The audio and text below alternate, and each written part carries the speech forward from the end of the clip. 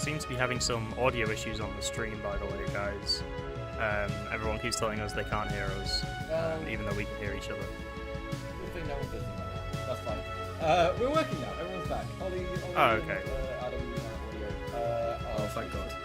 Everything we just had. We're doing Halo. It's Halo. We're covering the B stream to start off with, so we're going to start with Omid versus Nemesis. But we have basically no control over the stream. We send a feed from Dallas and we make it work. So any game hiccups or anything that happens like that, I'll try to bring us back so that we're not just sat staring at the blank screen or anything for a while.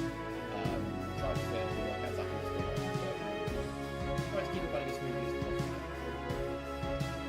Yeah, apparently there also might be some music might be too loud. Yeah, okay, let's sort out some of these levels then. While we do this, do you want to give us a little bit of coverage here, Adam, and let us know who we're going to listen to starting off here first? So we're going to be kicking things off with Nemesis versus Amit GG, I think they're called, or just Amit. But yeah, they're two sort of...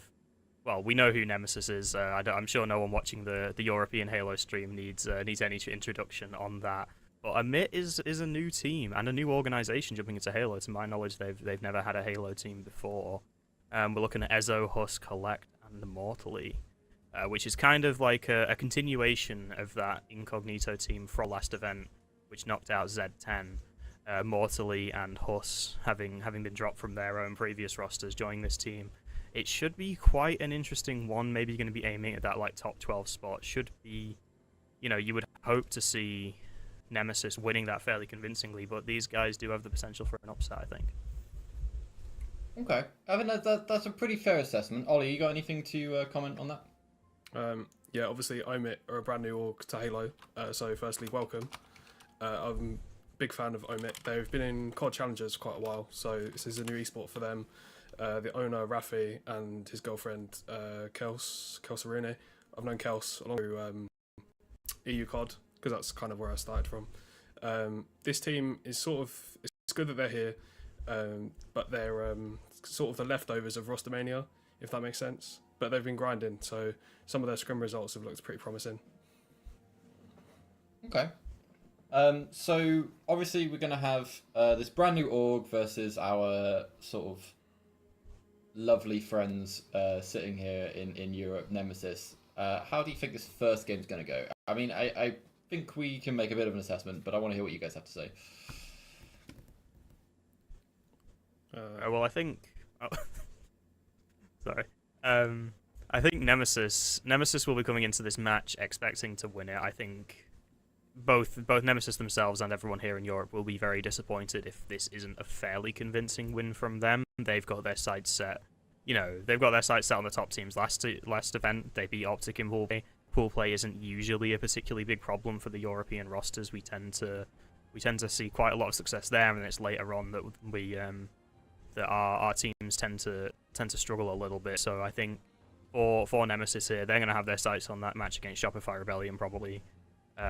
This kind of a warm-up game for them, but on the other hand, I don't think you can take this Omit team lightly. We saw them we saw half of this roster beat Z10 previously.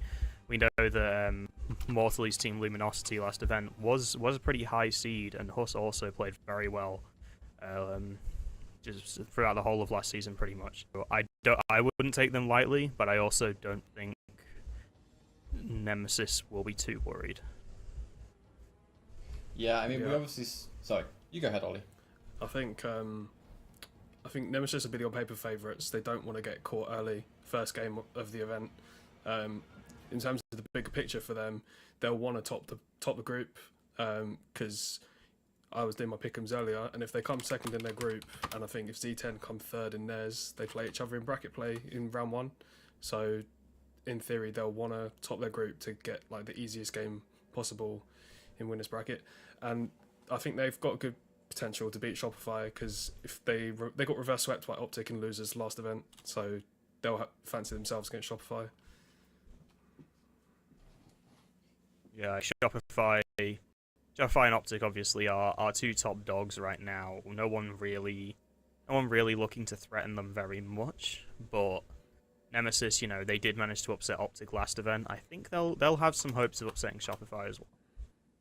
Yeah, so talking about potential upsets, what have you guys seen from various teams having like boot camps and scrimmings? Like, how are we expecting this to kind of go? Are there any teams that you think might have improved massively coming out of the last event, or do you think it should be pretty much the same as we saw? Well, I'd say I've been pleasantly surprised by Complexity scrim results recently. To be completely honest, they have had a pretty terrible season so far. Their previous roster was very good on paper, but just seemed to flounder every time the game got close. You know, they had close games against these really good teams, but they went out to Gen G. There's no shade against them, but you know, if you're almost beating Complexity, you'd expect to be able to beat Gen G pretty comfortably, but I believe they got reverse swept. So, and then picking up this new roster, you know, with some of the kind of, as Ollie J described it earlier, some of the leftovers of roster mania maybe, I was a little unsure, and they definitely started out a bit shaky, but their recent scrim results have been solid. I think they might be here to right some previous wrong. Okay. Ollie, I wondered if you have anything to say, because I know that Nemesis have been over there scrimming for quite a little while. Z10, they had a little bit of a scrim, I believe it was set up by Clutch. Yeah, seems to Clutch just be Academy in somebody's house or something. Yeah. In terms of the teams chasing the top teams, I'm looking at kind of Envy as like a breakout team that's kind of put this roster together with precision. Piggy, Jackson, they've been beating everyone, it seems, and then taking a few games here and there off the top two. So I'll be kind of looking at them to challenge the top 6 or even top 4 if they get that far. And then of TSM, who were underwhelming at Arlington, but they look like good online. So if they turn up this weekend, they've got a good shout of getting in as well. There's lots of teams in kind of the mid-pack between like 4th and 8th that could all beat each other and possibly beat a top team on the day. It just depends. Yeah, I especially agree on Envy. They're a team that has had astonishingly strong scrim results, to be honest. Like they, as you say, have been wiping the floor with a lot of teams in scrims. And I think that's, you know, this is their chance to prove now that this isn't an online thing, this isn't just a scrim thing. They can make it happen on LAN, because if they're playing as well as they have been in scrims in this tournament, they, as you say, they should easily be top 6, and they could even be threatening the top 4, especially if one of them is coming out a bit flat. I always find it very precarious. I don't know, dangerous to follow scrim results. They're that fickle thing where, yeah, there's something to base it on, but teams always seem to perform differently. Just when you're in that LAN like moment, you're in the building, you got all those people around you, you just never really know what's going on. It looks like the game is underway, so I will bring us over to that game any second now. So we'll say goodbye to Ollie, and Adam, it's going to be me and you, and we're going to be watching this first map. I'm playing... Sniper in here, looking to try and get the ball out of the hands of O'Neill. Seems like he's already managing to get hands on it. Quick Trade is going to even out numbers on the map. Ball still over here at back A. Can SLG win this fight? He is going to trade out. Meanwhile, Glory doesn't quite manage to get away with the camera. We'll have to see if that burns. Yeah, so it's quite a strong start here, it looks like, for Nemesis. I mean, they've got a few kills left and right. The ball did end up in the hands of Omid, but I don't really know what Omid's going to do with it. Like, they got a bit of a setup here back A, they got a bit of a few kills back and forth, but now that ball is a little bit isolated, and I don't know quite if they're going to be able to push Nemesis out quite as easily as they push out themselves from the back. Yeah, Nemesis have managed to get their hands on the ball though. Sniper in here, looking to try and keep that player pinned down. We see something that you see quite a lot on the streets is this kind of sideways fight on the map where they gain control of the PD. Nemesis making a good play here, trying to rotate that ball away now. So many resources committed over towards that side of the map. They've managed to continue putting time on the board. Will take a lead, although at this stage it's not a particularly big one.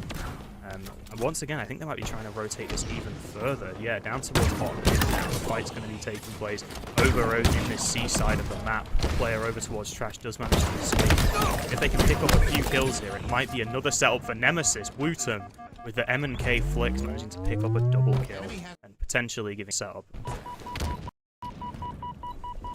Sorry, just trying to refresh the feed that we got there.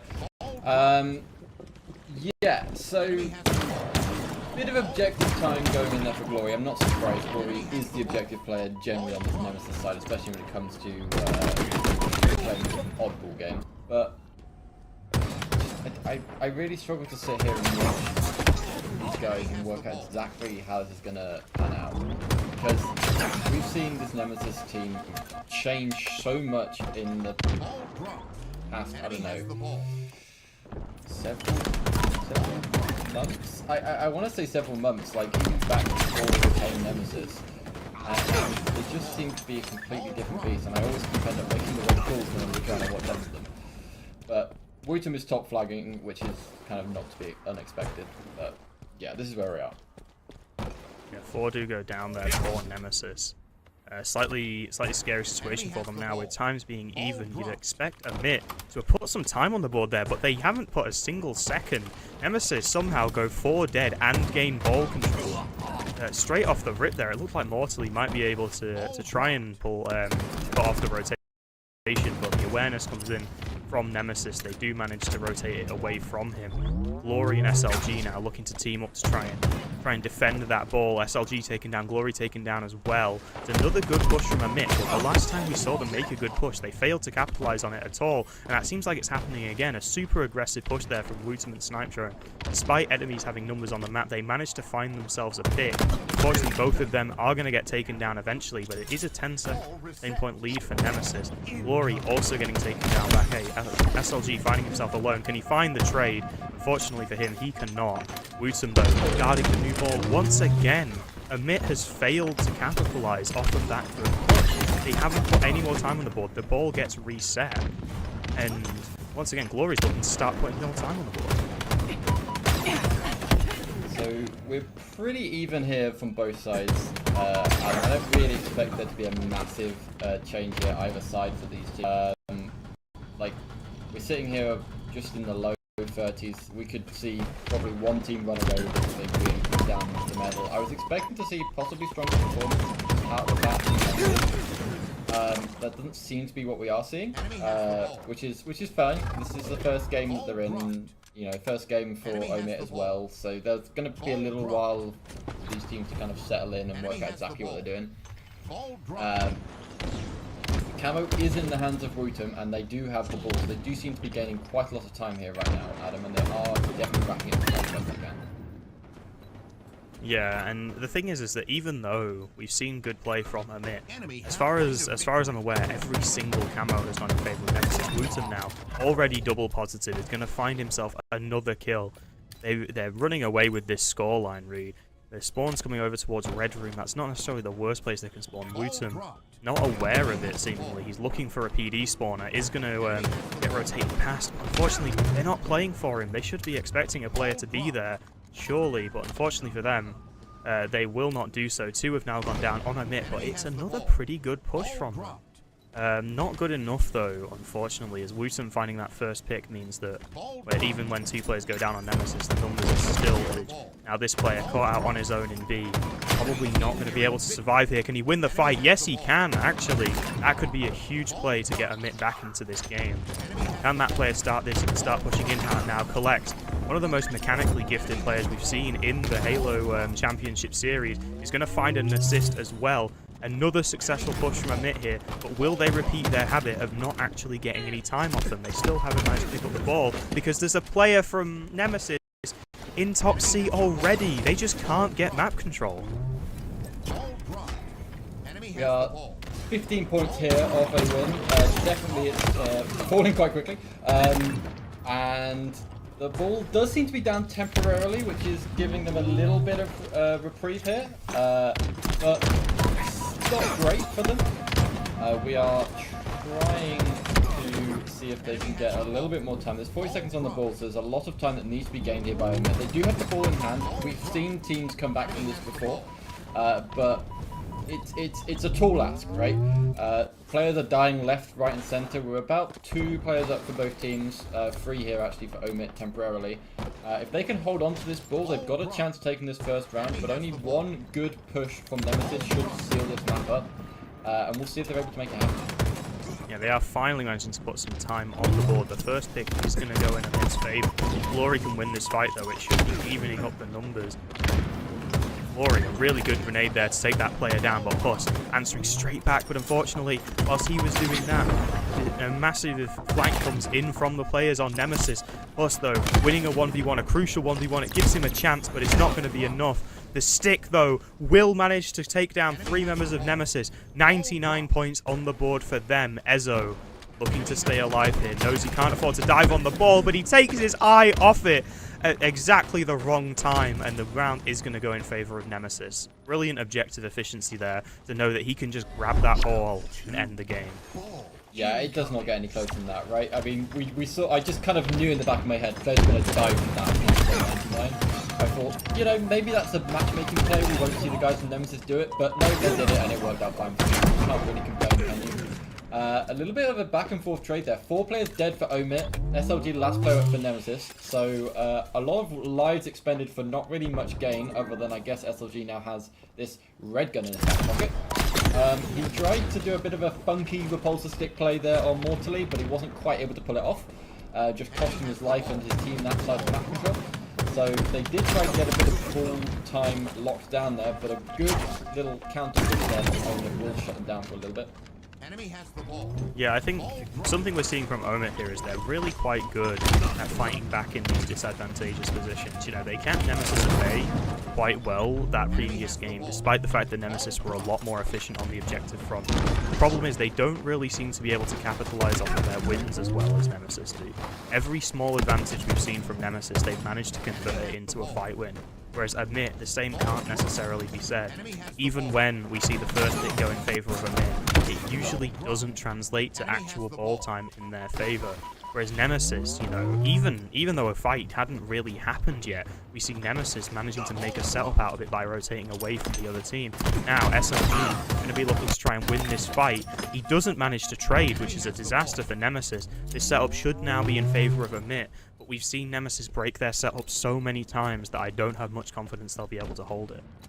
Yeah, this is what I was going to say. It takes so much against a team like Nemesis to be able to hold this position. Maybe people are sitting here in chat saying we're biased because we're probably saying, but honestly, we just kind of have to go with what we know. And this Omit team is a brand new org. These players aren't brand new. They know what they're doing, but there's a slightly different combination of players. And we just want to go watch them play and see how they react. So I think you kind of said they might struggle to hold on to this setup, and it looks like they have struggled a little bit. Glory's managed to get himself back to the back of C, and he's actually realised he's got a little bit of breathing room here, and he's going to rack up some time while he's at it. Some of his players are going to try and shut down purple whilst they can, and a nice flank there by Wooten will seal that for a little bit more. And possibly starting to see panic set in a little bit here for Omit, as we do see a couple players taking one-on-one trades that they maybe shouldn't be taking. They're not really making much progress, but it doesn't actually seem like they may have made some progress on the C side of that. Yeah, what I like from Nemesis is how kind of multi-pronged their approach to every fight is. They're always both working together and separately. It's something you see basically all of the best Halo teams do. But what it means is that they're all individually a threat on the map, but they're in positions where any success found by one player can immediately be capitalized on by another. And that's what's resulted in so many successful pushes every single time. That it seems like Omit has this chance. Someone seems to appear behind them. It's because of these multi-pronged pushes from so many different directions. Snipe Drone now is going to find himself a last man standing though. Can he manage to stay alive here? If he can, it could be massive. A really important kill there. Staying alive. Omit clearly wants to hold this in C. That kill was so important for them to get, and they don't manage to get it now. They don't know where Snipe Drone is. Sneaking around. front C area. It seems exposed, but he knows where the other players are. Collect will manage to win the gunfight, but is down low himself, and we see that once again. They're in a position to capitalize off of the damage that Snipe Drone dealt before he died. Glory now managing to pick up more ball time. We're seeing a double lead now in favor of Nemesis in this second oddball round, and if Amit doesn't get something going soon, it's going to be 2-0 down and 1-0 down in the series. That might be the case. There's a few things that may change that coming up right now. So we have Camouflage just about to pop up on the map. We have a nice little push in that forces Ball out of Ivy down towards the center of the map. Mortally will manage to take down Sandro in there, and he's going to try his pivot against SLG. He does a lot of damage, but SLG with the camo will actually get the upper hand on that, which you would like to hope would be the case. I actually want to take a bit of a step back and just look at general kills across the board here right now. And we're seeing actually not that big of a spread. There's obviously Wootum, which is excelling ahead here on 31 kills, and Mortally lagging slightly behind here on 11. But around that middle area, we actually see a slight higher number of kills here for Omit. So you may say, oh, this is looking like a pretty dominating performance this second half of this oddball game. But 3 players dead on Nemesis, and a lot of kills in the packets in the back pockets here of Omit. I don't think it's actually too far from swinging the other way. So I want to stay. I'm a little bit tentative on saying that this is going to be a Nemesis win. Just early, they do have more points, but it does seem like Omit are getting a little bit of fire under them, and they are making a little bit of progress.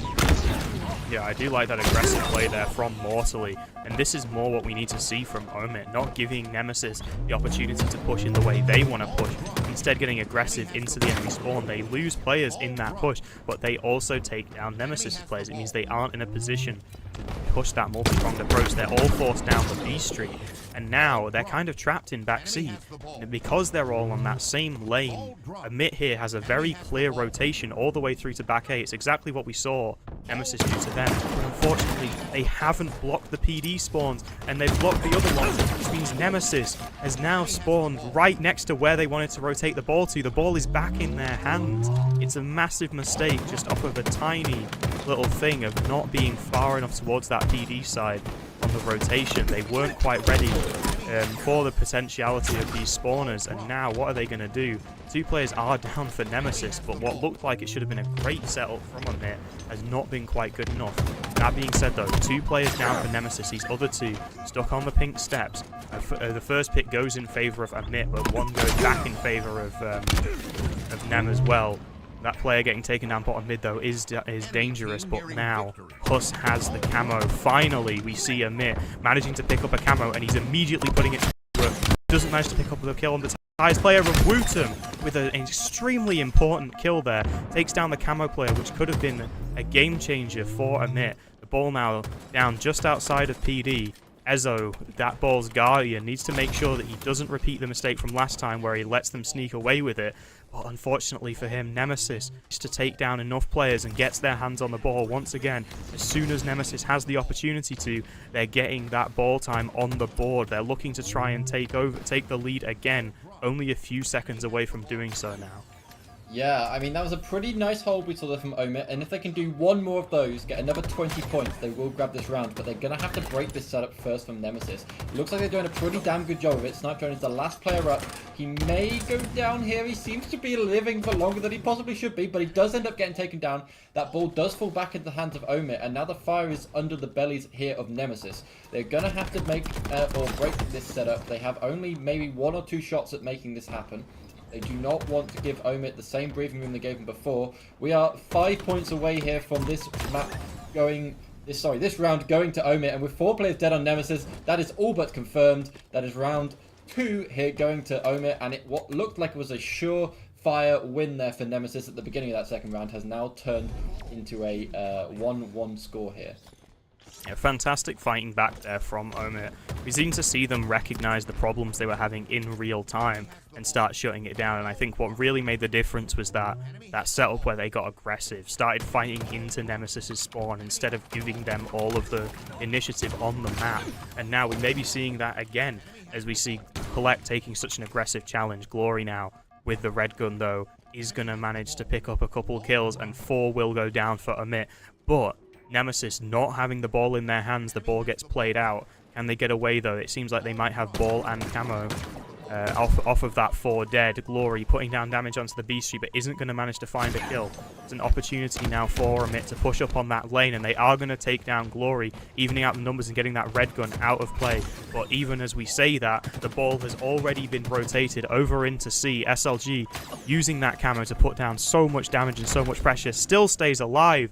Not quite long enough to escape, but does manage to put down. Does manage to get down that player one shot.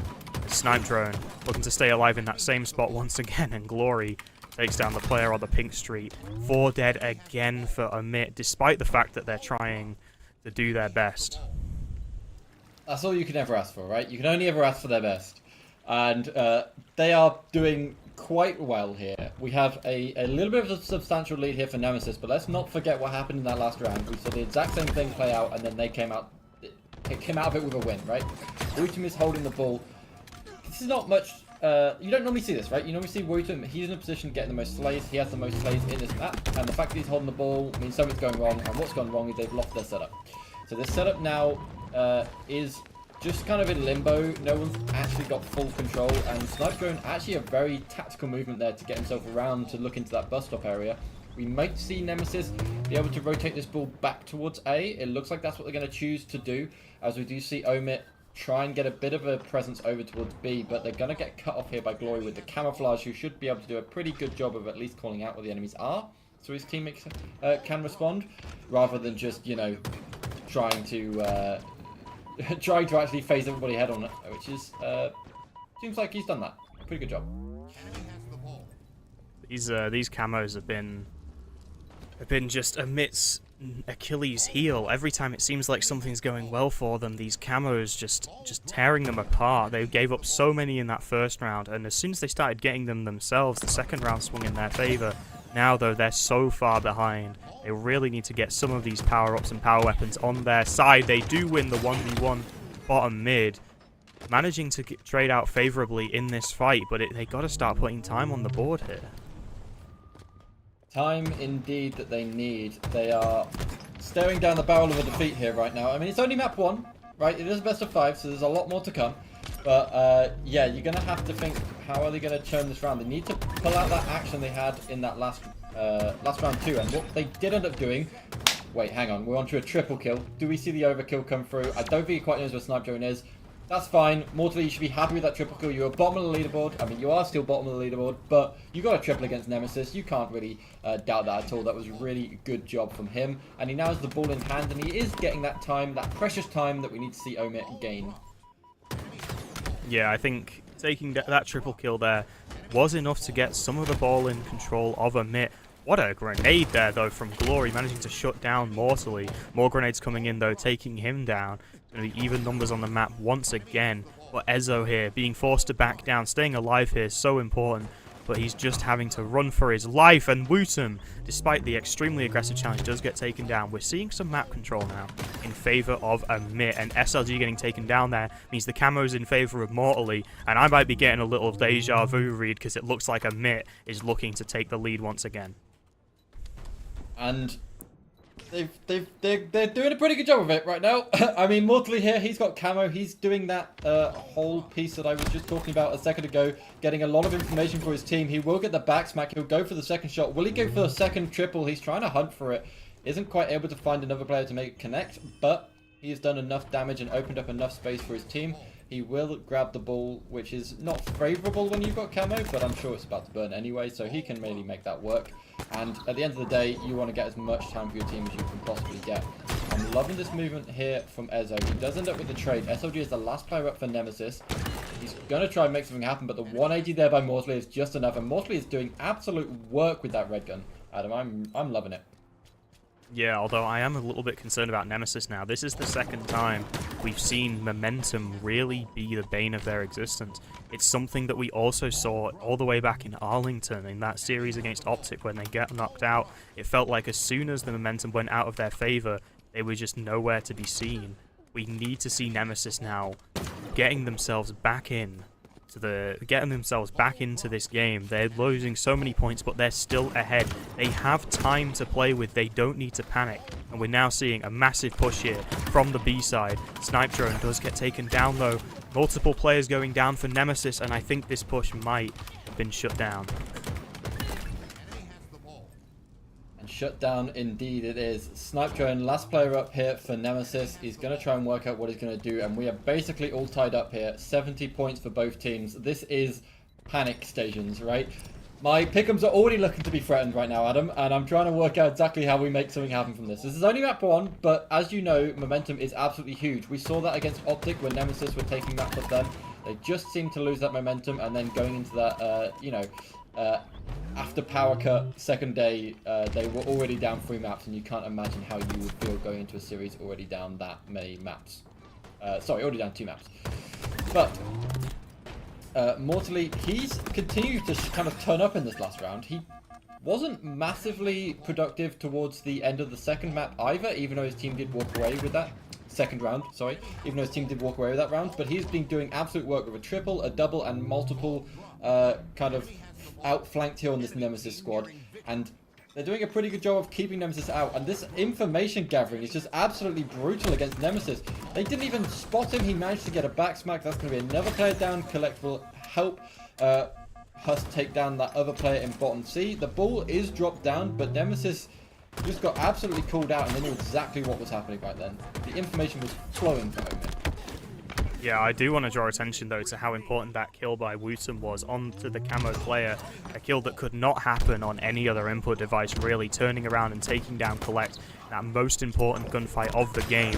That has led to this situation where Nemesis has the opportunity now. They're only 5 seconds behind, only needing 15 seconds to close out this round, despite the tragic situation that seemed like it might manage to take themselves into the lead. Nemesis now looking to close out the game. Only 5 more seconds required. Snipe Drone knows he doesn't have to win this fight. He just has to waste time. But the ball carrier has been taken down. I don't know what happened to SLG, but the ball's back in the hands of Amit. Snipe Drone can't afford to die here. He is going to get taken down. The ball dropped once again, and fight happening over towards the Ivy side. Only 3 seconds needed. Glory finds 2 kills. And that's going to be the round in favor of Nemesis, but boy did Amit give them a game. Yeah, as I said, my pick'ems were getting threatened there towards the end of that match, but they're still feeling pretty good right now. We like how this is. So let's bring back our beautiful faces so you can all enjoy a little bit of Adam time. I'm going to call it Adam time. I'm not sure if that's the best way to do it. And Ollie's going to be back. Welcome back, Ollie. You were kind of sat there in the background, keeping an eye on what was going on. Do you want to give us kind of what's happening? Not to use the football cliche, but a game of 2 halves. I think Omit started the first round very slow. They were on the back foot straight away. They'd get the odd 3 deads, and they would never really be able to hold their setup. I think Nemesis did a good job of pushing together, finding the space, and being able to kill the balls pretty quickly. And then throughout the game, they were able to pick up time in kind of not obscure places, but there was a few times where they'd hold the ball on pink, not really pick a base, and you'd have someone in C, someone in cafe, and you kind of watch them pick up time, wait for them to push, and then kind of trade out from there. And then towards kind of the second and third round, Omit woke up a bit. They were able to pick up some camos. Mortally started the game 11 and 20 and finished near enough neutral, so he had a slow start but kind of made it better towards the end. Yeah, I think that's fair. I think it really could have gone either way right at the end of that round number 3. What do you think that would have done to Nemesis's mental if they had lost that? Like any map that's a war, all happens very quickly. I think they'd probably be confident they'd win the series still. If anything, it would do more for Omit's confidence, because you come into those series thinking, oh, these guys are a good team, we'll try and win. Of course, everyone tries to win, but momentum thing for Omit, I'd say. Okay. Yeah, I think that's probably fair to say. Adam, anything you want to kind of draw upon? I know you said like right at the end there was that kill from Wooten, that was the kill of the match. But anything else you want to comment on that? Yeah, I mean, I think the interesting thing with that kill from Wooten is that it was a game-winning kill for Nemesis, despite the fact that in the moment it was still very much Amit that won the fight as a whole. You know, Wooten got taken down immediately afterwards. The ball went back in their favour, but you have to consider the fact if Collect survives with that camo, it's basically curtains. Probably they only need 15 more seconds. The camo is probably going to last that long, and they only need a couple more kills in order to secure another team fight. So I do think, you know, I've got to tip my hat to Wooten there for that kill, but I also got to tip my hat to Amit and the, you know, the level of tenacity we saw from them during that match. Because they really fought back. Every round, they were so far behind, and they fought their way back into it, including winning the second one. Whilst being, I can't remember off the top of my head, but I think it must have been at least 50 points down at one point. So, you know, like I say, and the same goes for the third round as well, although they didn't manage to close it out. So yeah, I really do have to tip my hat to both teams there with the level of fight they were willing to give that. Neither of them giving up when things got hard. And I think that spells a good series for us. Yeah, one thing I want to do, I'm just going to bring up the maps quickly. I want to kind of get Ollie's little perspective. We didn't really have time to do this before the match. So map 1, that's gone to Nemesis. We've got Solitude and Origin as like confirmed, because we're going to play at least 3 maps, and then Recharge and Livefire if Amit do manage to take a map from Nemesis. How do you think this is going to go? Do you think there's any possible words of caution here? Slayers will win you series game 5 or game 4. If Omit have a chance in this, I think they've got to win a Slayer. It kind of goes without saying. I feel like I could say that about every series. Solitude Slayer, in a sense, is probably not in their favour too much anyway, because of how good Nemesis are with sniper rifle or shock rifle. They've got so many talented players. If it's Glory and SLG, either of those guys will pop off with it at any time. It's just about shutting down, I guess, those two with the sniper rifles on the map. That would be key to them winning. And then Origin throws up any sort of randomness because it's a new map. Anyone that's practiced the least on it will probably lose. Yeah, I think that's fair to say. I think as we've seen time and time again, these European teams have faltered on the Slayers. I was very impressed actually with Nemesis performances in the Slayers from our last HCS event. I believe, was it Origin they were playing a Slayer against? I can't remember who they were playing now. Help me out. Unless you have no idea what I'm about. This is what I'm trying to think. Anyway, there was a series. I'm pretty sure Nemesis were playing Origin Slayer one, and it was kind of like European teams seem to take a little bit longer generally on the new maps because they don't have as many opportunities to play scrims on them. They don't have as many kind of top tier teams in their region to get that practice under their belt. But the way that they performed in Origin, I mean, maybe it was because it was an Halo 5 map, but it was really great, and they came away with that one with a win. So I'm hoping that we do see any of the new maps and modes we've kind of got playing through this round of HCS. That they do seem to kind of maintain that same edge that we saw from the last event.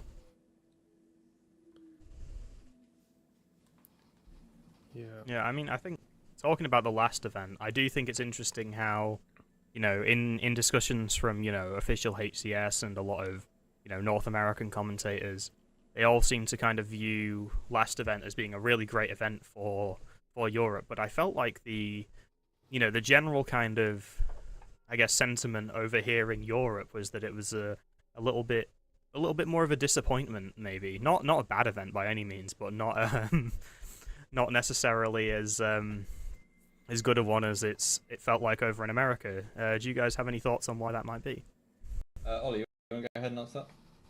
I got distracted showing my hairline to Looney and chat. He's trying to rip us to shreds here. It's not nice. The game has started though. Yeah, I was just about to say we do have a game. The game started. So, okay. What we're gonna do is we're gonna stop doing the hairline check. We're gonna bring you up with the game, and apologies for that slight interruption. Goodbye, Ollie. We'll see you in a bit. All right. Sorry, Adam. We were so distracted. We are 10 kills down. Take it away. Oh wow. Well, Amit, having a good start here. Maybe I'm gonna go ahead and guess that there was some shock rifle and camo control involved. Snipe drone here pushing through yard though, trying to get themselves back onto the map, taking quite a lot of damage there, but he is going to find the kill onto the dip player. 2 dead here for Amit. Should be an opportunity now for Nemesis to get themselves series, but Amit playing so fast, looking for these kills. anything they can find on the map. Still going to be trades going in favor of Nemesis, closing this gap ever so slightly. It's going to be SLG with the shock rifle, but it's out of ammo. So we're looking at a pretty even situation right now, I would say.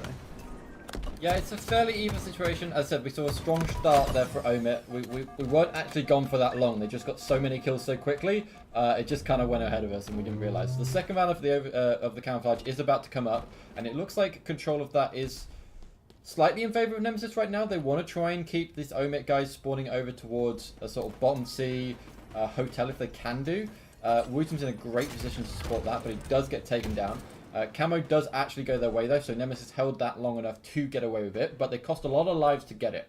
So they're now going to have to get at least 2 or 3 lives to really make it worth it. They are down by 3, and we want to make sure that they can maintain that. Yeah, I think we are looking for a we are looking at quite a good camo play here from SLG. I love how he's just using it like a sentry gun. He's taking that opportunity to pick up those kills from people who don't know exactly where he is. Positioning himself out in the open like that, it's an odd one with camo because it's so situational. Sometimes a play like that is a terrible idea and it's going to get you killed, and sometimes a play like that is brilliant. And on this occasion, SLG knowing exactly what he needs to do. The game is now within 1 kill, and even then only just because Snipe Drone just got taken down. Tied up now. We are going to be seeing Nemesis essentially looking to take the lead off the back of that camo play. But Amit has answered back. Yeah, I'm trying to kind of work out exactly where the kind of hang-up is here. Like, which team should be outperforming the other team, which team is really struggling. I don't think we're seeing much of that here, but we're not really seeing a strong setup. This seems like both teams are favouring a very fast-paced Slayer. That seems to be the meta nowadays with Slayers. We've seen it definitely evolve over the lifetime of Halo Infinite. But we're getting both teams just trying to constantly outflank themselves. I mean, you've got Ezo here that's about to go face-to-face with Glory, not realising there's another player coming behind him. But in actuality, he was fully aware. You can see him with that kind of pre-nade he put down, but that was not where SLG was. SLG snuck up from below and managed to just clear him out there quite nicely. Wootum's been maintaining a little bit of control over towards the middle C area. We see possibly a bit of a spawn trap being set up here for Omit. We may see Nemesis trying to make a bit of a breakthrough, but as you said before, Adam, we are completely neck and neck, and neither team is getting a decent lead here. Yeah, that camo going into Wootum Spartan, but not getting caught down by the pillar now. Snipe Drone going to be trying to keep an eye on that. Can't afford to lose it to Amit at this stage of the game.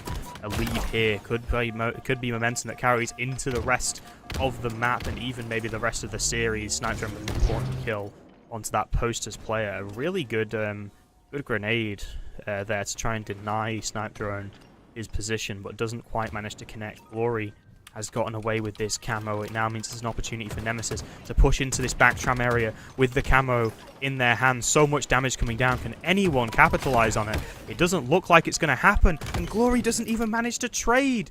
A complete disaster for Nemesis there, going 3 dead where they had the camo and everyone on a mid trapped.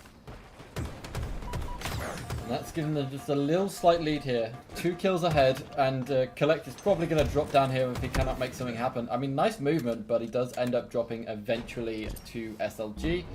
And SLG thinks, ooh, maybe someone's going to spawn at right back hotel. But no, at least he's denied the spawn with the nade anyway, if that was his intention. Snipe Drone has himself a little bit trapped. SLG gets himself stuck in a 1v1 he probably doesn't want to be in, considering he had taken already a little bit of damage. Both teams are trying to get ready for the next set of power weapons.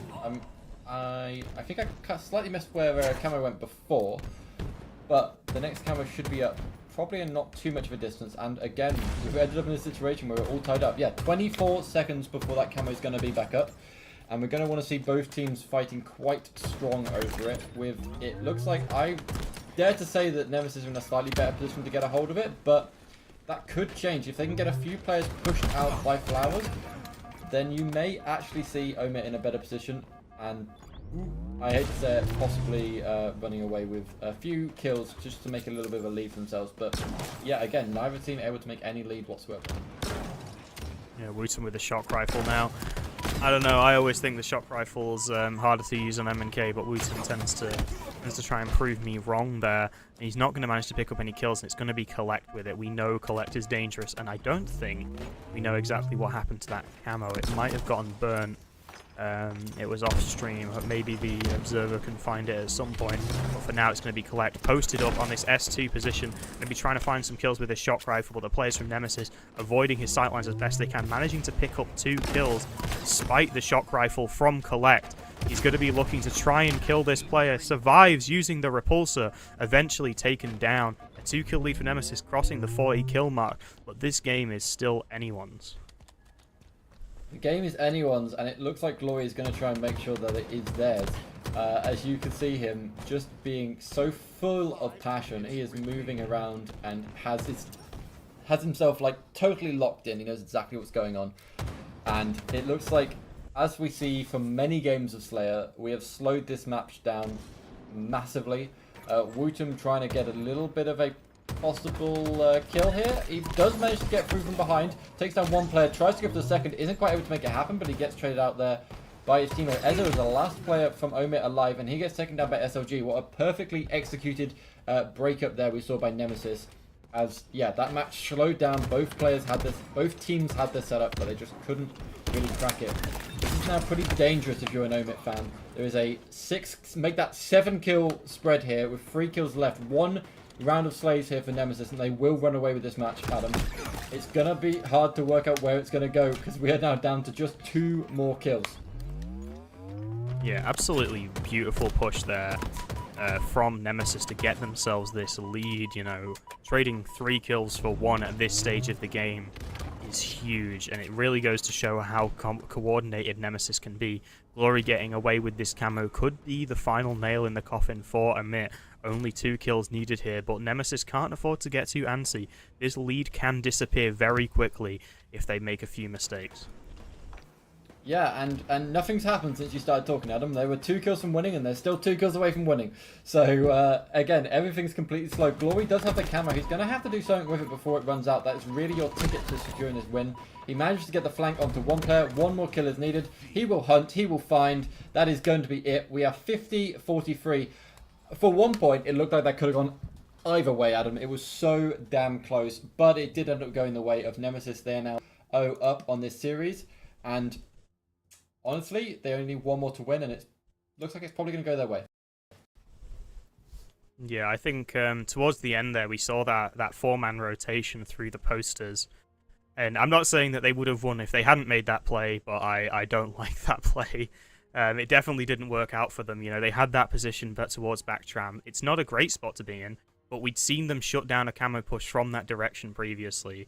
And instead of attempting to repeat that success, they decide to rotate out into a less secure position. And unfortunately, that's going to spell the end for them.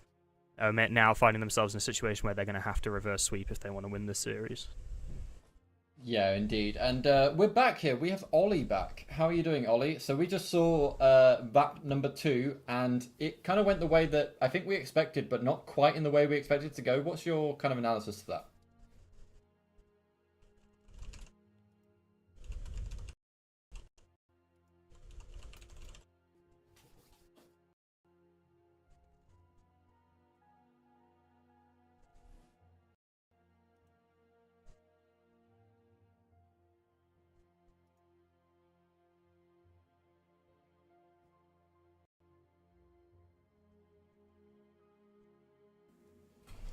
Oh, yeah, and you say it was a routine game for them. That's kind of fair enough, but it just makes me feel if they're playing against a team, kind of one of those top 2 teams, they're just going to get absolutely punished for that. At least that's what I think. Well, do you guys agree? Yeah, of course. Yeah. Every top team's kind of got their skill gap against other teams in Slayer. But towards the end, Nemesis did a good job of collapsing, I suppose. They were always quick to get out and recognise the spawns. And kind of a few lives in a row, there was always 1 player left from Omit just kind of standing there with 3 players all around them. So yeah, so next up we're going to ourselves a game of CTF. So we're going to be playing on Origin, which is the newest map of the HCS circuit. I guess I'm going to say I'm not too familiar with how these Omit guys are going to perform this map. Adam, you got any insights there on how Omit might perform? Not necessarily in terms of having like watched them play this map before, but I do know that these are all players who do like to be quite aggressive, especially Collect, which should lend itself fairly well to this map. It's a mode that, especially towards the end of Halo 5, very heavily favoured these aggressive teams. You know, we've also seen Shopify Rebellion. They've been practically untouchable on this map for a while, and, you know, once again, because of the level of aggression that they are able to put out. That being said, though, when you're talking about aggressive Halo teams, you know, Nemesis is amongst the best of them, so I think it's unlikely that even the aggression that we see out of Amit is going to be enough to take them down. Yeah, I think that's probably fair. Ollie, have you kind of got any scrim results or anything from Omit that may kind of lead to where they may perform in this match? I was trying to find some, to be fair, just now, but Okay. I think Origin's a fairly straightforward map to play. It's a lot like the other ones. It's a lot like Aquarius, where you've got the 3 lanes to play from. You push up the map, spawn them in one place, pull the flag away from them, and slay out, really. I suppose the only difference really is you've got sniper and rockets. You kind of got them to counter each other, but if you've got one team out slaying the other, you're going to get both, and you're going to spawn trap them and slay them. So I've got, I guess, Nemesis would have the upper hand in this. Yeah, I mean, SLG and Snipe Drone have played this map a lot. I'm not sure about the other 4 players. I don't think their H5 experience is that much. But yeah, nothing else to add, really. Okay, no, that's fair enough. It's definitely going to be an interesting game. I think we may see the end of the series after this one. I hope we don't. It would be great to come across to map number 4 or map number 5, especially if you know, that King of the Hill recharge goes the other way. I love a game 5 Slayer. We see a lot of them in Europe. I think we get a little bit less of them when we start looking at sort of these big HCS events, but it's always good and suspenseful to get ourselves into a map 5 Slayer, right? I did want to make sure that we don't miss the beginning of this match, but it's still not started yet. I did want to maybe have a look at your pick'ems. Did you guys both put down Nemesis as a potential winner for this match? I believe I did, yeah. I had them down as well. Okay. Do you have Nemesis down at kind of top of this group, or you think there's a potential that they won't make it? I have them second in the group, personally. It depends, because all of the open bracket teams are blank, you kind of have to assume that they're going to win. It depends who comes through losers, who comes through winners. So the only kind of team I could possibly see them losing to is Ether, but then that's like a outside chance, in my opinion. I could see them coming second, possibly top the group if they have a close series of SR. Yeah. How do we have any results from any scrims they've played against Shopify Rebellion? I've got a funny feeling they might not have played each other that much. I don't have Nemesis even been in NA for this. I don't think they have. I don't think they have. No, played Shopify Rebellion, and I think it was like 12-1 Right, to okay. Shopify Rebellion. As far as I'm aware, just looking at Halo Data Hive, I don't think there's been any NA scrimming, so it makes sense maybe why we've seen a little bit of a slow start from our Nemesis guys here. You know, this is maybe a smaller tournament than some of the previous ones, and maybe they don't want to boot camp for it, instead want to save their money for later events. I was going to say, it does surprise me somewhat that they haven't boot camped, just based on how strong their performance was in the last event that we saw. But as you said, this is a smaller kind of HCS event, so that might make sense. You know, save your money for the big ones. They're the ones you want to win. I guess if you win this, you can still claim to have won a major, so it would still be good to see a European team kind of push through here. But it'd be great to see possibly Z10 kind of close that gap between them and Nemesis, because they came top 12, right, in the last event. I'm not misremembering that. Yeah, Game 5 defeat against Lethal's team, which was Infamous. Also had Collect and Ezo on it from this Amit team, I believe. The game's about to start, by the way. Oh, Cool. Excellent. Okay, well, let's get ourselves transitioning, and we'll say goodbye to you one more time, Ollie. But thanks for joining us, and we're going to catch the beginning of this game now. This time, Adam. So we're going to start off here with a bit of a Wooten POV. You love a good Wooten POV, don't you? I do. It always reminds me why people say M&K is cheating, because when I play M&K, it definitely isn't. When Woosum plays MK, I can kind of understand it because this guy is an absolute demon. Especially, I think, rockets. Kind of an underrated weapon in terms of being better on MK. You know, everyone talks about the sniper rifle, but you can be so much more flexible with those rockets when you're on mouse and keyboard. It's so much harder to catch you out in a bad situation because you can turn so fast. Woosum there, managing to find a trade, and the first flag on the board already for Nemesis. This is exactly what I was talking about when I was saying that Nemesis's level of aggression is going to be so good for them on this map. We're seeing SLG pulling it again. This flag run that I believe Splice made popular all the way back in Halo 5, trapping the other team in their cave. There's going to be no one with any chance of even touching SLG. I don't think he takes a point of damage whilst running that flag. Admit now, further up the map, but they're going to have to win this fight and win it big if they want to get anywhere. 3 dead on the side of Nemesis. This is Amit's opportunity back into this map, but God, they've got a mountain to climb. I've hardly got a word in, and we're basically three flags down already here, Adam. So we saw those first 2 runs back to back by Nemesis. They were absolutely brutal. Then they went 4 dead, and Collect was just like, sure, my flag. Took a little bit of damage, but managed to get it all the way down, back into his base. A heavy push here by Nemesis that gets shut down temporarily by that nice, clean sniper shot. But they do end up actually taking down the player in the Omit base, but not quite enough to grab the flag themselves. SLG is the last player up here for Nemesis, and he goes down. So we're seeing a little bit of a cycle go in here for Omit, and we could possibly see... I was going to say, we could probably see that go to a 2-2, but the fresh spawners up in cave are able to shut down that second flag run. And what started as an incredibly fast back and forth beginning of the game seems to have stalled slightly here now, Adam. Yeah, Ezo here needs to regain his shields before he can pull this flag due to the player here. Glory GG's going to be looking to take him down, and unfortunately for Ezo, another spawn comes in that cave that basically seals his fate. Glory managing to pick up that kill, but 3 go down for Nemesis now. Glory has to pick up these rockets. If he doesn't, then it's going to be a really bad time for Nemesis. He's going to take the fight instead, though. Backs down and survives. A really important play from him, but that grenade should be the end of him.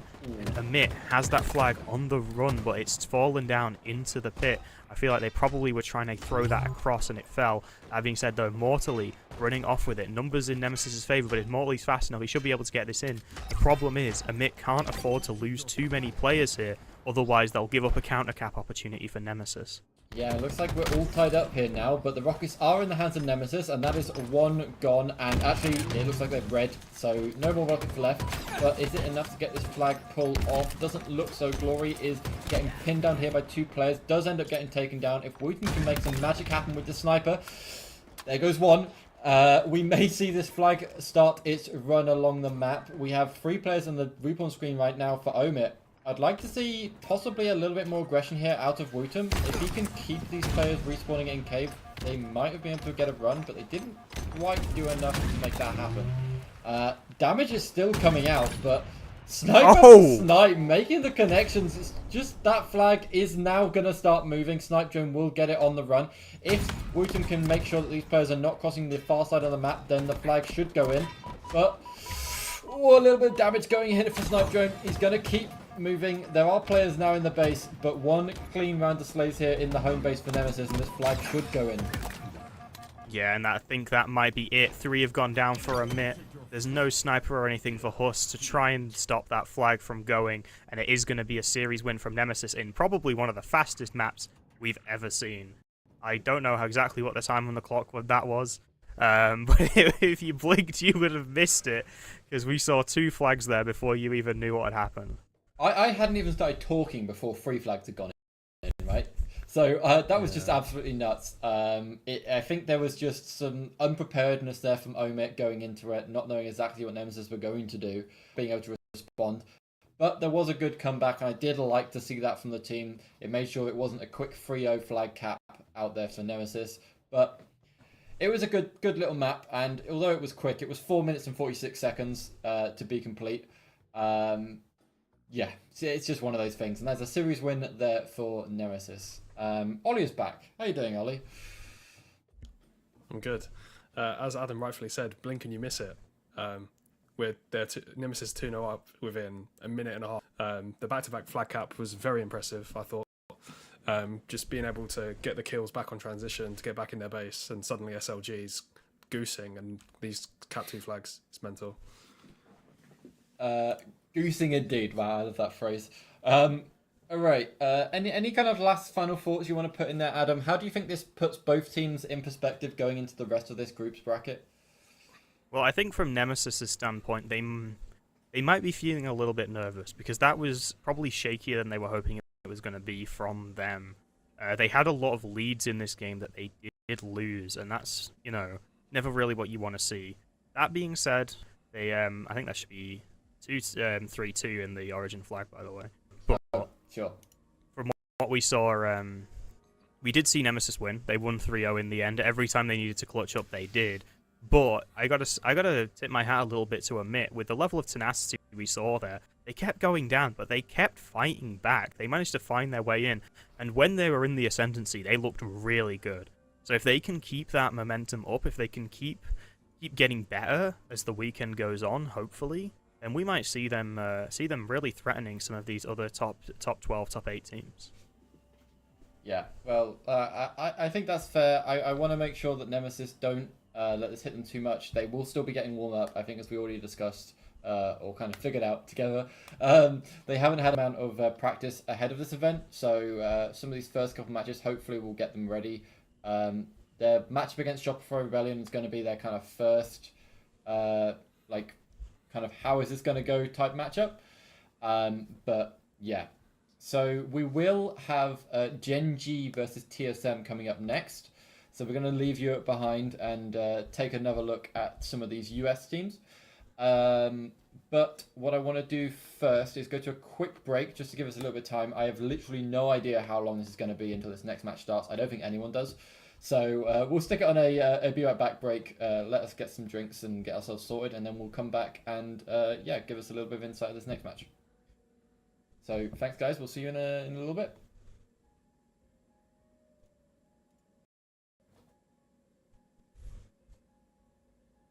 Shows they were on like national television that didn't get 1 million views in 2 or 3 days. You know what I mean? But Walshy's montage was that huge at the time. Everybody was talking about it.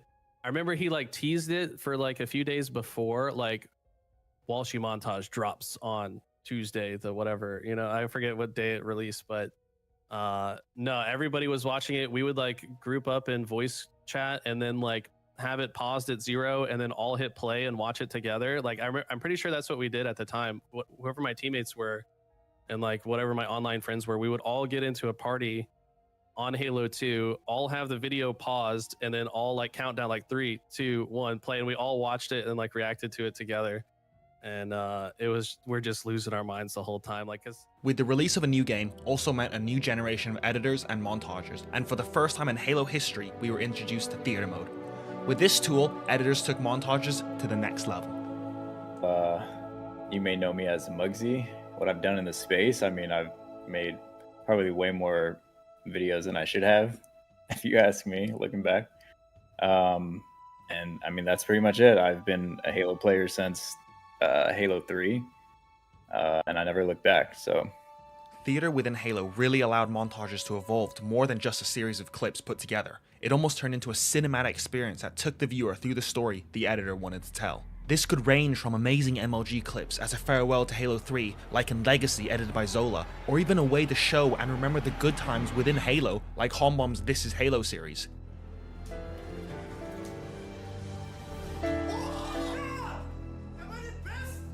Either way, it became a new way to communicate to the audience and tell a story. Alongside being on a new generation of consoles, as well as the amazing art style Halo 3 produced with beautiful maps that all have different personalities and bright colors as well as different moods. It's, to me, had like the best art style, and it's just a beautiful game, like so many different colored maps. Right, and in the editing, it's kind of fun to mess with like the color correction and color grading, and like that's a fun part for some people. And it's like when you start to do that in a montage and you're like, oh, I can't wait to see what this looks like on Construct with the purple lifts. Like, oh, this is gonna look sick. It's like, I don't know, it's just, that was way more prevalent in Halo 3 because, as you said, each map kind of had its own personality. Even though YouTube was out and people stopped downloading these montages onto their computer and were able to just stream it, all of this would still be communicated through the forums, and more specifically, the Halo 3 forums. Halo 3 forum during my time, and then it became the Halo forum. And then it like changed completely after like different people took control and everything. But when it was the Halo 3 forum special, like that place was, I missed that place. They actually know why it was so special, but everyone there was just, I mean, there was other off-topic parts of the forum, but people were there for montages, and there were pages and pages of discussion of like just montages. So like if a new one came out, you would make a new thread in the montages section or whatever, and you would post a link to your montage. Here's a link to the YouTube where you can download it, and then people just comment on it, and like there would be pages, and like I remember there was only like 10 responses per page or something, so like it was a big deal to be a comment on the front page of the montage thread. And so people would immediately, once a montage like a good one got posted, they would immediately make a post that was EWD, edit when done. And so they would reserve their spot on that list, on that front page, and then watch the montage, come back, leave their feedback. Oh, this is amazing, this is whatever, just so that they could be on that front page. Because like that's how much people cared back then. Like you would have your, you could give reputation per post. So like it encouraged people to talk and give feedback and just post. So like someone has high rep, they probably know what they're talking about. You would ask someone with more clout than you to post your montage as a way to like vouch. Like I remember asking Dutchy to, hey, can you post this montage that I edited? Because like more people will click the thread if they see you posted it. To add to this, during this time, MLG was also at its peak, which allowed for the showcase of some of the most insane plays along some of the best players, which also spawned the era of some of the best team tages in gaming history. With the likes of Frenetic Array to Straight Rippin to the Status Quo montage, all very different in personality, yet percent MLG, and all against some of the best players. Strongholds, it's an even share across the board when it comes to who holds the ball for FaZe Clan as well. There's not really a specific ball holder, or at least there wasn't in Arlington. They were very close in terms of statistics. I would typically look towards the likes of Penguin, but I think it's just one of those scenarios where FaZe Clan recognizing who's not playing hot. Montages were at the height of its popularity, and insane projects were always in production, and naturally, this meant that some projects would sadly fall through.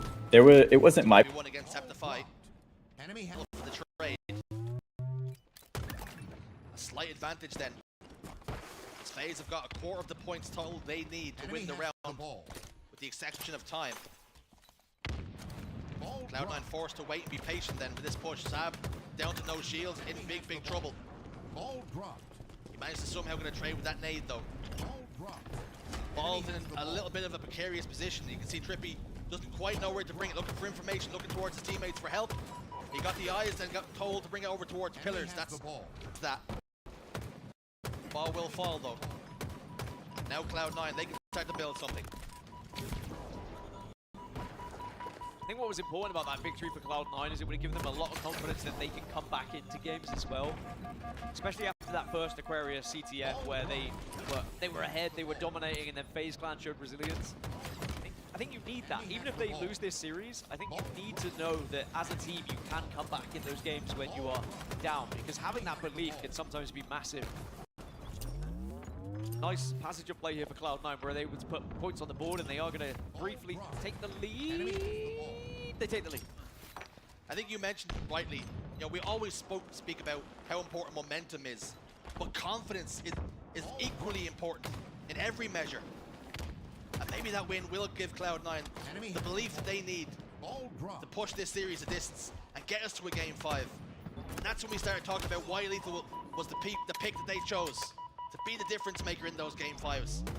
They have a slight lead here. They're in an uncomfortable position as 3 go down. Septify is forced to back away. They have the information of exactly where he's positioned. Camouflage for Penguin, still a little bit to play with as well. They can start to tie this game up.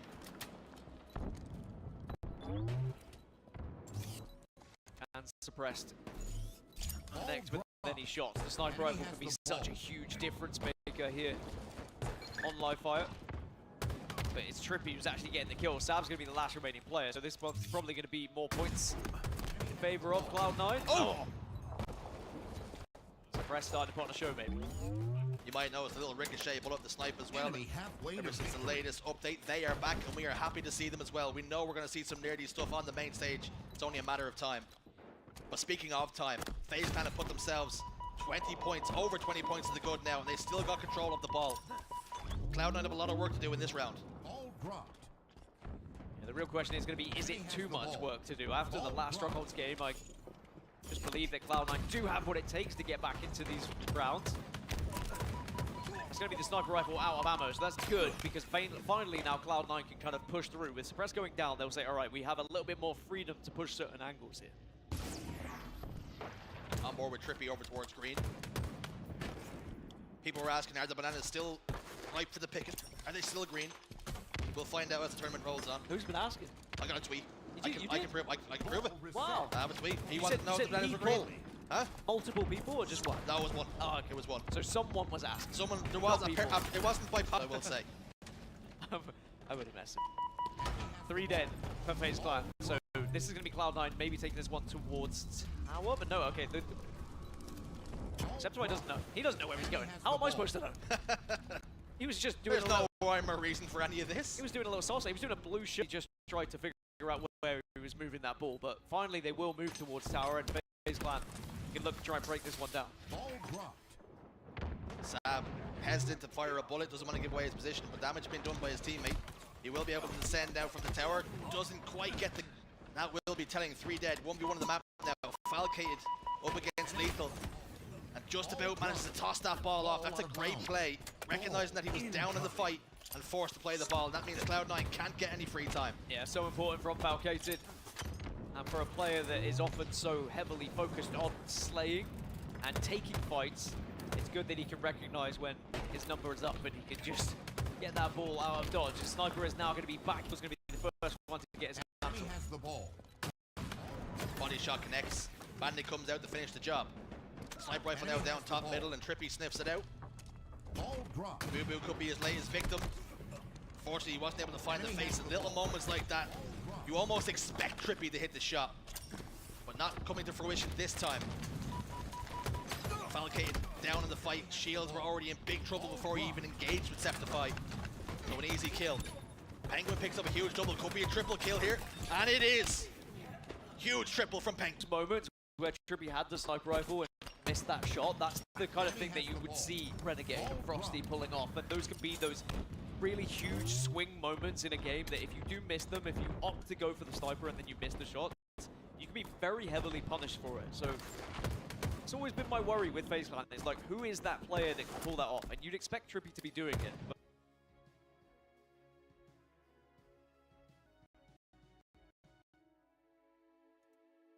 welcome back. It is me and Adam. We are here. We are chat. We are chilling. How are you doing, Seal?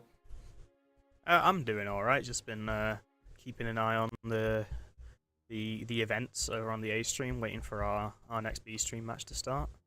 Yeah, we had the A stream just kind of sitting there in our break stream for a little bit. How do you think that's going there, the A stream? It's a little bit unexpected from my point of view. I wouldn't say it's unexpected. I think this Cloud9 team has a lot of potential. You know, Sab and Septify are two players who I feel like kind of got overlooked a little bit last season, especially Sab. Has generally, like, he's always performed well on every team he's been on, and yet he doesn't seem to necessarily get onto these top teams that I think maybe he deserves to be on. So I think, you know, Cloud9 was a hair's from top 4 last event. I'm not super surprised to see them giving FaZe a run for their money. Although maybe you could say that you'd expect FaZe to be doing a little bit better. Yeah, let's bring up this game so we can just kind of see exactly how it's going. So we do have map number 4. We're in an oddball. This oddball has been a lot of back and forth when I've just kind of jumped in and watched it. If I just maybe let's turn down the game a little bit so we can have a bit of a chat going over here. But any players you want to kind of highlight from this series so far, from what we've been seeing? I mean, I'm always I really like the Boo Boo Dooboo Lethal duo that we've kind of had for a few seasons now. Someone just went off the map. But I think, you know, I view them both as the kind of player that I think more players need to try and be like. And also, we're seeing Cloud9 in the lead here. They really need to try and stop this ball time coming in from FaZe. It looks like they are just about going to get it. Not quite, though. They're not quite in the lead yet. Okay, there you go. But, sorry, a slightly tense moment there. But when I look at Bubu and Lethal, I see two players who are focused entirely on winning. And they don't really care about they don't care about their stats. They don't care about any of that stuff. They don't care necessarily about making the flashiest plays. So I really like to watch their gameplay because they play these situations in the way that, you know, will try and help their team win rather than, you know, trying to get the most kills. And I respect that a lot from both of them. Yeah, I love it when we get a little tense moment there at the end and your brain just kind of switches on. You're like, oh, some action's happening, something's good. We won't bother doing a full cast because I'm sure if anybody wants to see a full cast, there's some brilliant paid casters over on the mainstream doing that. But with one round to FaZe, it looks like FaZe may actually be able to close this series out, possibly. But I would like to see Cloud9 just kind of push them on the edge and really prove their worth here a little bit. Yeah, I agree. And I think the thing is, I think Cloud9, you know, we've already seen that how close that last round is. They just won the previous map. They can definitely take us to a Game 5 here. And if we do get to a Game 5, they could definitely win it. You know, this Cloud9 team is a team that I'd say I rate quite highly for a Slayer. Just because, you know, you have those two ultra fundamentally solid players and really good kill from Bubu Dubu there. When it comes to those Slayers, you know, they're not necessarily the kind of players who are going to get like 15 kills in a Slayer. But they might be the kind of player who only gets like 5 deaths. And sometimes that's what you really need, especially in a Game 5. So we could definitely see that happen. You know, Cloud9's lead has been shrunk a little bit, and Setsify getting taken down there isn't going to help the situation. But I'm curious to see whether or not this Cloud9 team can take us to a Game 5, and if they do, I actually quite like their chances. Yeah, I'm beginning to see a little bit of hope coming out here for this round for Cloud9. I mean, they're up a little bit. They do seem to have some decent positioning. They are trying their best to make this kind of play work for them. But they do have a bit of a tall order, I guess, is the way we look at it. Any other games that we've had kind of ongoing? I know obviously we've had the B stream we had just on our stream a second ago. I think there's been a few kind of warm-up games, scrims possibly going on. I don't know if you have any results from anything related to that. Anything you just kind of want to highlight? I think Gen.G were scrimming before this. They're probably now getting ready for their matchup that we will have on stream any second now. Yeah, well, Gen.G and Zero Tenacity actually played a scrim just this morning. Oh no, just yesterday, sorry, on the Thursday, which went 3-3. And then they proceeded to lose 5-1 in a LAN scrim against Gen.G just now. So I guess it's a situation where either Envy's looking really good, or Gen.G's maybe looking a little bit shaky. But that being said, Gen.G pretty majorly exceeded expectations last event, I would say. So we can hopefully expect to see the same from them this time around. Yeah, I mean, you can kind of say that everyone's exceeding expectations, but if everybody exceeds expectations, then nothing changes. So Yeah, someone's going to have to drop something. Yeah, well, I mean, you could also say that it's complexity last event that that did whatever the opposite of exceeding expectations is, failed to reach expectations. You know, they've had, you know, as we've kind of noted, a pretty terrible. They've really struggled in the onlines. They've struggled in the LANs as well. I think it's good. This event, I think, is their opportunity. We've got this Spartan mental duo now who just replaced the other two players on their team. If they don't make it happen again, then I don't see what the point is in continuing to invest in this duo. It might be time to start making some bigger shifts. Yeah, I'd like to see some bigger shifts. I'd like to see just the Halo scene in general get mixed up. I think in Europe, we see possibly a little bit less of a mix-up than we do in NA, just because there's less players at the top of their game. You obviously had the whole, you know, ITB disintegration and Z10 finally picking up this this squad that was felt like on their own for a long time. They were obviously, some of them were kind of picked up here, there, and everywhere, but I just always like to see some change, and I wish HCS would release more maps. I know there's obviously reasons that whenever they release a new map, everyone hates it. That just seems to be the realm of esports, not just Halo, just any esports. Whenever you release a new map, it's never as good as the one that came out 16 years ago. I mean, Counter-Strike's been feeling that for God knows how long, right? But I think it does definitely mix up, and it makes our lives more interesting, right, Adam?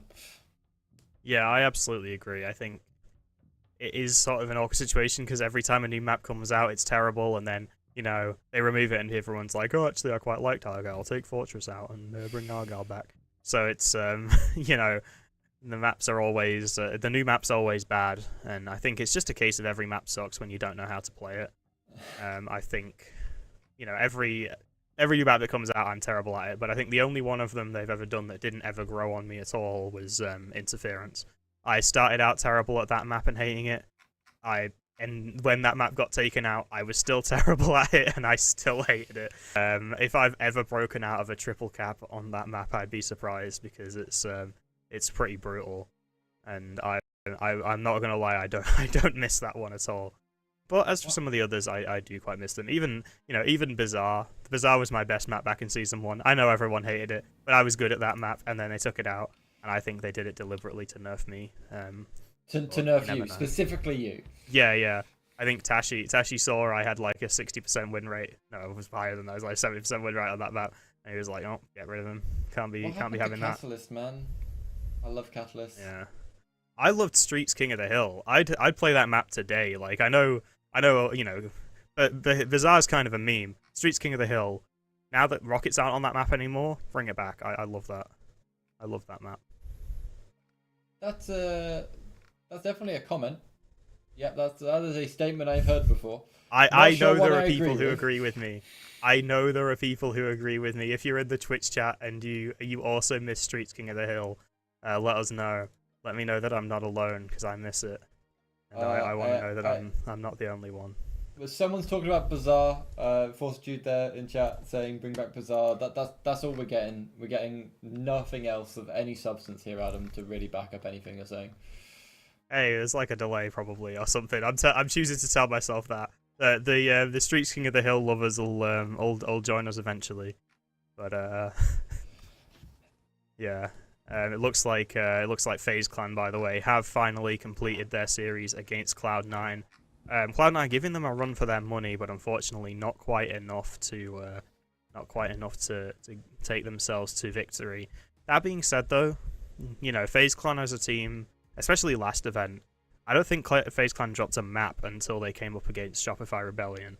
So the fact that they even took a map off them at this stage of the tournament is quite impressive. I think Cloud9 should be holding their heads high, even though they might be a little bit disappointed. Yeah. Disappointment is fine, but, you know, this is only day one. You've got tomorrow, and then obviously you've got Championship Sunday if you make it. That's where you really need to lock in. This is where you can just kind of get yourself settled a little bit. At least that's the way I see it. Yeah, you'd rather sort of, I don't know, I suppose if you're Cloud9, maybe not. But I think for your like lower seeded teams, you'd rather play FaZe Clan first, because that's a match you're gonna probably lose anyway. And that way you warm up playing a match that it doesn't really matter how well you play because you're probably gonna lose. And then for the ones that really matter, you get to be on, like, hopefully the top of your game. Cloud9 maybe not quite feeling that way as much because they probably look at FaZe Clan as a team they can beat. But I don't know, I guess we'll just have to see. Yeah, I think keep your mind open, keep an eye on what's going on, and then you can just kind of do anything. Like I feel like the amount of times we go into a game and just be like, yeah, this team's gonna win. Yeah, this team's gonna win. And then it's always good to have that not be the case, even if it does mess up your pick'ems. It's always good to have a little bit of a shake up with the matches and have that little underdog story walk through. I mean, I think as you already mentioned, right, Optic and Nemesis playing. I don't think anyone saw the brutality that was that first map, right? Like, I think people would have put money on that not going the way that it went. I don't think you can bet on there being a power cut, but other than that, you could make quite a lot of money there if you were a big Nemesis fan. Of course, which I'm sure there are plenty in chat. I did see Wooten's mum came along to say hi earlier. I'm sure she's a big Nemesis fan. I would be upset if she wasn't. Alongside some of the other members of the community that we see rocking some of their own custom Nemesis merch. Have you seen any of the custom Nemesis merch posted around Twitter? I have not. I did see some Z10 merch, but I don't think it was custom. Does Nemesis not have like official merch at the moment? They've been trying to make it happen. I think they have like some like prototype. I've seen a black jumper with like just a Nemesis logo kind of in the middle. I've also seen a Nemesis cap. I think it was a black cap that they posted on their Twitter. But I know Callie, Ranger Callie, made her own like a nice little Nemesis merch, which is probably going to be more female orientated than the actual Nemesis merch when it comes out. They've obviously got their jerseys, which aren't purchasable yet for outsiders, but they have their nice kind of black white football style jersey. I don't know. Interesting question actually though. Out of all the European teams that we've had over the life cycle of Halo Infinite, who's had the best merch? I mean, Quadrant had some good ones. Quadrant had I've got a Quadrant shirt in my wardrobe. Neon green? Which, no, I pretend that it's one of the ones I got from London. I actually didn't. When Quadrant left Halo, they did like a 40% off sale, and I just bought one then. But it's the same ones they were selling in London. The one with the Emil Spartan on the back. You know, they had some good shirts that were just shirts, not the jerseys. Right. Yeah. I'm not gonna lie, those bright lime green jerseys from season 1 and 2 as well. Actually, were certainly some of the esports jerseys of all time. Definitely not my favorites. But I think when it comes to the actual merch side of things, though, especially once they got rid of those ones that you could see from space, I think Quadrant had some pretty good stuff going on. I think maybe because they're more of a clothing brand in general, I guess they already had the kind of infrastructure for that. And I think, you know, but once Nemesis gets going, I love the little Nemesis Goober. You know what I mean? The little mascot they have. Nem. Yeah, Nem. Come It on, reminds me of Pillow from the hit game Vexorial. But yes. yeah. What a fan. Or like the little creeper boy you got there in the background. Yeah, well, I thought I'd resurrect the HCS Creeper for our stream because I miss him dearly. I got our MSI Dragon we got from the European Halo kickoff LAN that we ran earlier this year. Just kind of. I was wondering if you'd. I was wondering if anyone managed to steal one of them. When I was in the production room on the Friday, I saw some of them lurking around. Yeah, they disappeared quite quickly. We had some. Oh really? Yeah. We had some up for prizes and bits and bobs, but one made its way into my room, so don't know how that happened, but you know. Ah, well, he looks quite happy there. Relocated to a nice habitat. House number 14. But yeah, I don't know what's going with this game. I'll be honest. We're still waiting for it to start. I'm tempted to even just throw us to a quick break while we wait for this to get started, because it sounds like they've probably had an issue. I would have expected it to have started now, otherwise, unless there's anything that you can see popping up on Halo Data Hive that may give us some information. Not that I can see. Halo Data Hive still seems to think that Genji is scrimming Envy, which seems unlikely. So I would be inclined to assume that they're just getting stuff set up, you know, getting all of the players in place, maybe letting them warm up a little bit. Hopefully it'll be starting soon, but if you do want to, you know, throw us to a quick break, I'm sure that would be fine. Cool. Okay, I'll do that before we run out of things to talk about. So I will pop us into a break. I'll stick the game feed in the break, so when it gets going, we can crack straight into it and have a chat about what's going on. Okay. See you soon. Bye, guys.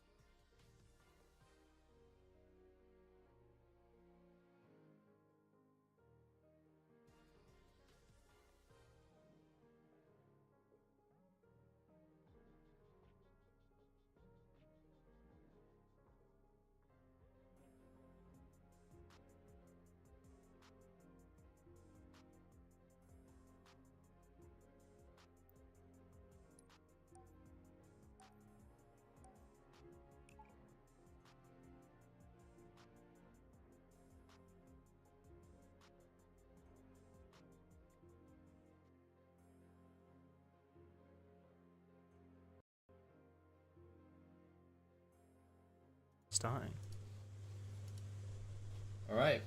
Oh, wait, we're on. Welcome Damn. back. What I'm gonna do is I'm gonna sorry about that, Adam. Let's bring on Ollie. I think the game is due to start any moment. We can hear a little bit of kind of action noise from in game, I guess is the way you could say it.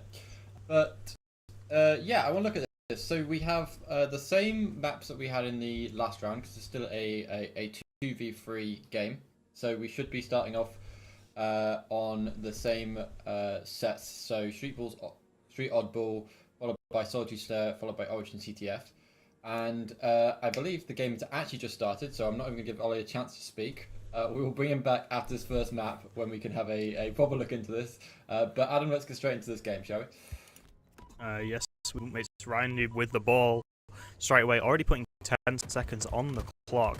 It doesn't look like any died yet, but time going in favour, and if that seems to be the pace that Gen.G wants to set here, extreme objective focus, that might be enough to win it. But this TSM roster, I mean, exciting stuff, seeing the old KCP boys back together. And, you know, you kind of hoping maybe this is going to be like a honeymoon event for them, you know. The gang's back together, the boys are back in town, and maybe they'll be able to make some magic happen like we've seen happen with this roster before. I mean, I'd love to see some magic, right? We have Tolak here with the camouflage. He's going to try and make some stuff happen. One thing I've actually wanted to kind of just pick up on from what you said, as we still just carry on at the beginning of this match. DreamHack is going to feel different to other HCS events. You know, you've got COD and you've got other games kind of going on at the same time. It's going to be a good amount of like just general like fun stuff going on. It's going to be a little bit more like the lands of old, right?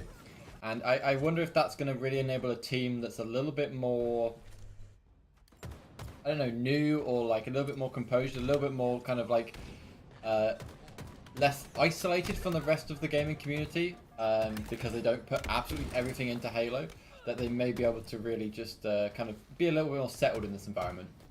That's just a little bit of my own thoughts. That could just be complete bullshit, but we'll know. I don't know. We're at 26 and 33 in this game. Nothing massive has happened right now. But yeah, there's a lot to watch here. Yeah, I think one thing you can be pretty sure of is that anytime Optic's on either stage, you're going to have a pretty big crowd there for this particular event, because you'll have a bunch of COD people at the Halo one, and you'll have a bunch of Halo people at the COD one, especially if they're specifically fans of Optic Gaming. That being said, though, back onto the track of the game we've got at hand here, we've seen some really nice camo control from the side of TSM. Unfortunately, though, SoulSnipe getting taken down without managing to maybe do quite as much as he wanted to, but the damage has kind of been done. Common here, last man standing, only 2 kills and 5 deaths at the moment. As more ball time goes in favor of Gen.G, they're going to be crossing the 40-point mark. The 40-point mark. This is the real test, right? I mean, we saw in this first game we had between Nemesis that they really had some massive changes as the oddball round went on, and I don't know if that's just because the meta shifted a little bit, but it definitely seemed to make these oddball games a little bit more interesting than they have been historically. I know a lot of people like to moan about oddball.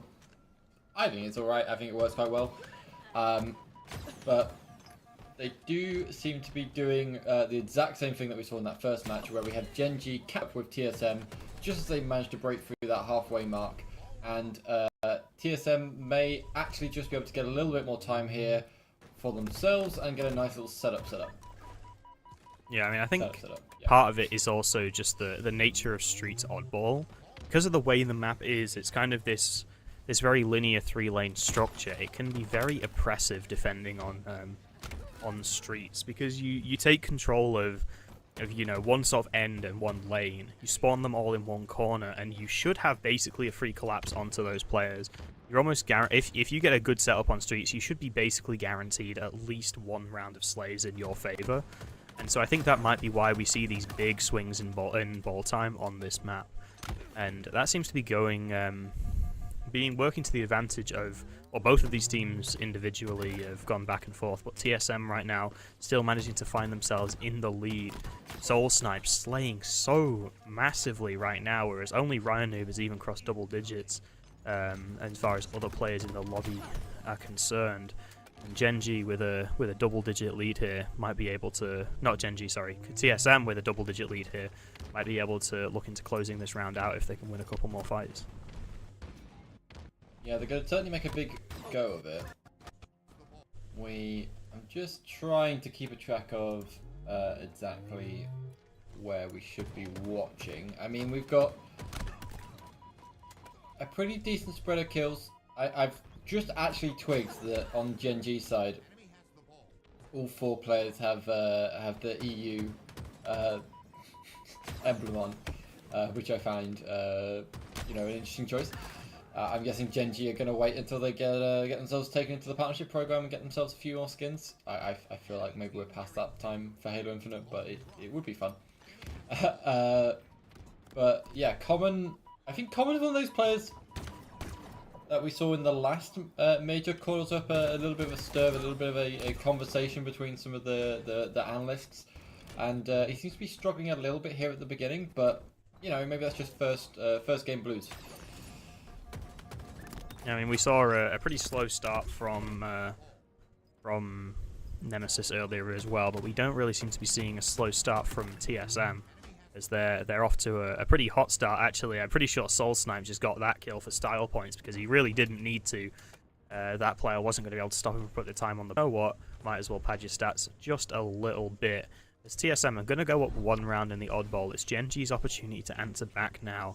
Starting from the C side of the map, that should give them relatively easy access to red gun, but maybe not quite such easy access to ball off the rip.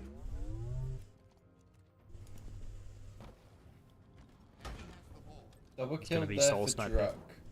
Druk. Sorry, I was just trying to get myself set up. So camera is coming up in 10 seconds. Ball is in the hands of TSM. They're going to try and close this one out as quick as they possibly can. Red gun actually kind of got left there, so Druk was able to grab that himself. Does face 2 players, which means he doesn't last very long there at all. Neither team is particularly well set up for this camo, but it looks like we're going to see Tolek go for it, or at least make a bit of a run. 2 players are going to stop that over from Genji, and Breaking Shot gets dropped just before he gets there. A lot of deaths going over for this one camo, and whilst this is happening, Genji is starting to get their first little bits of time on the ball. And it looks like for that little bit of time, they're going to lose camo. Yeah, I don't think I like that play from Common there to prioritize ball over camo. I know it was a 2v1 fight down there, but he really could have done with trying to get a trade. Druk now with this camo should be able to take down Common. A 3v1 fight there in PD. He doesn't stand a chance. Now TSM here looking to push up the cafe side, but this player is just going to find himself isolated most likely, not going to be able to do too much. Good grenades though from King Nick to back down this camo player, and he is going to wander into these players on Pink Street, on B Street, sorry. Camo is taken down, but numbers do still go in favor of TSM, and we're probably going to see more ball time from them before Genji has a chance to answer back. Yeah, I'm just trying to put this into perspective after the last game we've seen, and neither of these teams have secured that super strong setup that we saw come out from, in actuality, come out from both Nemesis and Omid. Maybe it's just getting broken too quickly, but I'm just not seeing that kind of in sync plays that we saw before.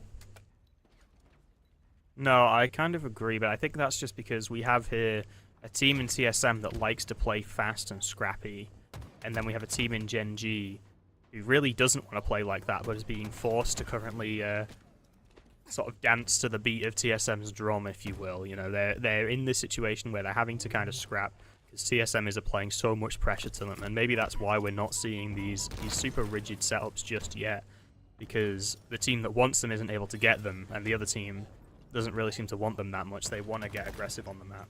That's kind of the way TSM, well, I say TSM, has always been that way, but this squad of 4 has always been, even going all the way back to Halo 5, they were very aggressive, and now that they're reunited again under the TSM banner, they're looking to continue that legacy. As we kind of tie up this match, this second round has definitely been a lot more I don't want to say well thought out, but it just seemed to play a little bit more traditionally than we saw at the beginning of the last map. Still lots of deaths. This is a high number of kills and deaths actually for an oddball, especially as we get into round 2.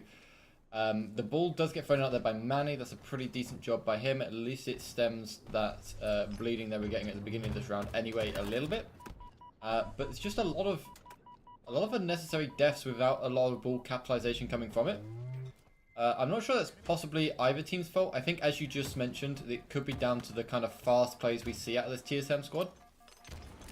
It's just kind of leading both teams to have to respond to each other and not really get that opening they need to get a lot of ball time.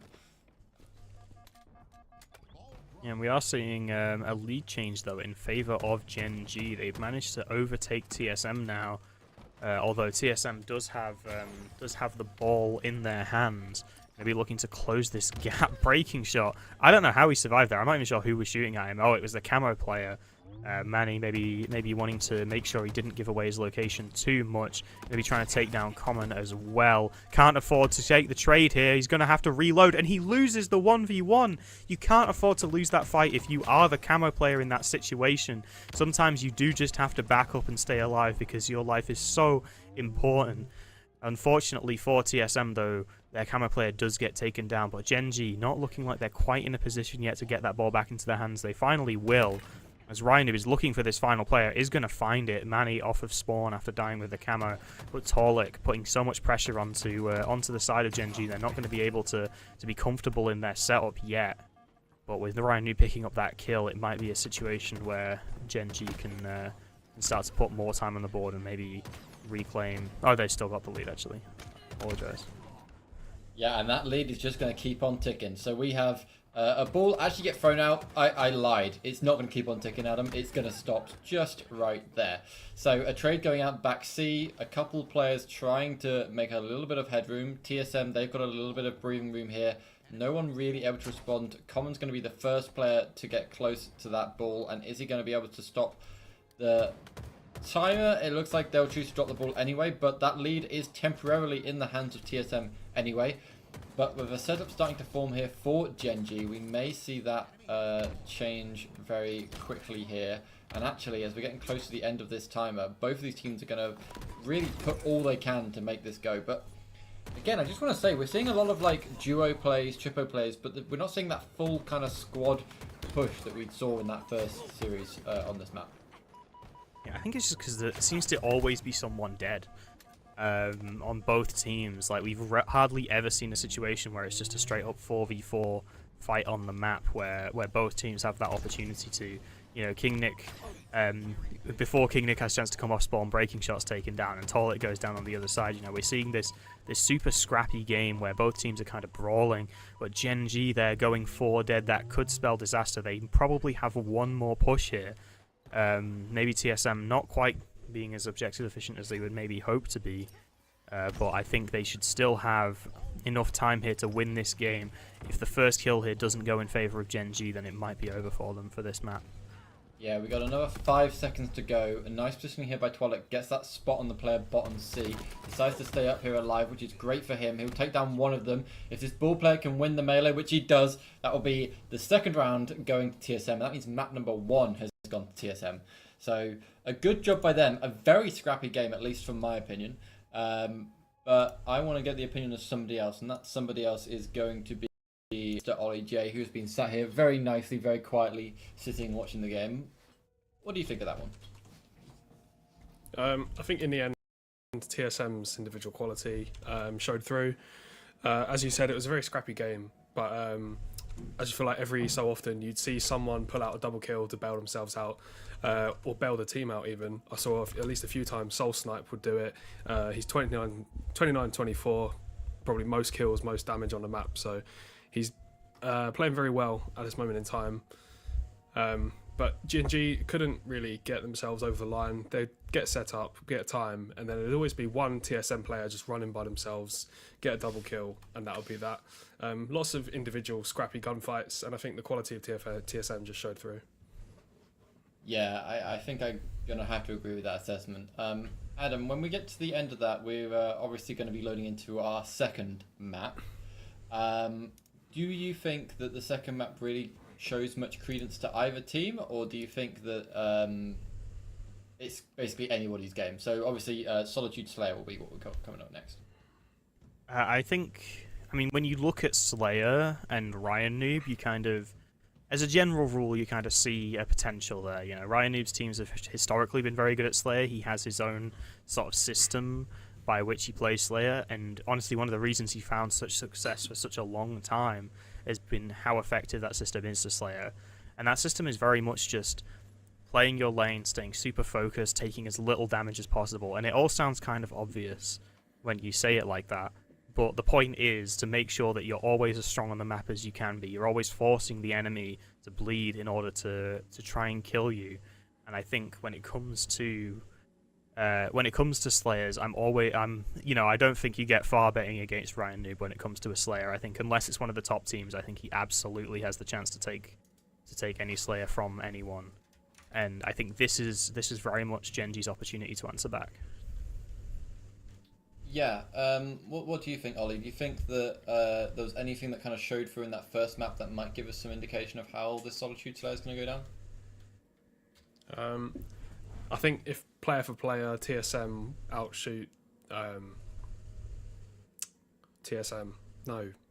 Genji, sorry. They'll win the Slayer. But again, it's going to come down to power weapons, I think. If you've got those every 2-3 minutes, the people that can get control of those or have map control around the time, as soon as you get 1-4 dead, I think Origin's a very snowballing map in a sense where you can easily move across the map and get spawn traps and kill people over and over again, just move from base to base. And I feel like that suits TSM down to the ground with how they play. So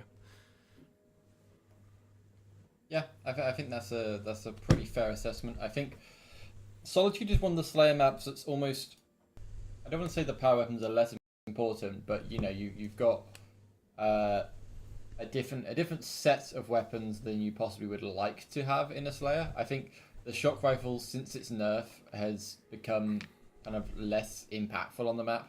We've definitely seen, you know, some players make some very wild play with them even since. I think we saw, I'm just going to highlight, I think we saw Wooten pull some pretty amazing things out when we were looking at the last event that we were looking at.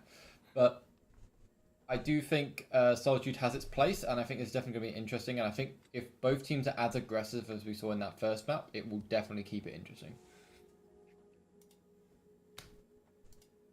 Yeah, I agree there. I think Solitude is a map where aggression is very much rewarded, but you also have that setup element as well. You know, maybe not to the same extent as a map like Recharge, but because you have these long sight lines, you know, you have the opportunity to try and spawn trap the other team in a more kind of Recharge-ish way. You know, there's the very famous spawn trap on Solitude Strongholds, for example, where you spawn them in blue, and that, you know, that trap isn't quite as oppressive on Slayer because you don't have to push out like you do in Strongholds. You know, you're not bleeding points whilst you're trapped in blue. You can take your time a little bit more, but it's still a situation where getting spawn traps on Solitude can be absolutely devastating. Shock rifle can be such an important part of that.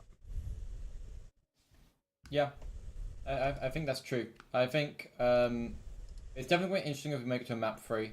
I think these two teams, just looking at how close and scrappy they were, we could get to a map 4 and a map 5.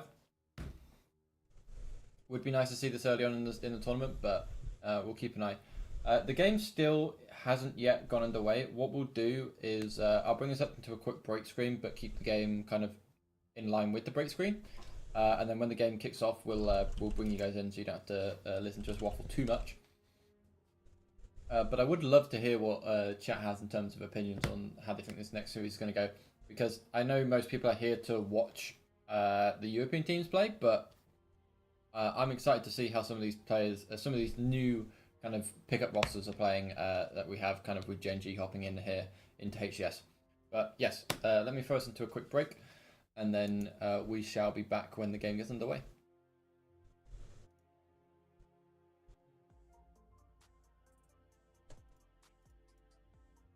Watch and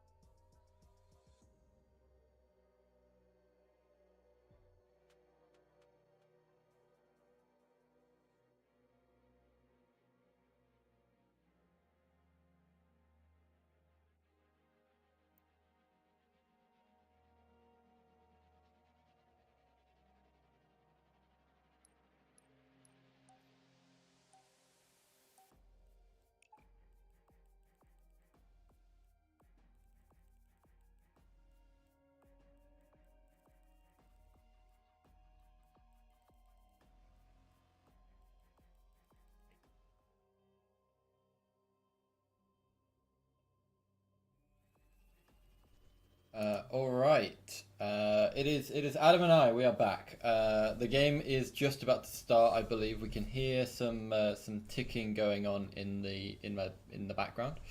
At least I can anyway. So I'm hoping that means that we will get the game underway very, very soon. Just a reminder, we're going to be doing Solitude on Slayer as our map number 2. I don't even want to call this one because of how scrappy that first game is. It could really go either way. Yeah, absolutely. And we're off to a pretty hot start here with TSM. I really like that opening strat, sending 2 people down towards that underpass side, catching out the player on the truck rotation, denying them the shock rifle, and getting early kills on the board. It should potentially be a shock rifle now for TSM, and it will be. Common getting taken down there by the shock rifle player, and once again more pressure on the map coming from that player backing down to avoid the double chow from window. But it's a really good start here for TSM with shock rifle in their hands. Not sure what happened to Camo, but it's looking good for him so far. I believe we saw Camo kind of get chowed there bottom straight at the beginning and get taken down by the remaining player that went underpass. So I think it was a pretty quick removal that we had there going. But I'm now keeping an eye on this, and we have a nice lead generated here by TSM. And if you're a TSM fan, I'm sure there's a decent number of them out there, even though they are quite fresh to Halo. They are doing exceptionally well. They're getting these spawn traps getting. You see Manny here is already waiting for that next player to spawn over towards tower. He has a pretty good idea of where they are, and he's getting a lot of damage across, but teams that he has have the setups, but they're not quite executing them just as efficiently as they could be, so they do lose a few more guys, but they can afford to, because just that extra lead they've got already going here. Yeah, the cross-map shots there from Soul Snipe good enough to provide a little bit of assistance. That being said, though, it will be taller and more first on this subsequent team fight, but the bottom mid fights will be a 2-1 trade in favour of TSM, and once again Gen G will find themselves 3 dead over towards yard side. They're now going to be trying to make some progress, get out of blue, which is where you really don't want to be on this map. Druk with the camo now on the pillar.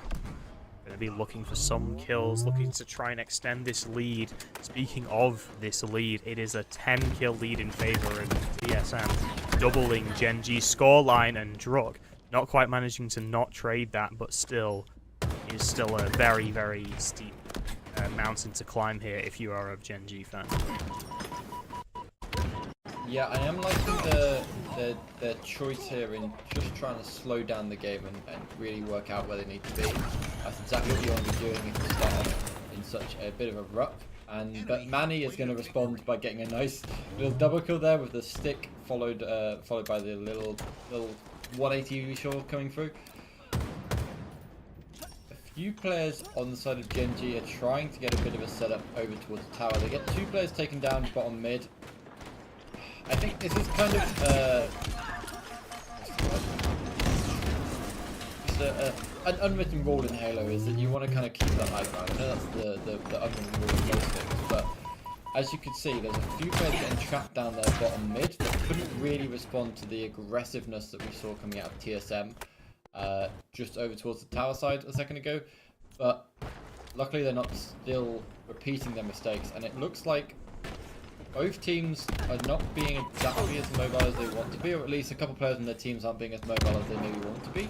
You saw quite a lot of sticky players there kind of holding the same area, but we did have this kind of engagement on the other side of the map. Not quite sure what was coming out of that. Observer didn't really get a clear position of what was happening.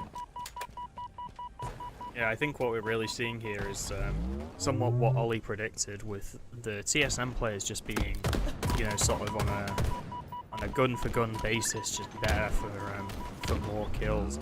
And he said, though, we are seeing that lead just dwindle down ever so slightly. It's fallen down to a 7-kill lead, down from 10. King Nick, with the camo now, has picked up another kill. Soul Snipe trapped towards that S2 side. They don't seem to know he's there, although King Nick is keeping an eye on that direction. We've got a 2-2 split now from TSM. If these players can maybe catch someone out, it could be good for them. But unfortunately, on the other side of the map, 2 players on Genji fall, and another player falls in blue. King Nick finds himself the last one alive, and he can't win the 1v1 against Soul Snipe. A perfect kill despite Nick's camo. We're going to see that 9-kill lead reassert itself for Genji as Soul Snipe picks up another huge kill. Yeah, a good response there to that slight little bit of momentum that Genji were generating once they managed to get their back off that camo. But it sounds like it's probably going to be a little bit too late there for Genji, as they are still back at a 10-kill split here, and less than 10 kills are needed to close out this game. This might be what was needed by TSM if they want to have a quick series. If they can make sure that this second map goes to them, the third map is going to be an uphill battle for Genji. A nice double kill there with a nade. I don't know if you saw that one come out of there by Ryanu. That was a really good show from him. And there is now 5 kills left and needed. And Genji just really want to slow down the pace if they can, just to really make something happen that they want to happen. They do need quite a few kills to match this up, but we have seen this happen in HCS before. It definitely could still happen. It's going to struggle when you get a double melee there come out. And we are now 2 kills away from an end here, Adam. Yeah, and you know, it's got to be said, people have asked questions about Common, and those questions are not necessarily being satisfactorily answered this series so far. Being 6 and 13 in a Slayer is really not acceptable, and TSM are going to close that one out in a pretty dominant fashion. Unfortunately for Genji, they're going to have a bit of time before the next map maybe to figure out what they're going to do differently. But right now, TSM are looking pretty unstoppable. Yeah, it was a definite close series that we saw coming out there from TSM. I want to say there was chances where it looked like Genji were going to gain some momentum, where they just couldn't quite pull it off. But who knows? Maybe this next map will be their chance.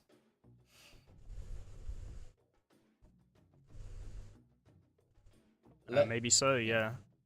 I think, although unfortunately for them, we have the, you know, maybe the definitive Halo 5 kid roster here in the form of this TSM team, and we have the definitive Halo 5 kid map in Origin Flag.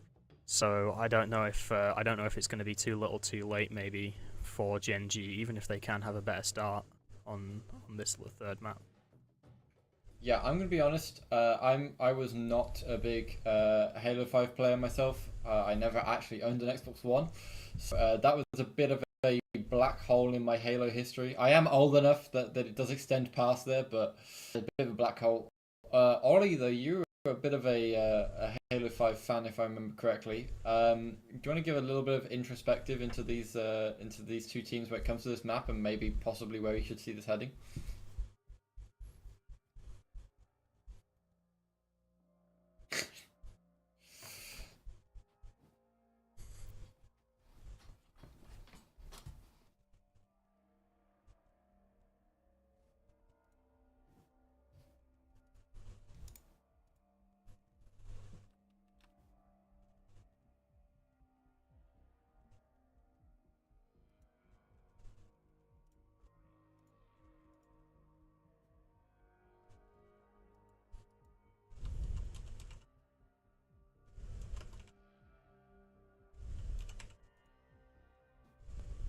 Okay, that's a nice little assumption there.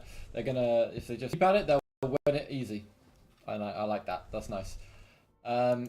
So Adam, what do you think? Do you think we're gonna see as quick a gameplay as we saw come out of the Nemesis when they start this match? I mean, it was a 4.5-minute game, or do you think these teams might play a bit slower? I mean, from what we've seen, they're very quick playing teams, both of them. Yeah, I mean, I think we might even see an even faster game, because in the Nemesis match we saw 2 flags on the board for Nemesis, 2 flags on the board for Amit, and then finally 1 for Nemesis again to close it out. Whereas with the way that TSM have been looking against Genji, I'm not sure if we're going to see the answer back from Genji, a swift 3-0 from TSM, and then series is over. Yeah. Yeah, I mean, I feel like it can't be any quicker, right, Ollie? It can't be any quicker than that first match.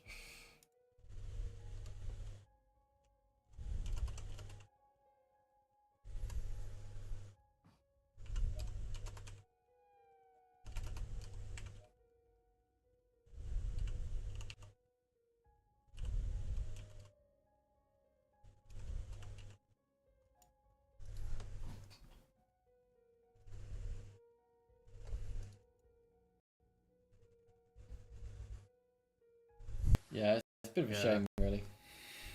Speaking of Capture the Flag, Envy actually defeated SSG on Aqua Flag just now. A bit of an upset there, and they're also ahead in the Slayer, so could be a potential upset over on the A stream, whilst CSM are looking to close this one out against Gen G. Yeah, I had SSG beating Envy on my pick'ems. I thought that was going to be the way it was going to go. I mean, it still could, right? It very much could, but it's, it's not looking good for them. True, but it's also, it's kind of a team you expect to be looking a little bit better at this stage of the competition. They probably weren't expecting Envy to be such a threat. That being said, though, Envy been looking very good in scrims, so, maybe it's not as much of a surprise as I'm thinking. Yeah. Well, we'll see how it goes. We seem to be going into another, sizable chunk of a break here, going to this next map. I don't know if it sounded like they're going to have started or not yet. Is it, I don't know, maybe you might be familiar with this. Is it between games 2 and 4 that you're allowed a toilet break? Yeah, you're allowed a break between, after map 2 and map 4, kind of.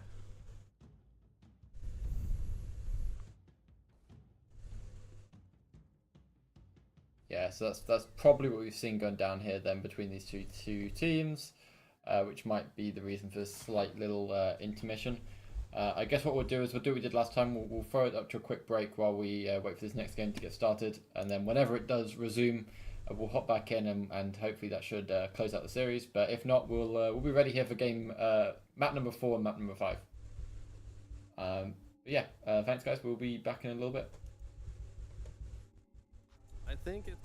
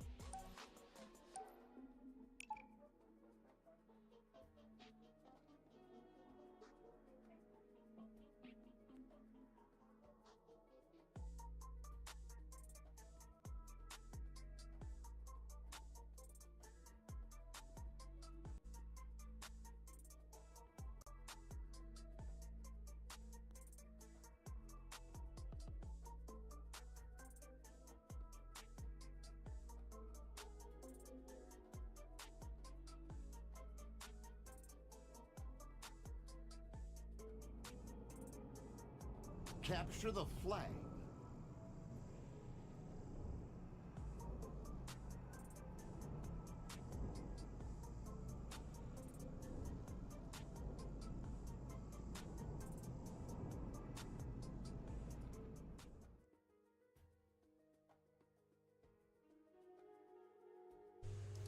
We are back, Adam, with the game is about to start.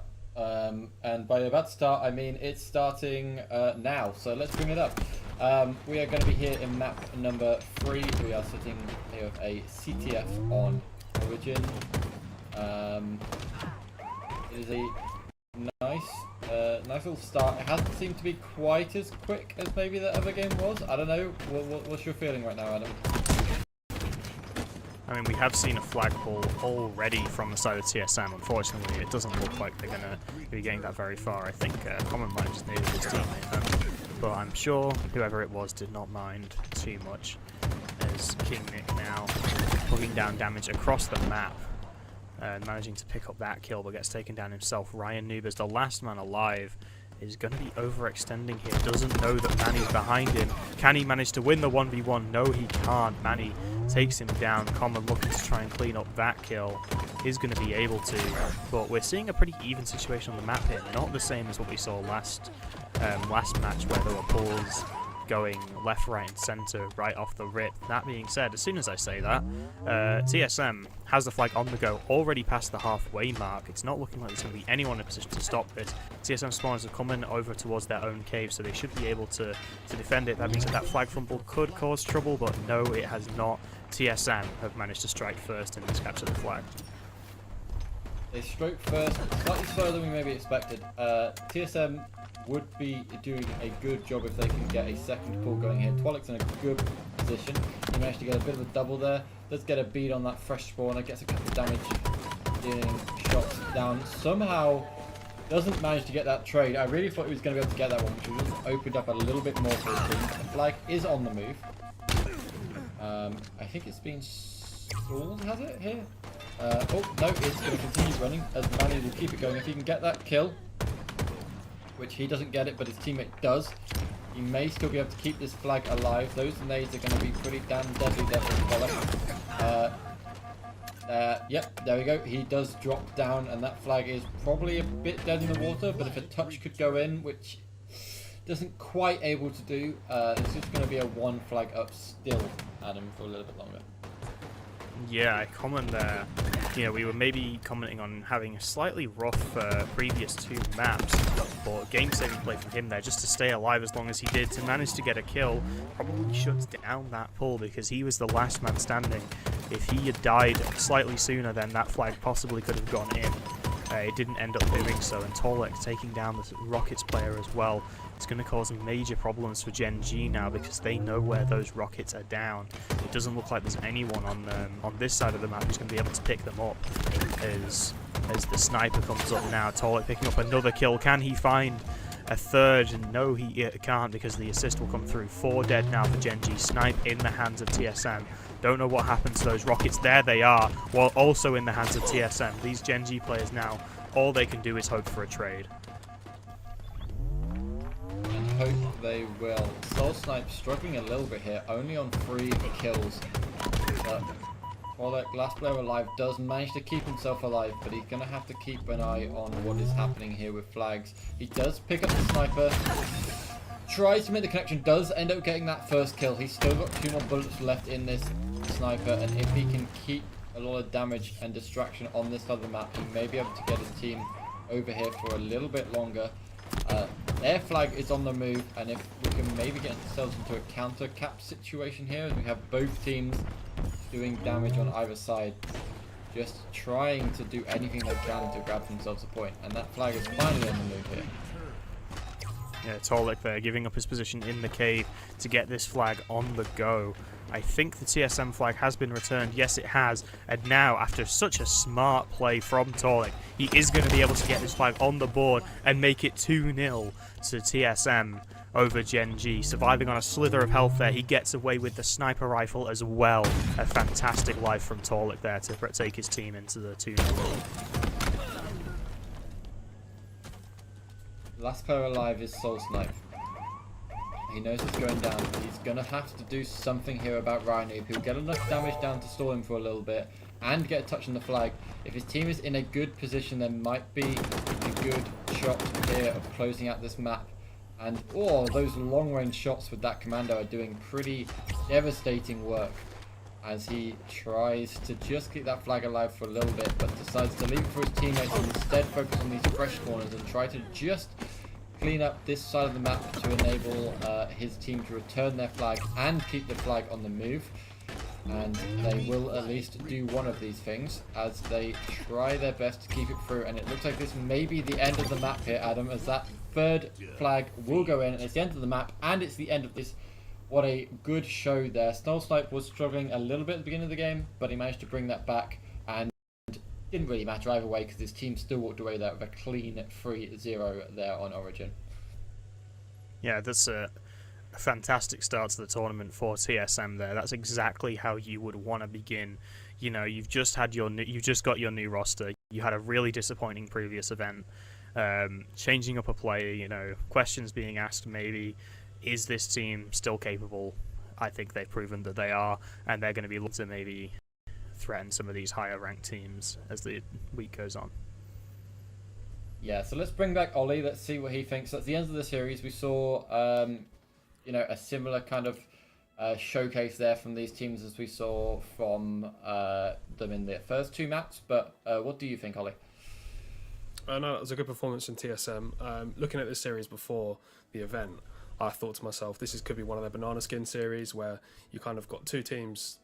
LAN performance last event went really well, one not so much. But TSM showed that they still have got it in them to perform.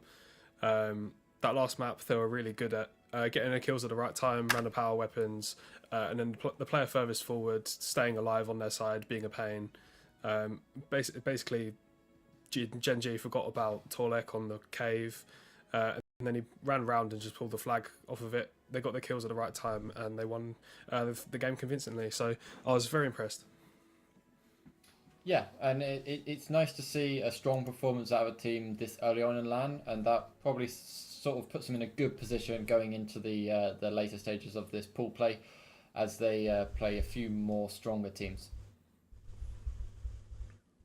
So next up, we're going to have ourselves Shopify Rebellion versus Omit. So that should be interesting. We already saw Omit play in the first series. Don't know how they're going to perform in this series against Shopify Rebellion. They did put a good fight up against Team Nemesis, but I don't know. Maybe you have some thoughts here, Adam. But I feel like they may struggle a little bit more against Shopify Rebellion just because of how they play. Yeah, I think you're also going to struggle against Shopify Rebellion because it's Shopify Rebellion. They won the first sort of little LAN warm up of the season. They came second in the previous one. I don't know. I think Omit looked great in that series against Nemesis. I think they really had a lot of fight in them, and I think they're gonna give whoever comes out of the open bracket, they're gonna absolutely give them. But I don't think they have a chance against Shopify Rebellion, to be completely honest. Hopefully they can take it as a learning experience. Yeah, I think that's fair to say. I don't want to overanalyze this too much, but just before we do go into this next series, again, we have no idea how long this break's going to be. We will be having a change up here on casters and stuff. Just going to have to wait a little bit longer for some other guys to turn up, but we will try to keep it as fresh as we can for you guys. So let's bring ourselves back to a break. We maybe stop on the A stream for a little bit. If we are feeling a little bit excitable, maybe we'll come back and give you a little bit of coverage for that A stream as well. But just for now, let's throw to a quick break, and then we'll come back to you guys when we get to this next matchup.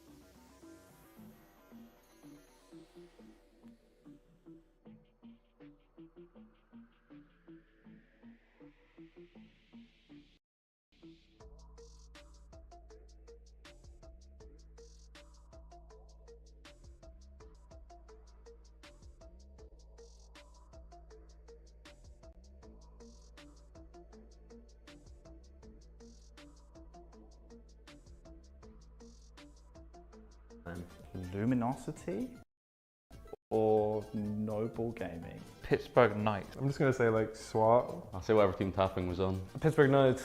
Luminosity? Knights. LG. PK. Luminosity. LG. The Pittsburgh Knights, right? No. They were Space Station for a little bit, right? Didn't they? Yeah, it wasn't for that tournament though. Dang, no, I'm out on that one. European Regional 2022. Ascend. I mean, I have to go with Navi because I don't remember the other team name. Ascent. That was Ascend. Quadrant. Oh, Was Ascend. Ascend. Ascend at the time? Yeah. Next question. Ascend.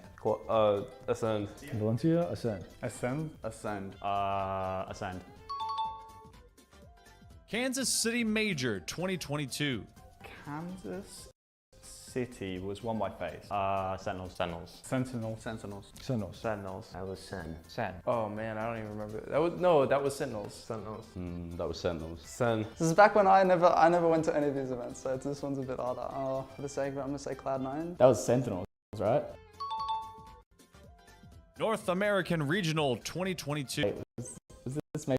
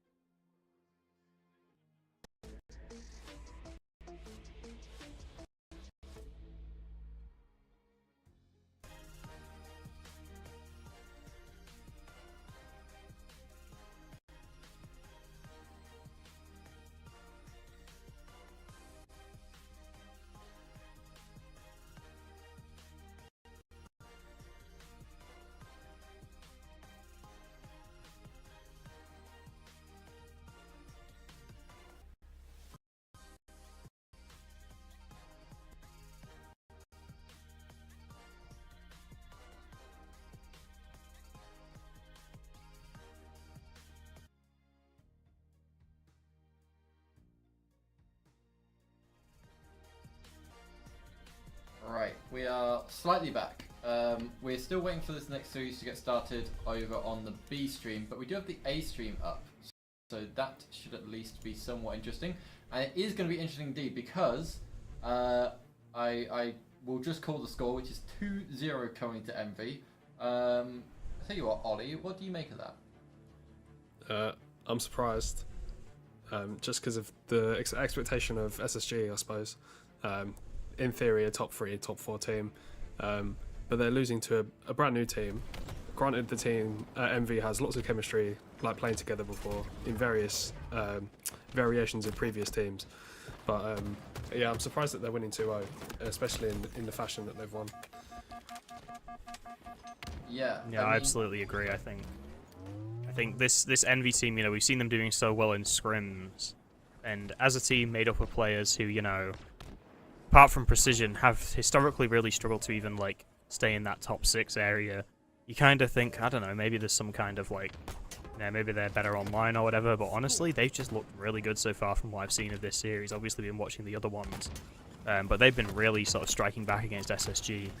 And SSG, on the flip side, apart from Lucid just hitting an absolutely insane shot there, but SSG, on the flip side, maybe not looking quite as strong as we might be expecting from them. And to be fair, you could argue they haven't really so far this season. But, you know, these are also players who have a lot of competitive experience. They probably reverse swept more matches than most people have played, so they might well still find their way back into the series. Yeah, it's gonna be an interesting start, but Envy do start off with the trip cap, so I'm pretty hopeful that we may see a nice start here in pools for Envy, and Space Station might really have to sit back and kind of work out exactly what's going on. But I guess we've seen teams at the top of their game kind of falter a little bit in the past. Ollie, do you think this is going to shake them up that much, or do you think they'll, you know, if they do lose this map 3 against Envy, that their next match is not really going to affect them much? It might do. It also depends how well Cole are playing when it comes to playing them, because it is complexity in this pool as well, right? I believe so, yes. Yeah, because complexity aren't nothing to be shrugged at either. I think they'll be confident in themselves to win, but they should equally be scared that they might lose, because complexity have been playing well online, and it's LAN, so anything can happen. But yeah, they could go 2-1. They won't finish top of the pool, in my opinion, if they lose this. But yeah, I think if Envy wins this, I think then we can safely say they're sort of, you know, they're the real deal. They are as good as they've looked online. They are going to continue being this threat to the other teams. I think it's unlikely that Envy wins this, and then loses to Complexity. Whereas I think if SSG loses this, then they might still beat Complexity. Yeah, I mean, Lucid is still doing a pretty good job. He's sitting up here on 8 kills. But I don't know what the problem is we're seeing here for Space Station. Why are they not performing at the level we want to? Want them to / expect them to. What's going on here, do you reckon? I think there's been a lot of sort of outside of the game issues in terms of, I mean, still related to the game, obviously, not like the players sort of, you know, beefing over random stuff, but it feels like it's being fairly well documented at this point that the players just don't seem to gel super well on this SSG roster, maybe not as well as you would hope. Lucid maybe favouring a much sort of slower, more methodical playstyle. Stella and Eco much faster, much more aggressive. You know, we famously, Lucid and Stella kind of arguing about whether or not they should be doing VOD reviews. Stella saying he doesn't want to do any more VOD review, he doesn't think it's going to help. And I think if you have that situation where these players aren't even agreeing on what needs to be done to improve, then it's possible that they just don't have the chemistry really, and they're not, you know, their heart's not really in it. Yeah, I mean, what's the phrase? Too many chefs spoil the dish, right? Yeah, maybe. I think one of these players or someone needs to swallow their pride and be like, what's best for the team? What way do we want to play that benefits everyone? And kind of just strip it back to basics in a sense, and no one kind of sticking their fingers in too much and just picking something. Yeah, I think you're right, because the problem is we have, you know, Eco, Snakebite, and Lucid, all of whom have kind of had their own system that they've been playing in now for a very long time. And I think we kind of expected them to maybe take a while to find exactly how they wanted to play now that they're all together, but I don't think we expected it to take this long. Yeah, it's kind of you get 3 IGLs off of 3 different rosters and bring them all into one, and you'd all think, oh, you could use all their knowledge together to win, but you just need to. It's not been working so far. I mean, they're losing by 100 points to a team that they probably never think they'd lose to at the moment. So yeah, I think you're absolutely right, and because the thing about Halo is it's not really. Strats win games, obviously, but it's not necessarily the strat itself so much as your ability to execute on that strat. Your team's commitment to it, your coordination, and I think you can have the right strat, but if your team's not all on the same page with it, it's just not going to work. Whereas even if you have like, frankly, even if you make the worst play ever, if your whole team commits to it, there's a chance that one of you just wins a 1v1 and suddenly it kind of works out in your favor. But you need that kind of fire, that kind of flexibility, and so far it feels like Space Station is almost the worst of both worlds. They don't have the same flexibility that teams tend to have when they aren't, stratting and VOD reviewing and stuff. But they also don't. The Descendants shooting bodies. Oh god. I mean, you can't really blame him there. He's taking down a team. Every single one of them has won a world championship. Do you think he's just trying to play on the mental and just knows that that's how they get through this game, that's how they win this series? Just completely destroy the mental of Space Station and just keep them on the back foot?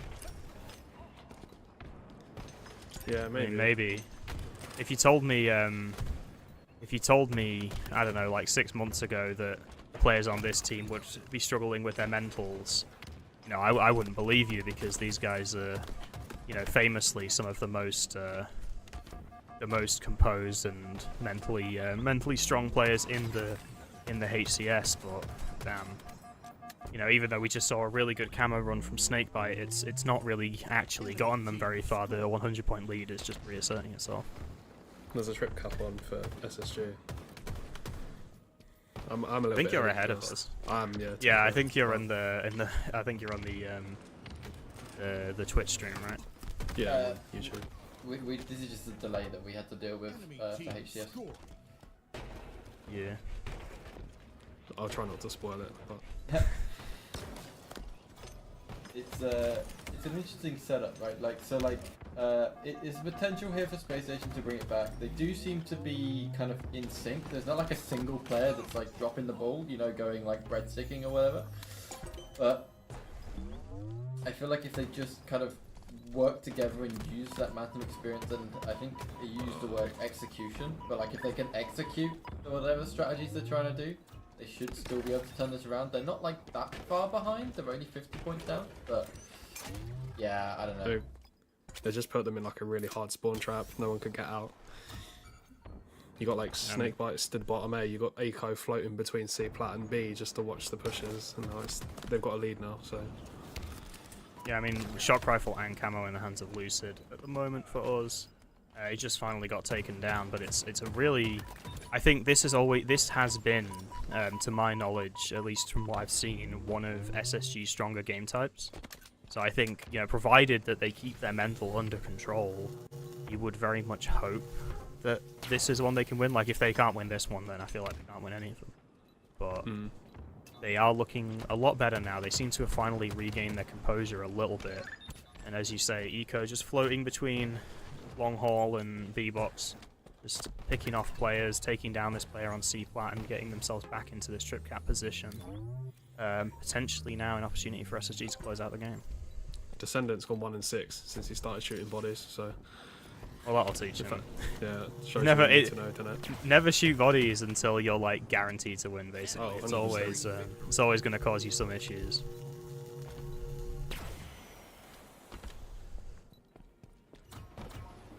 Trying to keep. Well, as you say, match. Make sure we don't lose it. But it's like this game may be going to a map number 4. I don't know. Although Envy has just managed to put the pressure back on, potentially taking back.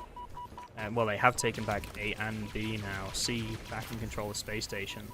They really, neither team really now can afford a big swing to go in the other team's favor. Otherwise, it will be the map, and if you're space station, it will be the whole series. But Precision looking to hold down top A does get taken down by Lucid, who takes himself down. Oh no, Descendant got him. Never mind, I thought he just blown himself off. But it's looking like Envy now closing the gap once again. But SSG capturing B and Snakebite. Potentially another big camo play from him. He's had two really important camos so far this game. Doesn't quite manage to stay alive. Lucid now, last man standing down in the long haul, threatening the C, and it's a triple cap once again in favor of Envy. Triple cap for Envy, and if they manage to grab this game, it's gonna feel pretty good. I don't know. I always like an upset. I always like to root for the underdog, and I think it really makes some guys just get a little bit more humble, right? Yeah, I think at this point though, SSG is the underdog. Like they've been really struggling recently. I'm not gonna lie. They're I want SSG to win for the pop-off now. Yeah, they're gonna. On the other hand, though, to be fair, I mean, when's the last time you saw any of those players pop off? Like they're all made of stone. 70 points away from winning, you're shooting bodies, and then you get rolled like that. Oh, they actually did win, and true to form, none of them even blinked. It's another day at the office for these guys. You have got to respect the professionalism from all of them, really, in the way that they handle that. I think maybe we'll see a pop off if they win the whole series, though. That's what I mean. The reverse swing. Oh right. I thought you meant that map, because to be fair, some players would. You know, you see it a lot. Especially in like open bracket and stuff, you know, someone wins. Look how much they were up, 170 to 70. That is crazy. I think, I mean, looking at the stats, it's like Precision started that game really well. In fact, they all started that game really well. And on the flip side, I think SSG started that game absolutely abysmal. I think Eco and Stella are both like 2 and 8 at one point. But I'm glad to see they did manage to pick up the pace just a little bit towards the end there, and you know, we might see a reverse sweep from SSG. But on the other hand, it's not like we saw a massive kind of pop off from SSG there at the end where they were just wiping the floor with them. You know, Envy was still very much in that game. Yeah, I'm hoping to see something interesting happen here on the map number 4. I don't know what you guys think, but do you think this Envy squad may be feeling a lot of pressure on themselves right now because they just lost that third map? They were pretty confident going into it. Do you think that they might? Yeah, there we go, shooting bodies. Do you think we might see them now? Like this reverse sweep is basically destined just because they lost this third map. They'll feel the pressure when they lose destined. the next map, but if they lose the next map, they'll feel it then. But yeah, I think if they lose the next map, then they have very little chance of closing out the series, to be honest. I think at that point your mental, because you were so far ahead, because you were so far ahead in that map 3, your mind's like, oh god, oh god, oh god, oh god, we're gonna do it, we're gonna choke. Whereas I feel like, you know, moving into this map 4, the pressure's gonna be on a little bit. But you're going to be like, we were still winning by loads. We kind of choked a little bit. It's fine. We're going into a map 4. Hopefully this is one that's good for them. Because we know that was one that was good for SSG. So I think maybe we'll see a... I think we might well still... I feel like Ollie J says, the pressure is probably not on that much right now. They're probably still just laser focused. If we get to that map 5 though, you're going to be a little bit scared. If you are one of these Envy players. Yeah, Oddball Live Fire is an interesting one to go for map number 4. It's not going to be a quick one. There's not going to be like the ability for SSG to come into it with the momentum from that last series and just totally close it out. There's a little bit of time for both teams to really work out exactly how they make this work. So it's definitely a fun one to have as a map number 4. I do like having Oddball in this position, but I don't know. we'll see how it works out for these guys. Yeah, I kind of agree. I think Oddball, one of the things that's most, I guess, interesting about an Oddball is the way in which you have that kind of breathing room a little bit with it, especially at the start of an Oddball. You have time to get your eye in a little, and I think that maybe will favour Envy, because SSG, when you've just won that map 4 in such a fashion, you kind of want to roll off that momentum a little bit. You kind of want to strike while the iron's hot. And if you had a King of the Hill, for example, SSG's very well positioned then to just continue trying to pummel Envy. Whereas even if they continue with a really hot start here, there's still so much of the game left to go on an Oddball that Envy has every chance to restabilize themselves and get back into it. Yeah, I think that's fine. We are going to hop into this match though, and I'm not 100% sure how this is going to go. I'll be honest. I think I want to say that MV have a chance to close this out, but I feel like Space Station will be feeling a little bit of hopium right now, and I feel like they've got a good chance of just tying this up 2-2. Yeah, I absolutely agree. I mean, Descendant now with a sniper rifle in his hands, camo as well for Envy. It's a really good start for them. But as we say, Oddball is it's quite a long game type. This should translate to a lead. Hopefully, if you're an SSG fan, it's not gonna. Oh my God, Precision! What a shot with that sniper rifle and the camo as well. 4 dead for SSG now. 20-second lead. But like I say, it's not panic time just yet. If you're an SSG fan, there's still plenty of time.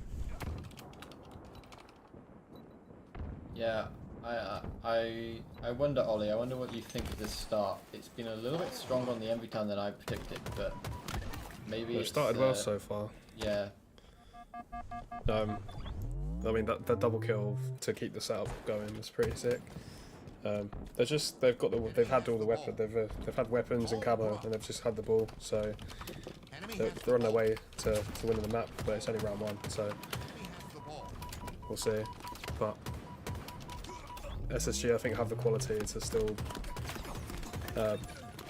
win this map, as they showed in the last map, where they start really poorly, but then slowly get their way back in. Especially long games like this, where if you don't start off as well, you get back into the groove of it. You have time to compose yourself, whereas if it's a game 5 Slayer, if you start bad, you have less time to pull it around. So we'll see. Yeah, you'd rather not start poorly if you can avoid it though, and unfortunately, SSG doesn't seem to be having some great openings, but they are finally putting some points on the board. Eco with this QT is essentially forcing Piggy to just stand there staring at it for quite a while. Then see him through the wall, but he is going to be looking to pick up this kill, and he's going to get it. But Precision has got another camo. SSG really needs to try and get their eyes on these camos, because they keep losing them. And Precision now, despite being the last one alive, is going to manage to play that ball off the map. Although he does get taken down by Lucid, which is a really important kill. Half of the Oddball round 1 is already gone to Envy, so I can't say I'm terribly surprised how this has started out from that kind of initial set of plays that we saw. Zen didn't manage to get his hands on a sniper rifle, which, if he can lock down this spawn, we may see this round swing, in fact, even more towards Envy in a very quick fashion. Yeah, it's still not looking great for SSG, to be honest. Despite the fact that they were looking, a lot better towards the end of that stronghold. It's now a 68-9 lead, and more kills now going on for Descendant. He's playing very well this map. 8 and 2 make that 9. Very dangerous situation here if you are an SSG fan, but finally some kills going in their favor, but still players guarding that ball. Stellar is going to have to get rid of them before he can try and put some time on the board. Shot.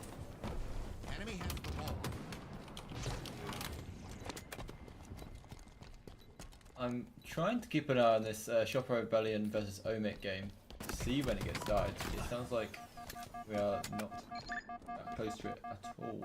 Ball drop. At least. Enemy I don't has know. the ball. Is there anything popping up on Ball drop. on Enemy has the ball. what is that? Halo Data Hive that might give us an idea of how this is going? Ball drop. No, I heard some people moving around in the lobby earlier, but it's gone back to silence. Okay. Now seeing SSG trying to put some more time on the board here. A camo is coming up, but not able to get into the hands of either team. Yeah, it looks like it is going to be Envy once again. But Stella gets taken down. Envy is going to get their hands on this camo, putting more time on the board now. This might be round one, but at least if you're rooting for SSG, they did look a little bit better towards the end of this round. Ball dropped. Ball out of bounds. I'm tempted to bring us to a quick break while we wait for this next game to get started. I don't want to lull on things for a bit too long. I think there's already 2 streams covered in this match, so as much as I'd love to keep it going, I think we're a little bit behind them, and I don't want to keep this delay to affect us for much longer. So what I'll do is I'm gonna bring us onto a quick break, and then we will come back and bring you guys that Shopify Rebellion Omen game, which is the one that I think is going to be more interesting to watch, at least as you can't watch that anywhere else. At least not at this current moment anyway. But yeah, thank you guys for joining us for a little bit longer. We will slip across there and then we will be back. So yeah, thanks for that, guys.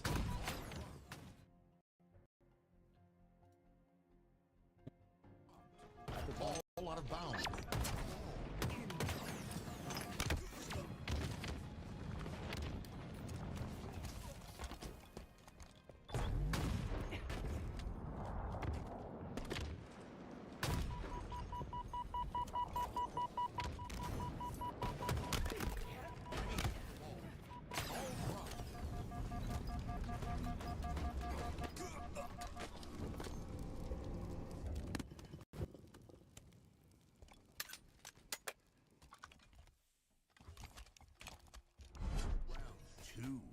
Ball incoming.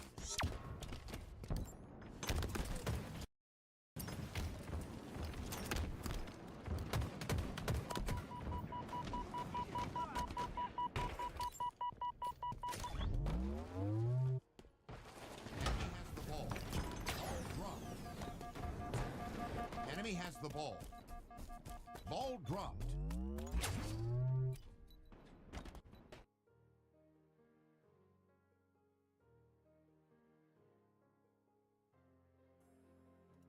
All right, Adam, we're back. The game is just about to get underway. We have lost Ollie, which is fine. We will try our best to give you the analysis that we can give you. But the game is underway, and we will bring it up on screen momentarily. Do you want to just talk us through what we're going to be seeing here? So it's going to be Shopify Rebellion versus Amit. I guess one of the favorites to win this event in Shopify Rebellion. Shopify and Optic, obviously, currently the top 2 teams. And then over on the other side of the stage, we have Amit, a team we saw earlier put up a very good fight against Nemesis. So potentially going to be able to do the same again, although it is currently looking like Shopify Rebellion very dominant so far in this game. They have managed to put 100% of the first hill on the board without conceding any time whatsoever to the other.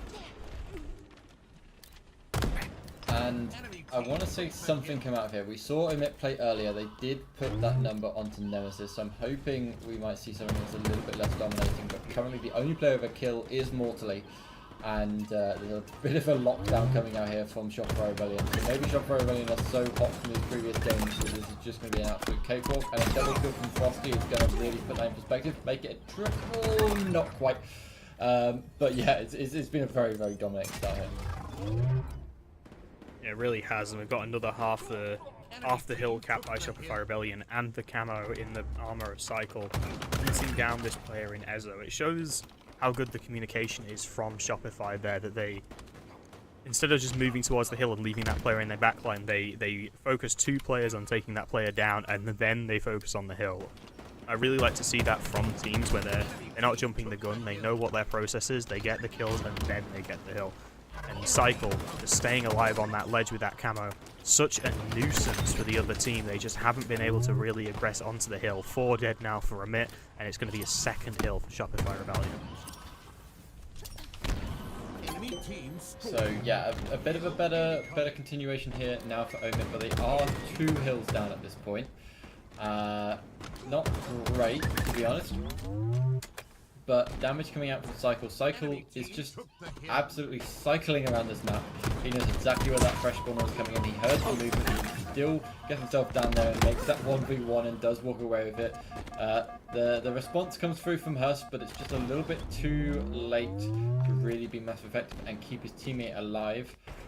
Last shot here is just trying to have a little bit of fun with the shot rifle. I think we may see, we may be able to see Shopify Rebellion just toying with Omid a little bit here. At least that's what it kind of looks like to me. Yeah, I agree. I think Rebellion, you know, they're playing for this perfect setup that they know they can get. And even though the shock rifle player gets taken down, Frosty is just sat here in this hill. He's just chilling. He doesn't even care. He's barely even keeping an eye out for enemies anymore. Ezo finally going to challenge him, and he just backs him straight back down. He is not bothered at all by these players from Omid. This is some of the most relaxed Halo Infinite gameplay I think I've ever seen. Frosty is 12-2 right now. Is he going to win this 1v1? He does manage to take down Ezo as well. Finally throws in a little slide there to maybe just to feel something, because he is absolutely dominating Amit right now, as is the whole of Shopify Rebellion. Royal 2 also 12-2. Frosty now 15-2. Absolutely insane numbers from those 2 veteran players, whilst the young guns are also pulling their weight. You'd love to see a little bit of talent coming out there between these guys. Frosty's still top of that leaderboard.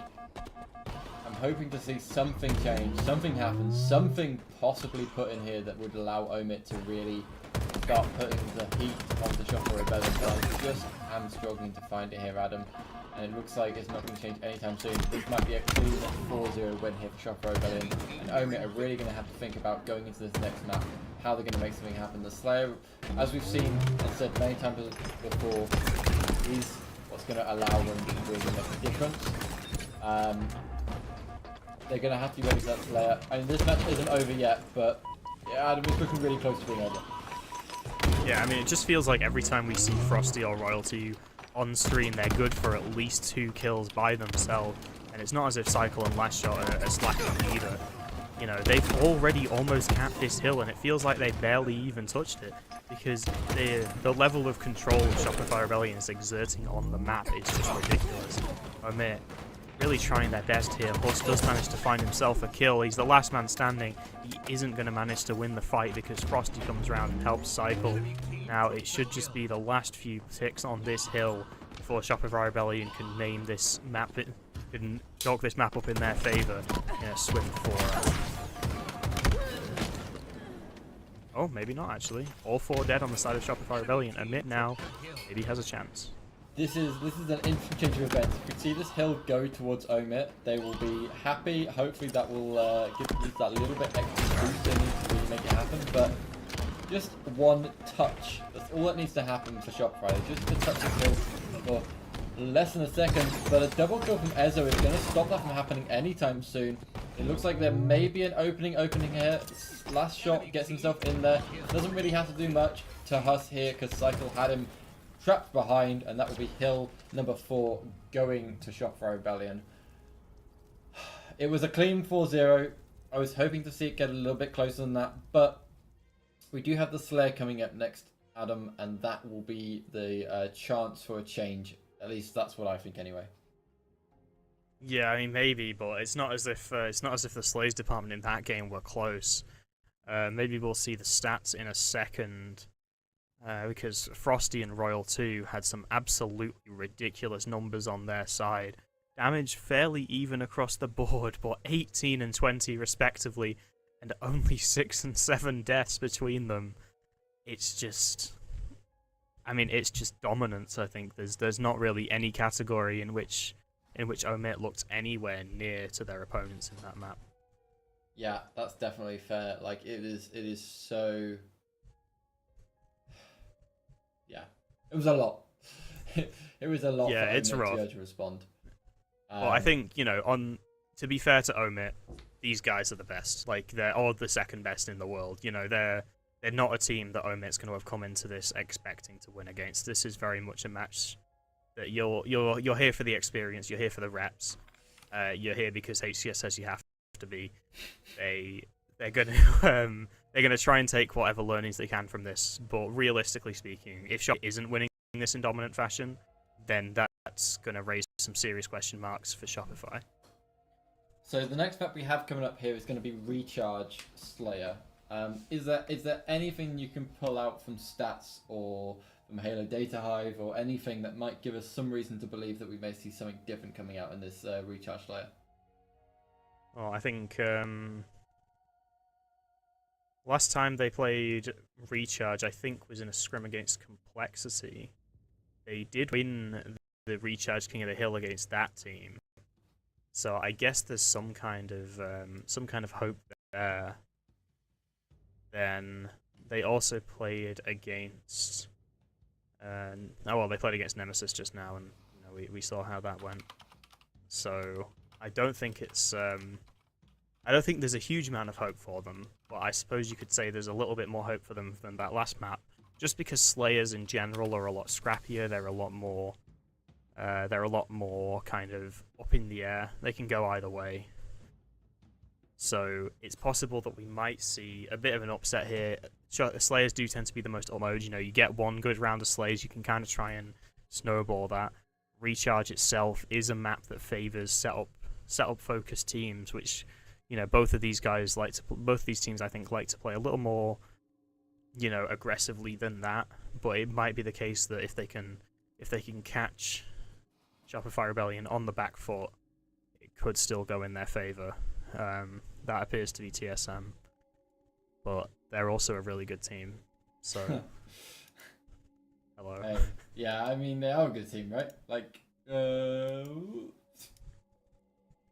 look at that! It's Shopify Rebellion. Oh wow. Yeah. So who was really the standout player, do you think, from that game? Like, obviously all the players did really well, but was there anything you saw at least from the beginning of the game that just really set into motion the domination that we saw here from Shopify Rebellion? Well, Cycle's initial camo pickup was obviously a crucial piece of the puzzle. But honestly, I think it's just Frosty's objective efficiency. Like, the guy drops the most kills in the lobby, whilst also spending so much time just sort of stood there in the hill, not doing anything.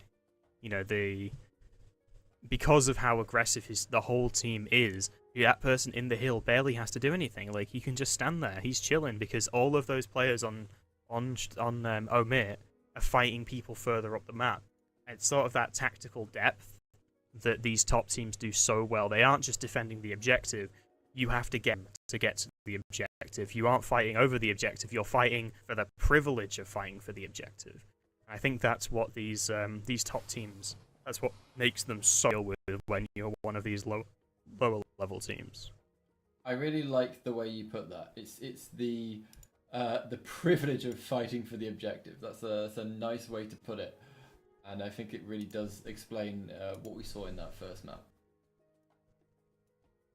I mean, that's what I mean. It's you just have to get through that fight before you can even start thinking about the objective.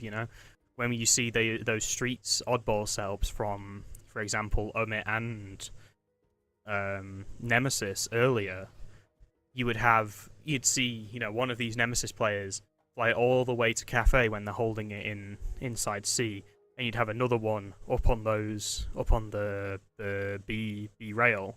You have to fight through those players. You have to push out to even get enough map control to think about pushing to the ball. And the same we saw. Frosty stood in the hill there. He's sort of watching an angle, but until that player pops up on ledge, he's not really doing anything because the rest of his teammates are so far up the map that these other players are having to fight through them before they can even get eyes on the hill. And then they have to still beat Frosty in a 1v1, and that's not going to happen because Frosty is insane. It's just it felt like such a dominant performance from Shopify Rebellion, I don't know if Omit is going to be able to find their way back into this series, unfortunately. Yeah, we saw a few nice double kills and triple kills kind of come out from them. We didn't see a triple kill. We saw a couple of double kills come from some of these players. I'm just taking note on Ezzo's one when they were possibly going to grab that last hill at the end. Like there's some power here between these guys, and they need to make sure that they can really unlock that to make this really work. Yeah, I think, when I look at play, especially Collect is one of the players in the HCS that I'm always excited to see play, because this guy has such almost a personality to his gameplay. I feel like if you just show someone Collect gameplay with all of the names removed, you would still know it was Collect, because he just has this kind of fluidity to his movement. He's so fast, he's so aggressive, he's just cracked out of his mind. He hits all these insane shots. And there's obviously players that play similarly to him. I think, for example, Glory over here in Europe. But it's interesting to me that he hasn't really managed to find the level of success that you might expect from someone with these mechanics. And I think that's a shame, because he definitely has that potential. And I just kind of hope that, as we move forward this season, if this Omit roster can find success, similarly to how his previous roster managed to knock out Z10 to get top 12, maybe they get top 8 this event. Maybe Collect finds himself on a team that's sort of worthy of his skills, but I think all of these players on this team have that potential to really rise through the ranks. I just worry that this team itself might not actually be quite good enough to challenge the likes of Shopify Rebellion. Yeah, I think that's probably a fair assessment.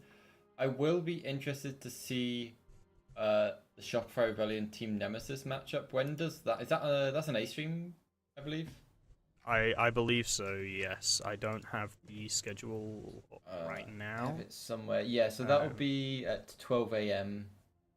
BST. So that will be in about 3 hours or so. So that will be interesting. We have Zero Tenacity, so we'll be watching Zero Tenacity at that same time. They'll be playing against Cloud9. That should be a good series, I think. Based on what we saw from Cloud9 earlier, they're looking strong but not unbeatable. I think Zero Tenacity should have a pretty good chance against them. Yeah, I'm just trying to keep an eye on the other game that we have. The Envy versus... did that game finish? Yeah, Envy won against Oh, SSG. Envy won the live fire. Okay, that's interesting. That definitely shakes things up. I was thinking there was a good comeback chance there for SSG, but yeah. I think there was a good comeback chance, but unfortunately SSG just didn't manage to close it out. I can get up the stats from that series over on Halo Data Hive if we want to have a cheeky little peek whilst we wait for the next stage of this match to start. I think Descendant here is the standout performer. The game did start. There was a few team kills back and forth, so we'll let that one start again, and then we'll bring it back to you. Yeah. So we're obviously probably texture bug or something like that. But yeah, Descendant there over on the Envy side of the stage, probably the standout player. 91 kills, only 69 deaths, and 24 assists. Meanwhile, over on the SSG side of things, Stella having an okay game at 81 kills to 89 deaths, but probably it's 79 deaths, sorry, but probably not quite the level of performance that we maybe expect from the players over on SSG. It's not the Snakebite, stellar performance we would want. No, and Stella Snakebite, for example, from the eyeball test during that Strongholds game, we saw some really good camo plays from him, but obviously, it was enough maybe to close out the Strongholds, but not enough going forwards. They really seem to struggle with those power-ups in the live fire that I saw. Yeah. That's okay. Yeah. So hopefully this game will restart soon. I don't know quite what we're going to see from Omit to make this happen. I think a good initial start, if they can get like a 10 kill lead, like if they can get kind of 2 cycles of kills off the get-go, that might put back Shopper Rebellion for a little bit and give them that little breathing room they need. But like I feel like it's just such a tall ask at this point.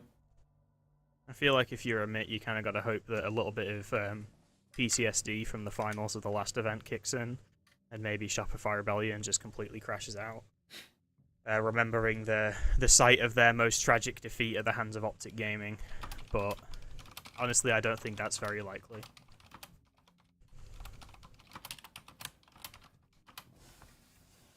Right, so yeah, it's unlikely, but I feel like I got a lot of hope for it. I feel like I don't normally put a lot of hope into some of these NA matches, but I can feel it. I just don't like seeing anybody get battered so badly as we saw in that first map. I just want to see a little bit of a comeback story. I want to see a little bit of humbling going on here for Shopper Rebellion.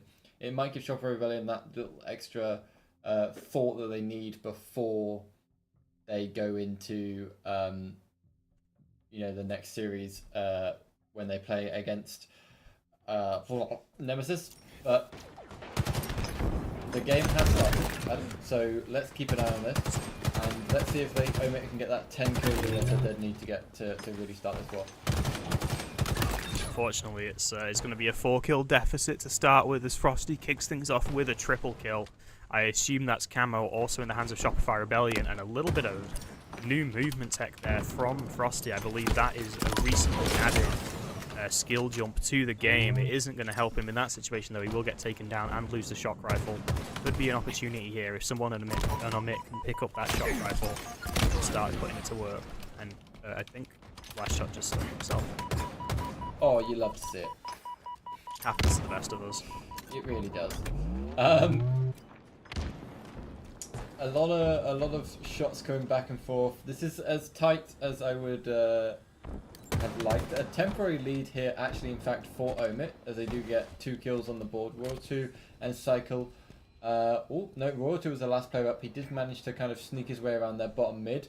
A bit of a dangerous path, but it was a good path for him to stay in. And he's going to try and spot some enemies for his teammates. A little bit of an engagement going on here, top gold. I was going to say it was a little bit alone, but last shot is able to make it happen, so that is fine for them. A little bit of back and forth, but we are tied up here again now, Adam. I actually really like the routing we've seen from Royal 2 here, sneaking around the bottom mid. I think we talk about high ground a lot in Halo and how important it is, but something that we also have to bear in mind is how valuable low ground can be for rotating. You know, you hold your position on the high ground because it's so advantageous, but you can sneak around on the low ground. You can drop down, slither about like a little snake in the grass, and then pop back up when the time is ripe. And that's exactly what we've seen from Royal 2 here. He may not have great stats right now, but he was just lurking bottom mid there for such a long time, popping up where he needed to be. Popped up C plat, found himself an assist, popped up A, found himself an assist. Now he's going to pop up C again, take down this player, and even though he's the last man standing, he finds 2 kills, both of them due to his smart positioning and also obviously his gun skill. There is a player behind him though, using his own spells against him, but Royal 2 finds a trade again in that situation despite the fact that he was surrounded. And this player here, last shot, getting taken down in tower. But Royal 2's smart gameplay there is going to make sure that Shopify Rebellion are still in the lead. I'm happy to see that was a little bit of back and forth there with these two teams, and there's a good chance we could actually see this go 1-1, which I think would be great for Omit's mental. Although players do seem to be a little bit trapped up, I think like trying to work out exactly where he needs to be as he just decides to run around in a little bit of a circle there as he changes his mind where he's going to be most effective. World 2 again with this pathing that you mentioned not that long ago, trying to maybe get his hands on the shock rifle, does pick up the grapple hook and use that to effect, does a bit of a 360 fancy pants move and manages to get the shot, does do enough damage there to Ezo, but no one there to clean it up, so Ezo will manage to stay alive, and if they can get back in there, they may get their hands on the shock rifle, not before it gets picked up by Cycle, and in turn by Frosty. A lot of nades going back and forth here, Adam. Lots of damage going back and forth, and it ends up in the favor of Shopify Rebellion, who do now have that shock rifle in hand. Yeah, and we see Frosty here lining up that shot onto the player on that catwalk. Doesn't manage to take him down, though. We've seen, I guess, a surprising lack of shock rifle connections so far this event, given the caliber of players that we're watching. Usually they're very good with them, but Royal 2 managing to pick up that camo. He does get taken down, but his death there is basically as good as a trade, because he stops that camo from getting into the hands of the other team, even if he doesn't quite manage to escape cycle there. Taken down, a little bit of a slow start from him so far this map, but he does have a good number of assists, as the last shot crosses the 10 kill mark, the first player to do so. I feel like he's going to be joined very, very quickly. Collect is not far off, neither a few other players here on Omit. I'm liking just how cutthroat this game is. We have been basically within 3 kills of these two teams for the entire match, and they are not doing anything to let that loss. I'm glad that we're seeing such a close game after the first matchup. Mortally might be able to do a little bit more here if we can want Omit to get through this one with a win, but he will try his best to make that happen. A collapse going on here on long haul. Maybe, I don't know, these two players in C-Plat, they're taking a lot of damage, but they do both live through, and that'll be another 2 kills on the board for Shopify Rebellion, getting this back to a 1 kill spread. We see a double come through. We don't see either happen here. Maybe Cycle can get an eye on those two players. Looks like they will end up going down anyway. A little bit of timing mismatch. We're now 34-34, Adam.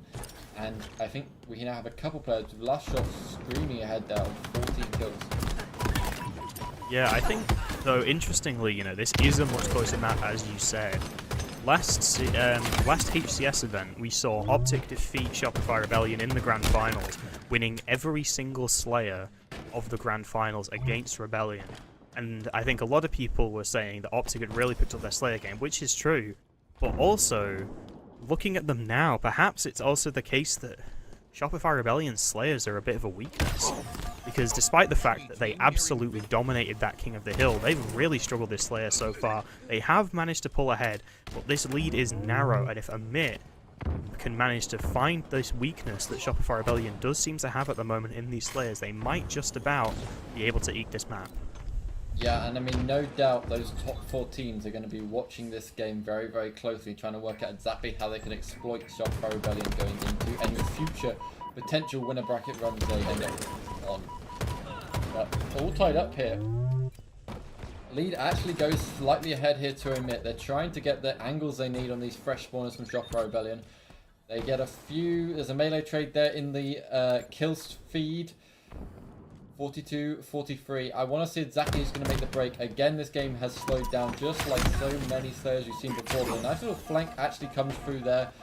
Mortally trying to stay alive for as long as he can. He does actually manage to get his shields back up, and the shock rifle in the hands of Huss is doing its work. They are now a 2-kill spread in this matchup, and it's looking to favour Omit still here for a little bit longer.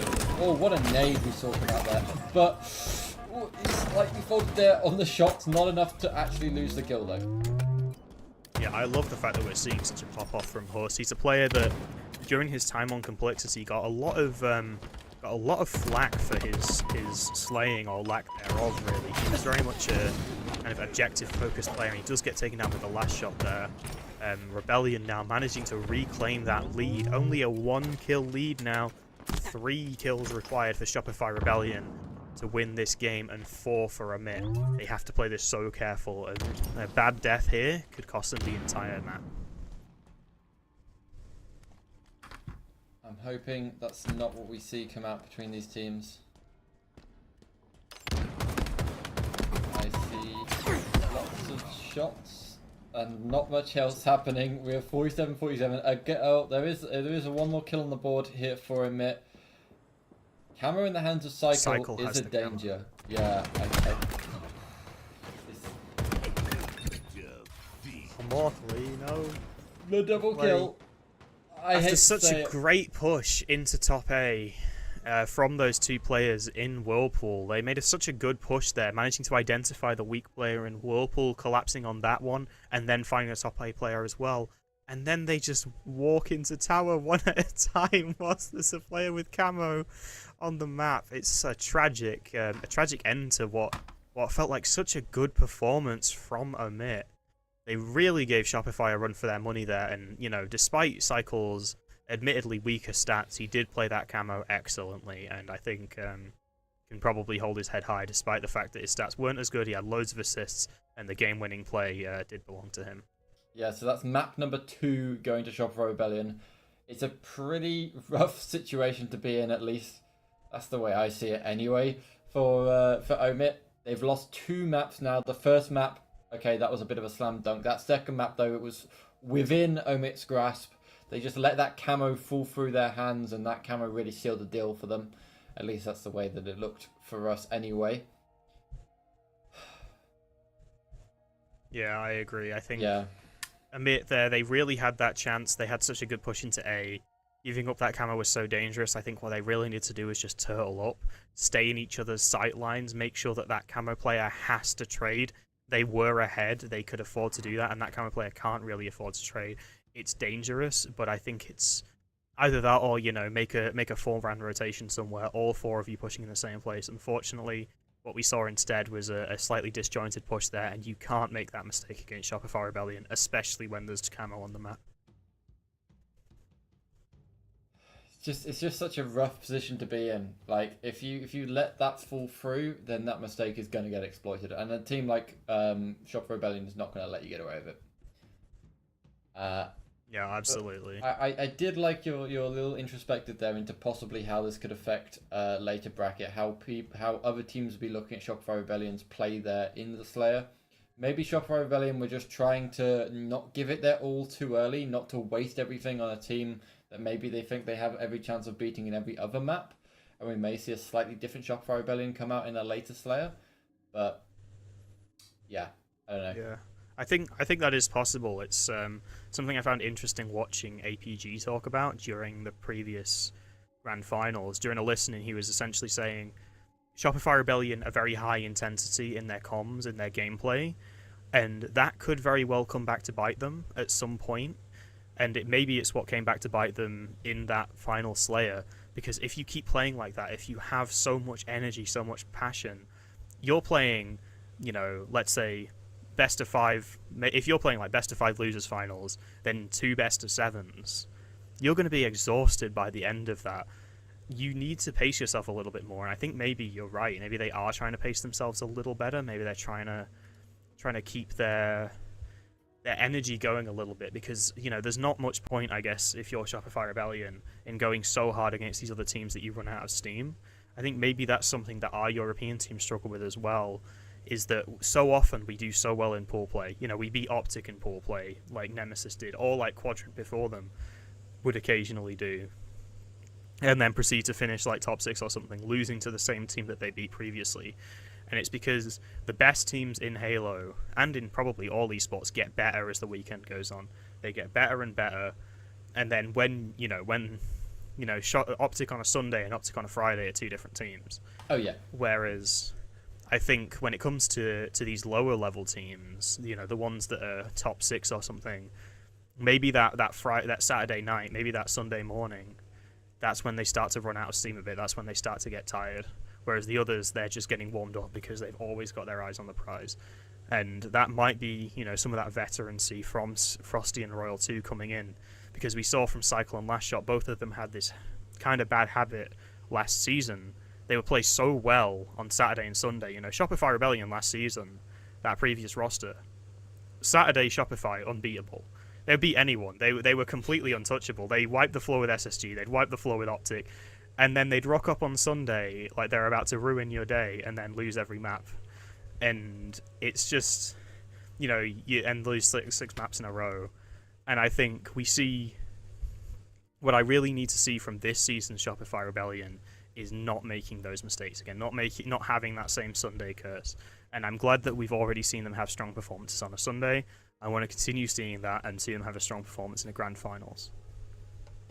Yeah, I think all of that was valid. I feel like this Shopify Rebellion roster is definitely quite a bit different to the one that we saw before, but I hope that we see them maintain this track record, and if they can, you know, turn into more of an Optic style roster, we wouldn't do them too bad in the long run. What I'm going to do, I'm going to bring us across the gameplay. We'll sit here in the background. We'll wait until the gameplay comes back. And I spoke too soon, Adam. The gameplay started. We're back.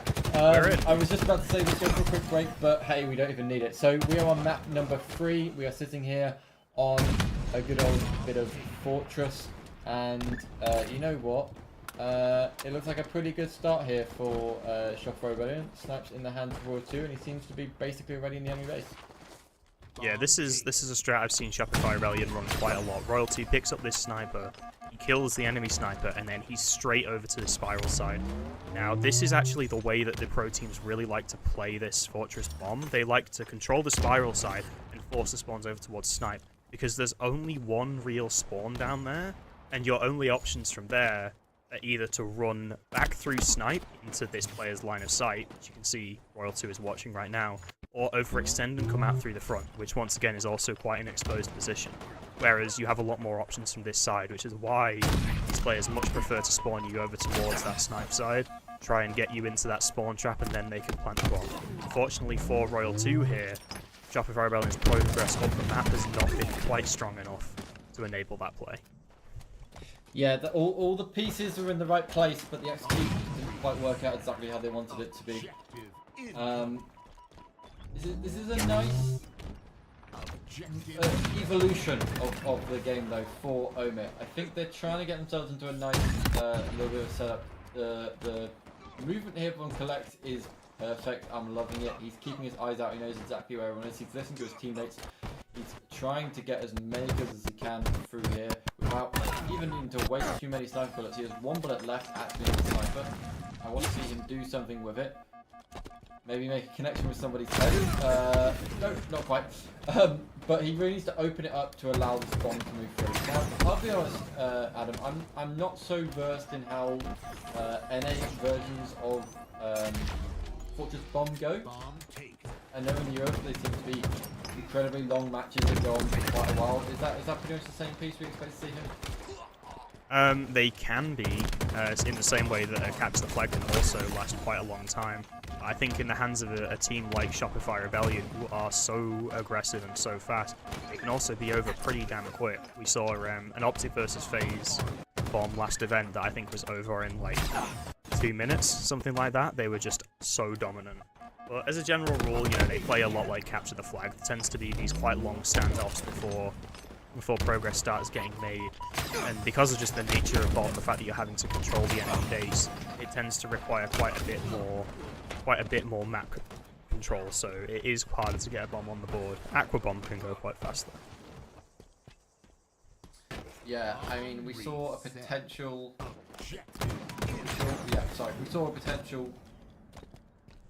sort of bomb plant go in there, but it didn't quite work out in the favour that we wanted it to work out in. The bomb has been reset, and both of these teams are now just trying to get that upper advantage they need. Kills are pretty balanced either side, but they do slightly favour the side of Shopify Rebellion, especially from that initial push that they had going there. So if we can just see them capitalise on that, I mean, 2 players are already down on the side of Omit. A few players are weak from a few sniper shots coming out of here from Frosty. If Frosty can get a lot of damage out on these players as they advance, he may be able to prevent anything from happening here.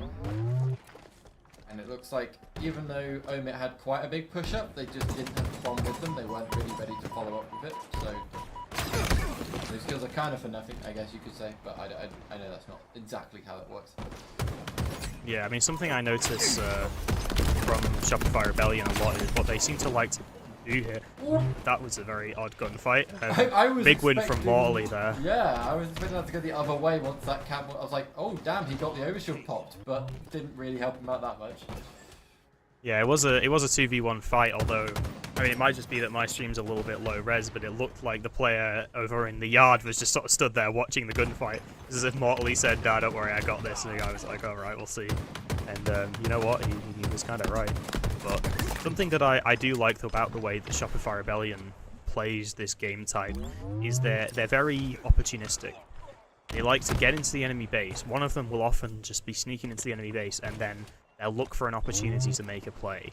They'll get there first, whereas a lot of these other teams, one of the reasons why maybe they struggle is that they'll make a play, get all these kills, but they're not in the base yet, which means they have to do it all over again once they've gotten the bomb there. So I like the fact that Shopify Rebellion is like that, although right now it does seem that Omit is on the ascendancy, as Mortally is looking to pick up another kill there. The bomb is over towards Shopify's base, but someone's got to touch it soon. Yeah, I'm not quite sure I agree with this sort of rotation out of Mortally. He was doing a pretty good job of... Oh, too slow. He's doing a pretty good job of keeping that ball just alive in the bottom of Shopify Rebellion's base, which really does hamper any progress that SRE can make. They always have that presence of knowing, hey, you know, if we drop the ball, figuratively drop the ball here, then that ball is so close to our base, they can just pick up the bomb, plant it, and then that's over. But the movement back out, like, the movement out he made towards the middle of the map didn't really provide anything, and just meant that that ball could be rotated back to them. Yeah, absolutely. Mortally now still managing to stay alive. This is kind of the same sort of play that I was just talking about with Shopify Rebellion, Mortally, and I think it's Collect. No, I think it's Ezo actually. Hanging around in Shopify's base, not just waiting for that opportunity to present itself. Unfortunately for them, Cycle has the sniper rifle. I think another Shopify Rebellion player has another sniper rifle. Two clean shots there from Cycle is going to set up Royal 2 for that melee kill onto the overshield. But unfortunately, Cycle does get taken down. It's going to be a really unfortunate situation there. It looked like Shopify Rebellion might have the opportunity to win this map right there and then, but they aren't going to manage to do it. Cycle gets taken down, Collect takes down Royal 2 as well, and this bomb is still in a neutral position. It's in a neutral position, and has like no sign of moving. It seems like one of those games where we could possibly go into overtime, or if one team gets one bomb down, that will kind of seal the map. It takes so much effort for these two teams to really open up and get that breathing room they need. But the bomb is on the move. It's in the hands of Shopify Rebellion.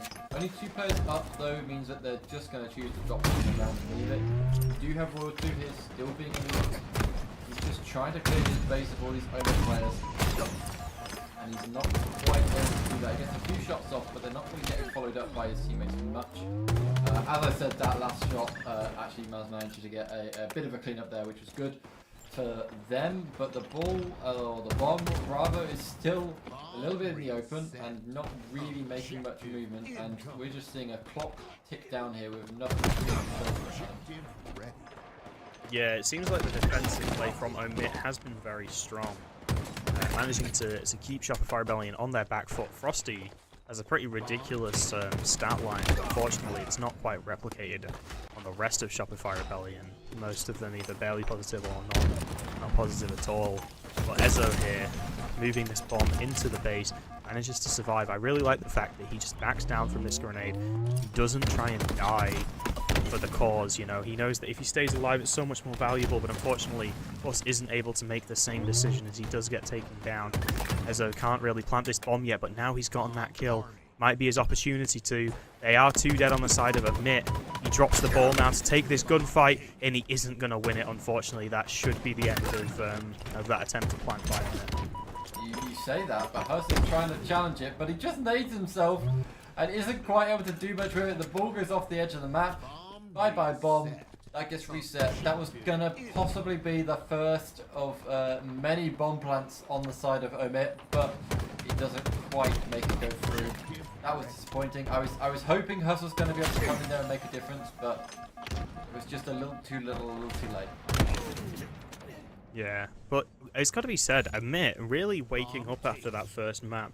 You know, really fighting back in both the Slayer and now in this here Fortress bomb.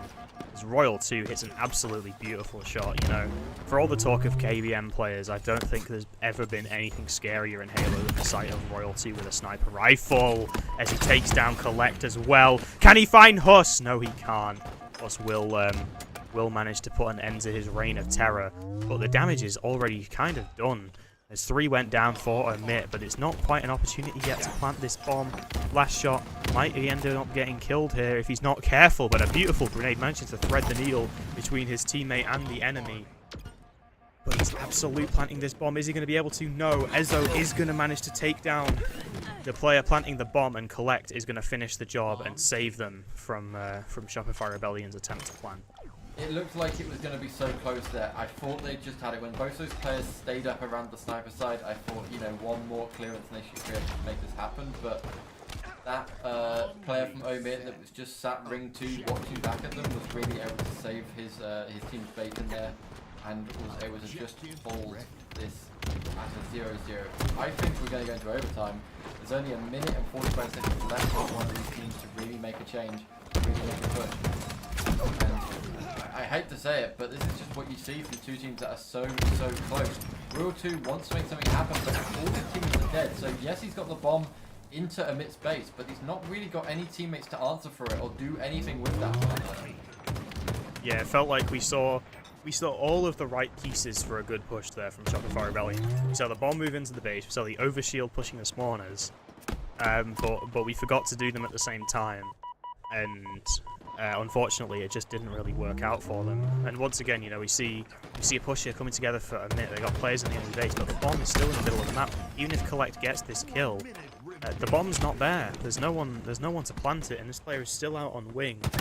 Might be one more chance now for Shopify Rebellion, especially off the back of that kill from Royal 2. He is going to be shooting from this position once again that we discussed, right back at the start of this map. This is the setup that Shopify Rebellion loves to use. This is a setup they prepared. It might actually be their chance here, but multiple players have managed to escape from this base, pushed out towards that middle map, and are going to make life so hard for Royal 2 here. Yeah, 30 seconds left, and it's going to have to be something coming out. It looks like Shopify Rebellion are in the best position to make something of these last 30 seconds, but as 4 players go down, they've not really got much to answer for. Amit Huss, he has just ran across the map with this bomb. He is in the bomb plant with it. He sees that all the players from Shopify Rebellion are spawning up around him. He needs his teammates to defend him. He got so damn close to getting that bomb plant pushed through. He just needs one of his teammates to get rid of them, grab it. There's 4 dead for Shopify Rebellion. This bomb is going to get planted. Not a second too late. 5 seconds on the plant. 5 seconds on the map. The plant is in. That is it. Bomb has gone off. That is the one plant needed there by Omid. I think Shopify Rebellion may have just basically called the game out too early and thought, you know, this is it. We're going to go into overtime. We'll make a difference from there. But Omid were just able to push that through. And that speed that we saw Huss get that ball bomb across the map was so damn fast. I didn't expect it to happen. Nearly 8k damage here, over 8k damage here for multiple players on the side of Shopify Rebellion. This is just absolutely insane. Yeah, absolutely brilliant play there from Amit in order to get that bomb at the end. It was really close, down to the wire. I thought they weren't going to get it, and then Collect arrives with that overshield, sealing Shopify Rebellion's fate. We will be going to a map 4, and if you told me after that map 1 that that'd be happening, I probably wouldn't have believed you, because that was such a shutout. But ever since then, Amit has really woken up, really gotten back into this series, and I'm very impressed. Yeah, I mean, both the Slayer and this game could have gone either way. If they had both gone to Amit, I think we'd be in a much more interesting position. The fact that it is still 2-1 to the side, yeah, the fact that it's still 2-1 to the side of Shopify Rebellion means that I'm still not holding up much hope for Amit to actually take this series, but it does put us in a very interesting position. Absolutely, and I think Shopify Rebellion, I don't know, I think Amit maybe just looking stronger on these like structured setup heavy modes. Maybe Shopify Rebellion looking a bit weaker, but you know, Recharge probably the most structured Slayer map we have. You know, all about holding those sight lines, about controlling controlling those angles. And then once again, we see Fortress, another map about structure. And it's obviously Shopify Rebellion. They have such a high level of individual skill. It really causes a lot of problems for Amit. But Amit managing to fight back, managing to keep themselves in that game nonetheless. Really impressive from them. And we're moving to a live fire strongholds, which is a more kind of free-flowing game type. It's one that Shopify Rebellion, you would expect them to be good at because of how aggressive they are. But you never know. We might see a game 5 here if Amit can keep that pressure on and keep shutting down Shopify Rebellion in those moments where it looks like they're about to take the lead. Yeah, I mean, Live Fire Stronghold still remains my favorite map mode combo, both as a player and as a spectator. I think there's just so much strategy that can go into it, a lot of forward planning, and a lot less BS that can happen, I guess is the way I'd like to say it. It feels a lot more like the vanilla game. Maybe that makes no sense, but at least that's the way I see it. So both of these teams, considering how they're both playing, I'm excited to see how they're able to perform. Yeah, I'm more of a live fire King of the Hill man myself, but I do love me some live fire. It's always a good map. I think live fire has been my favorite map in the game now since launch pretty much, and I don't see it changing anytime soon. Yeah, I feel like that's a sentiment shared by quite a lot of people. Okay, let us just we'll bring the game break screen up. We will not. I need to keep saying that we're going to bring the game break screen up, Adam, because every single time I say that, the game bloody starts. Anyway, okay, yeah. The game is about to start. We have a good start here for Shopify Rebellion. Snipes in the hands of Frosty. I wonder if that's going to make its way to Royal 2. It possibly could do.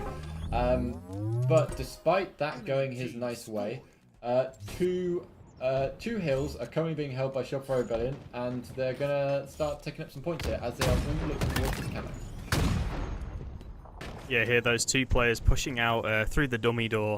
A bit of a desperate push there to try and deny that camo to Shopify Rebellion. Isn't going to pay off as Frosty takes him down with a sniper rifle now. Royal 2 with this camo. We saw some really sneaky routing from him in that Slayer, and we'll have to see if maybe he can continue that. Now we are in the strongholds. He has this this camo. He's currently 4-0. Really good start to this game from him. And they are still putting points on the board. He doesn't want to get too aggressive here, though, as he still has the camo, and just by existing on the map, he's putting pressure on the other team. And the fact that he is still up and running with the quick scopes that we're seeing like that means he's just proving his place in this. The nice shot. Will he be able to get the follow-up? He's going to try and chase that bird down. He sees him run. His teammate will get the assist, but it is fine enough for him. There is 0 points on the board here for Omir, and it looks like a repeat of that game 1 we saw, Adam, and maybe it's going to be a quick closeout. They tried to go for the triple cap. If they can prevent this B cap as well, they're going to be a good position here going into this 100-point mark. Yeah, brilliant start here from the side of Shopify Rebellion. Frosty, though, does finally get taken down. A and C now both being captured by Amit, unfortunately for them. Cycle gonna come over here, and with the help of Royal 2, clear out that C stronghold. A also gets cleared. This player bottom mid, can he win the fight? Yes, he can. Huss, once again, Huss has been kind of a hero this series, in my opinion. He's had some really strong performances, especially in the Slayer. But on the other side of the stage, Royal 2, 8-2, start this one off. Currently still 0 points on the board for Amit, and a really clean headshot from Royal 2 there. Keep map control out of Amit's favour. Not to interrupt just too much for this game, but this is a European stream, so deal with it. Zero Tenacity just got staked on the A stream. 50-25 game against FaZe. So Zero Tenacity are now 0-2 against FaZe. Not the best for us. No, but on the other hand, it is FaZe. You know, we saw something I think we saw from FaZe last event is that they're a very hard team to upset. You may, you know, they'll lose to Shopify and Optic, but they didn't drop a map to any other team that event, because I think when it comes to the teams that they're better than, they're pretty untouchable. And oh, Frosty Come on, we're not playing Halo 5 anymore. You can't be doing these shenanigans with the sniper rifle, but it's not going to stop him. Royal 2 now also wanting to put on a bit of a show of his own, watching that big door side. He's 12-3 right now, and it's not as if the objective efficiency has been slacking either, as this Shopify Rebellion roster putting so much pressure on the map. A now flipping in their favor. He's keeping an eye on that B side for the spawners, but I think they're actually spawning over towards the camo, which is good news if you're on Shopify Rebellion, because it means they're not in a position to threaten a hill off spawn. Yeah, I just want to highlight that Frosty had this sniper for majority of the time, and he was basically such a presence, he didn't get that many kills. Because he was such a presence, he was just keeping Amit from even wanting to push him. Meanwhile, Royal 2 and Last Shot were out here getting all the kills. I mean, Royal 2 is on 15 kills, but let's not forget, Last Shot sitting here with 12 assists. Right, like, there is a lot of team cohesion going on here, and it is just maintains momentum. We are actually seeing some time ticking finally on the side of Amit, but it's probably a little bit too little, a little bit too late. We can see A get converted and then B get threatened here by Omit. By Shopify Rebellion. We may see something come out of it, but with Last Shot, the last player alive on Shopify Rebellion, he needs to stay alive in this B hill. If he doesn't, then he's in danger of losing quite a lot of time here for Omit. To Omit, rather. Yeah, I absolutely agree. I think Shopify Rebellion there had such a good run, but now Amit does feel like they've finally gotten themselves into the driver's seat. Last Shot there did get caught out, not able to escape. Cycle trying to put the pressure back on, but not going to be able to survive. And we're still seeing the points ticking up in favor of Amit. And we have seen now multiple times them have this ability to scrap back into these games when they've been at such deficits, and maybe we'll be able to see it again from the side of Amit in this map as 2 players go down for Shopify Rebellion. 2 players go down, camo's in the hands of Royal 2, he just wants to up these kills, and he's just gonna be doing dirty stuff like that. There's a backsmack comes through, this second kill is all but secured to him if he can just keep it going. That's gonna be C, hopefully transforming over to Omit. That's an unofficial triple kill there for Royal 2. He is gonna be hitting 20 kills here, just alongside Omit breaking into 10. Mortally struggling quite a lot. He's 3 and 10 in this game. Ezo is 4 and 12. I feel like that like passion or ignite that they had in them on that first in those last 2 maps is kind of faltering a little bit. Over 200 points now for Shopify Rebellion. I think Omit needed to win that second Slayer. If they won that second Slayer, they'll be feeling in a much better position going into map number 5. But I feel like this may be it for their run, at least in this pool for now against Shopify Rebellion. As I'm struggling to see how they're going to be able to respond here, Adam. Yeah, I mean, what are you supposed to do against Royal 2 playing like he is this map? Although, to be fair, these players getting caught out in mud could be a slight problem, but the problem is, for as long as Frosty stays alive, they're still putting these points on the board. And now they're spawning over towards C. They are probably going to capture it, but Mortally getting forced out in a slightly dangerous spot here. He does manage to take down the Last Shot in a very important 1v1, but Shopify Rebellion converts C anyway. He's now trapped in B. Frosty fighting him from Nest is probably going to be a player big door soon as well if he's not careful. You can see him trying to cut off that angle as he takes the fight with Frosty. But more players from Amit now in towards A. Not going to be able to convert it though, as Mortally now takes the 1v1 in A and he isn't going to manage to win it. C being converted as well. B is going to be converted by Shopify Rebellion. It's not looking good for Amit. It's not looking good, and it's struggling to improve. We do have a triple cap here temporarily for Omit, but B and C are being contested. That's C getting converted, that's B getting converted. Points are ticking up again for Shopify Rebellion. They only need 10 more points, and they're going to try and push here for the triple cap. Looks like C is going to lose, so the triple cap hasn't been attained, but they are still racking up points and points and points. And Last Shot, he has the camo in hand. You can't really fault Amit for not going for the camo. They didn't have any choice. They needed to put as much pressure on these hills as they could. But with 3 hills secured, that is all she wrote. 3 hills held at the end, 250 to 65, and that is the series going the way of Shopify Rebellion. Now, I just want to say, based on that first map, this was a hell of a lot closer than we were expecting, but Shopify Rebellion do come out of this on top. I want to point out 25 and 6 from Royal 2 that map. A truly mind-boggling stat line, to be honest. What an absolute champion. He played so well that map. Just looked absolutely untouchable for a lot of it. But even so, I think, there are some question marks there for me, though, for Shopify Rebellion. We saw such a close Slayer, such a close bomb, which actually resulted in a defeat for them. Despite the fact they look so good on these other maps, does that maybe indicate that they have a slightly weaker map pool, and is that a weakness that other teams might be able to exploit? I feel like you're definitely right. I mean, looking at these scoreboards here, we do have the 3 maps, but the fact that they were not able to really make much happen on that Fortress Bomb, that's going to raise some questions. The fact that the Slayer, that should say 48, not 40, but the fact that Slayer was so close really raises some questions again for how they're going to perform against those Optic and higher tier rosters as we get to the end. But that's all we have for now in this game. We do have another B-Stream match coming up soon. Just trying to remember on the back of my head who it's going to be. It's going to be Space Station versus Complexity. I think that's what we have coming up next. So we may see some new faces when we come back. But yeah, we're going to throw to a quick break. We'll try and slap up maybe the A-Stream in the break. And come back to you with all the fun stuff we can do. Anything else you want to say before we head out, Adam? No, I think that's everything. Thanks for watching. Continue to tune in. Sweet. Thanks, guys.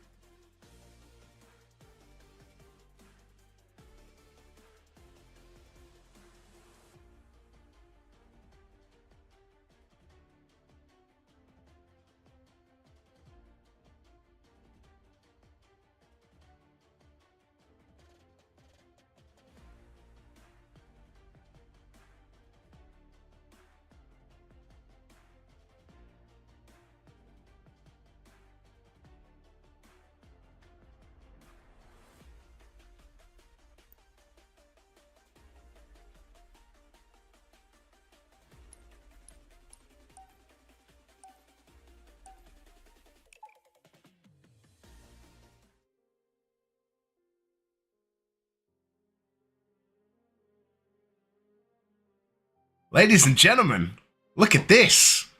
Oh my god, I'm so excited. Captain James Force, I'm back with Van Adam. Oh my god, my guy, we haven't even seen you since you like disappeared since LAN. You just left us. I got kidnapped. I got kidnapped hardcore. Do you know what? I've got to that point now where I've missed the game, and I think it's time for me to sort of show my face and that I in fact do still exist on this planet. Yeah, mate, you've got the MSI dragon. You know, mate, I'm excited. And what a way to bring you back. HCS pool play. We got casted streams. It may be a little scuffed, but you know what? We're working on it. It's the first time. We got 24 hours notice. Give us a break. We're here. Mate, I have to say, I've been out all evening with some friends from England, actually. And I've just come back to Envy beating Space Station 3-1. So I don't know what's happening in this world, but that's a little crazy. I know, you look at the rosters that they've got lined up and the players, like mainstays of HCS, right? Lucid, Snake, White, Stellar, etc. on Space Station. And then, you know, not that Envy are a bad team by any means, but when you've got a stacked household team and then you've got Envy who are still great players, but you just, you know, anything can happen, right? Yeah, it's exciting, right? Nemesis, of course, getting the job done a little bit earlier, and that's kind of the interesting thing as well, right? Is that SSG, we talk about it, but they're up next. Like, that's the game that we're about to cast, is SSG versus Complexity. Complexity about to roll out into it. I believe the game's gone live, so we can just throw straight to it. But yeah, the one thing I was gonna say is, as we are going to get into this game, is that the open bracket, right, is still going. BH3 in winners quarterfinal, Mind Freak in a winners quarterfinal, Ether, Alpha, Dark Inside, Forsaken, all the regular peeps, and BH3 are playing Unreal Nightmare, which is Super CC, Envor, kind of that roster. So that's going to be a tough challenge for them, I think. But mate, let's get into it. Complexity. Starting off the rip, looking pretty good. Yeah, for sure. And you know, I'm gonna have to get my glasses on properly to be able to remember the callouts and see where people are on this monochrome map. But looks like we got some fights breaking out on the hillside as some of the players. Triple kill coming in. Ooh, it gets shut down. No overkill for you, Lucid. Definitely stopping him in his tracks. Power-ups are coming up. I think this is the part of the early game where the teams have to decide what they're going for, and it looks like Space Station decided it's the camo. Oh no, Complexity rather. My eyes deceive me. Alright, yeah, Stella, by the way, 10 kills already. Just easy off the rip. I mean, SSG are 1-0 up, and like I mentioned it, like, you know, losing to Envy, oh my god, there were 3 people on Complexity, rather. It's, yeah, definitely time to, if you're Space Station, to absolutely lock in. Like, you do not want to kind of let this get away, as you're going to see a perfect in the chat, but you can also see that Complexity just doing so much work on this yard hill as well. And I really find that despite the as I was saying about Space Station, their like objective powerhouse kind of, you know, Eco himself being so efficient at managing his team with an objective play, Complexity are definitely making sure that with Sparty on their team as well, that this match is, it's a bit of a rough one straight away from the beginning, and even though Sparty's not quite had the chance to start up as he would like to, rather that Stella has with his 12-5 line, they're still kind of feeling each other out here. You know, it's a pool play is kind of that kind of area where I think teams get to really feel each other out a little bit when they get to meet on stage together. But with it being so early in the week, this might be time where the teams try to figure out, as long as they can get that first and second place in that pool, right?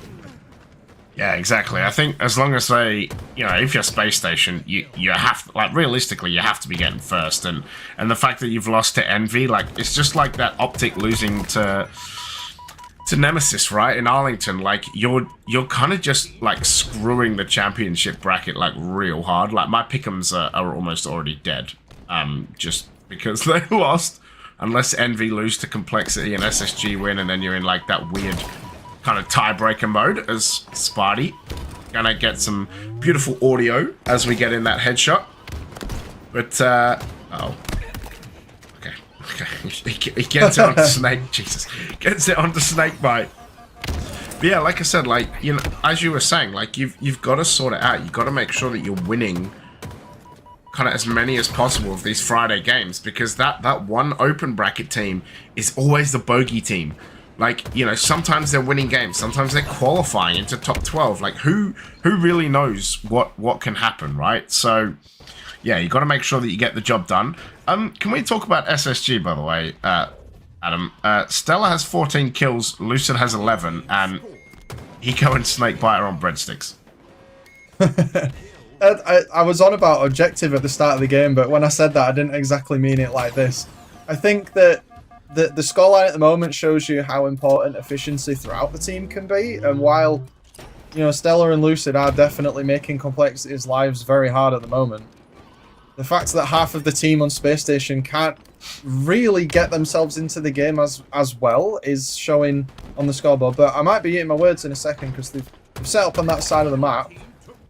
And it looked like they were trying to get some time, but Caster's Curse, you say something's going well, and then you go, it flips over. Yeah, Complexity.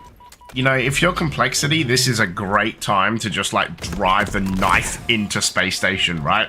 Like, they've just lost to a team that, you know, they really shouldn't have. I had actually picked Envy to go 0-3. Just because of what happened in Arlington as well, right? When they got absolutely slammed as LG, like... That should never have happened either. But yeah, if you're Cole, like, this is the one you got to win. Like, SSG are down bad. Like, they're on the back foot. You just got to beat them out. And if you're SSG, oh my god, they miss a camo as well. If you're SSG, this is the time you got to, like, okay, guys, like, we lost to Envy, fine, but we have to beat Complexity. Can you imagine at the end of this series if Space Station is 0-2 going into Saturday? I would say with how that might affect your mental game, that you're not having a good time. I mean, looking back at the last major, was it Optic who lost in like the first round of winners and ended up having to do the full comeback? Yep. And it's just like, when you're a team that's of the, you know, the top 4, you can't afford to be losing a series. But then again, Envy are 5th seed, so you know they are a team to reckon with. But at the same time, as I was saying, Sparty just doesn't even care that the aim assist on this weapon got nerfed, however long ago that was. Oh, my brother. Headshots left and right. I know. I've been on another planet, alright. Nah, and to be honest, like, the thing is that the reason I mentioned LG, right, is because LG were 5th seed. That's not a good name. LG were 5th seed last major, and they got 0-3 in groups. So... like, and most of that team is now this kind of Envy team. So, yeah. Also, if you're SSG, by the way, you're 3.5 heals down. They've really got to like nut up right now, otherwise they're in trouble. I think with us having other game types like Recharge, Slayer after this, I don't want to take away from the game we've got in front of us right now. I definitely feel like the next game in the series, I think, definitely favours Space Station from like a raw statistical point of view. But at the same time, I did not expect to be sat here with Complexity closing in on this 4th hill. Still 2 minutes left on the game clock, so it's not exactly been a slow game. And half of Space Station still aren't really in the game yet, and that's surprising for Snakebite. It's surprising for Eco as well. I think Complexity are definitely saying, hey, we want a top 2 spot in this pool, and we're going to go through you for it, and we're going to potentially go through Envy as well if we can take you down. Yeah, mate, like, this is going to be real hectic. Also, isn't it top seed? Yeah, this is done, by the way. This game is just over. Wow. I can't believe that. I can't believe yeah, this is like we've been blabbering a little bit, but Complexity have absolutely just slammed Space Station, by the way. But the thing is like, if you're that if you're that top seed coming out of open bracket and Space Station is like 0-2, you're like, guys, can we do this? Like, all you have to do is you have to beat someone else, which is obviously not easy, right? But for Ether, like, they've showed that they can beat other people as top seed, right? If they can beat other people, does that suddenly mean that like Space Station could miss out because of like tiebreaker rule? Like, can you imagine if Space Station missed out on tiebreaker rules? Like they finished top 16. Like that'd be criminal. That would be ridiculous, but with genuinely outrageous. With the roster they have, that would be criminal. I don't think that's going to happen. But it's always good to, a bit of drama early in the weekend. We're not even on to the bracket yet, and we're already talking about this. We're not even halfway through. Yeah, we're like not even halfway through Friday. Space Station have had this really slow start. We will be jumping in. There we go. Map order. We will be jumping into Recharge Slayer next. I was talking about that previously. I personally feel like that heavily favours Space Station.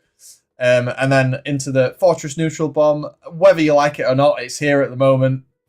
We'll see how that goes now that the teams have had yet another few months to figure out what they want to do. And then on to Live 5 Strongholds. And maybe Aquarius Slayer, but I'm going to stick to my guns here. If this goes to a Game 5, I'm going SSG, because from a Slayer point of view, as I keep saying, I feel like SSG just have it. Yeah, that's fair. I think Complexity need to win this like kind of 3-1 like Envy did, right, to kind of clean it up. But yeah, I mean, we're now in the back half of Friday, right? So we've had 6 down, 6 to go, and yeah, I think really that kind of Space Station Envy is the only real upset, right? If we check in with Europe, like you said, Nemesis getting it done 3-0 over Emit, Zero Tenacity falling 3-0 to FaZe Clan. That was always going to be tough. After this BO5, yeah, that was always going to be difficult. After this BO5 is Cloud9 versus Zero Tenacity. So have Z10 on the B stream after this. I think that will be a good game. I believe FaZe also won 3-0. Let me pull up which pool they're in. 3-1 against Cloud9. I don't get any more breakdown than that, so I can't tell you exactly what that looked like. But yeah, I think that's gonna be a really banger game, kind of Z10 and Cloud9, because I think that will also really lock in that Saturday, right? So yeah, I think it's gonna be a good. At the same time, of course, Nemesis playing Rebellion, which I think is going to be a straight banger out of Pool B. Yeah, the Nem boys are doing well. They're themselves right now. They're in their pools. They're sitting on a 1-0. Always good to start off with that first series in your pocket.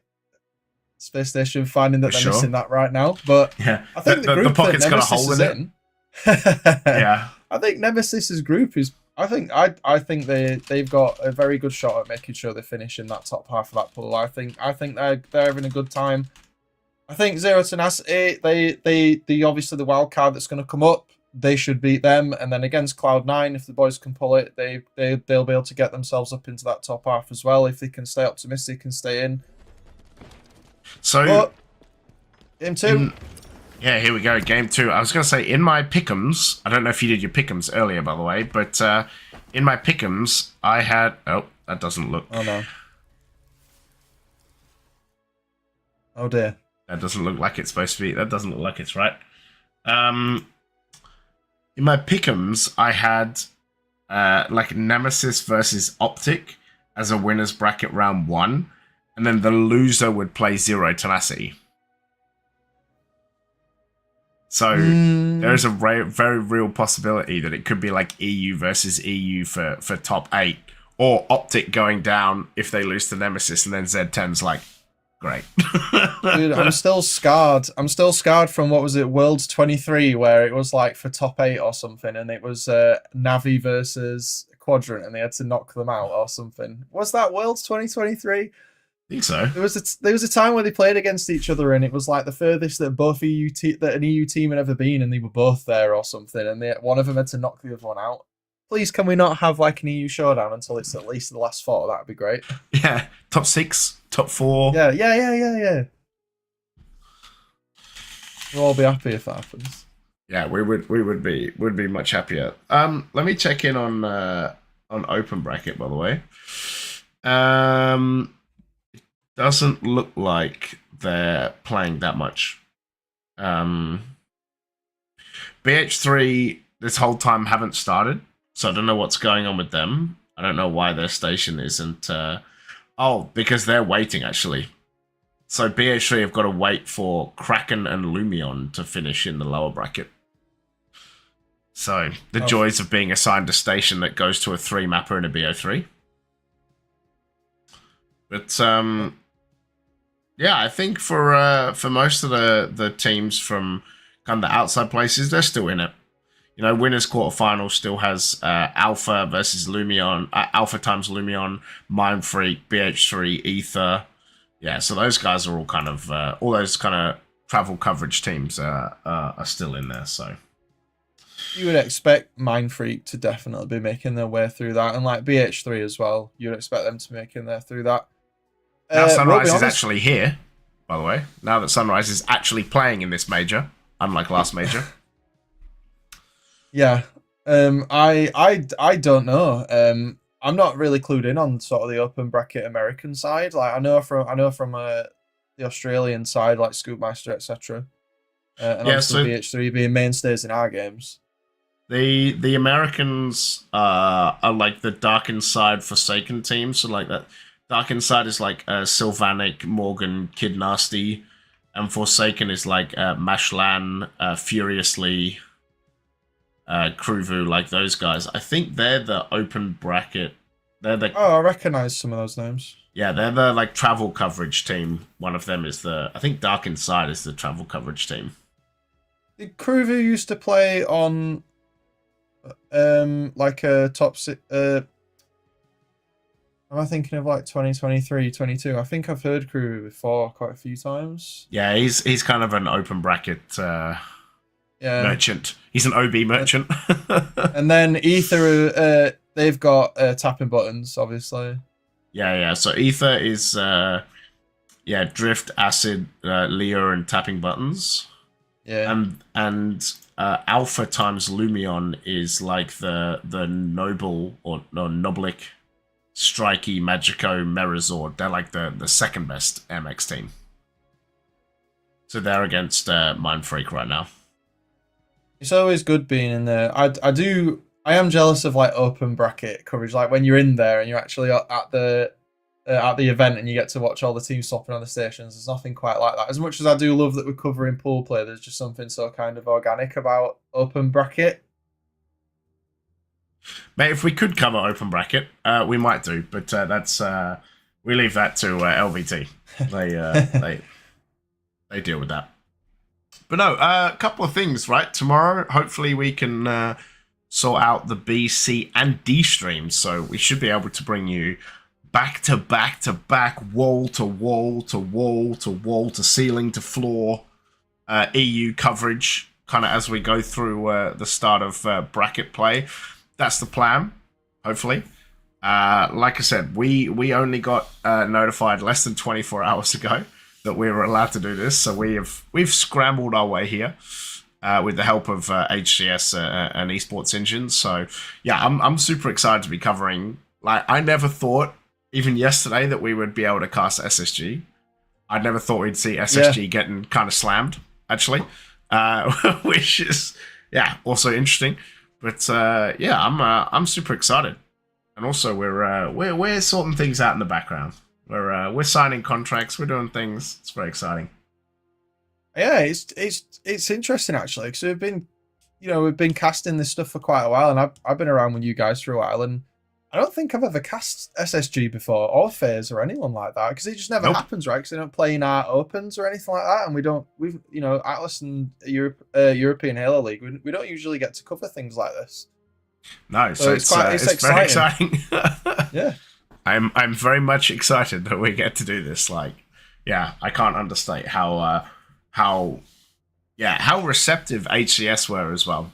Like, that's kind of the massive thanks to them, is that we kind of brought this up a few weeks ago, and they were super receptive. In fact, they actually told us probably not DreamHack because it's too close.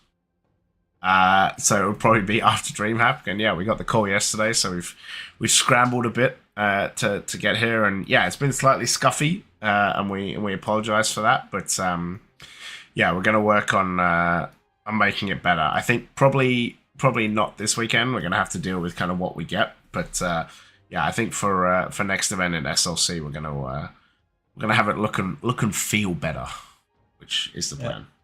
And behind the scenes, I know you guys have all been fighting the good fight to get something like this since Twickenham. So like it's trying to get some form of coverage that was, you know, we love doing the open stuff. We love doing like the open bracket stuff, but also getting to do things like this as well, just to give you like more coverage and just cover more stuff from another perspective.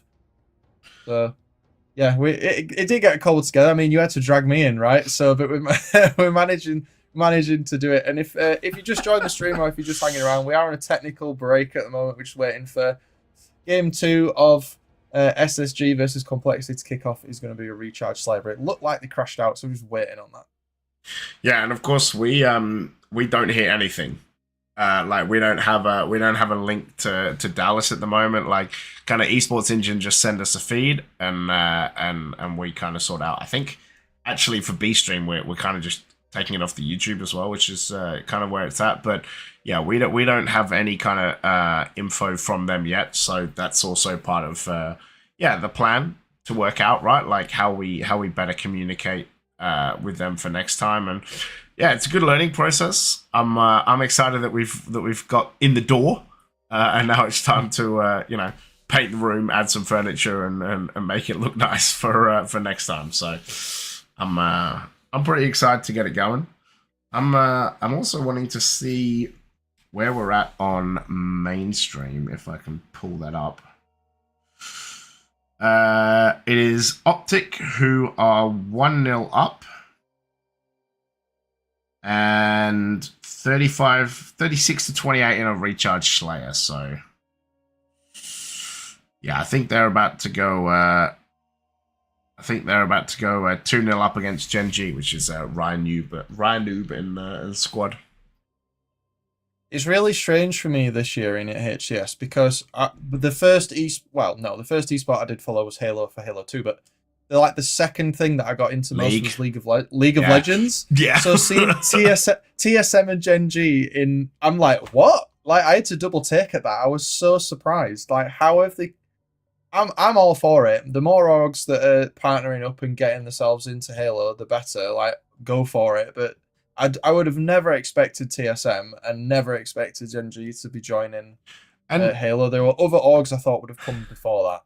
And TSM is a partnered org as well, right? So yeah, they're gonna have like some black and white Spartans coming later this year. But yeah, I was also slightly weirded out when I saw Gen G. Yeah, it's yeah.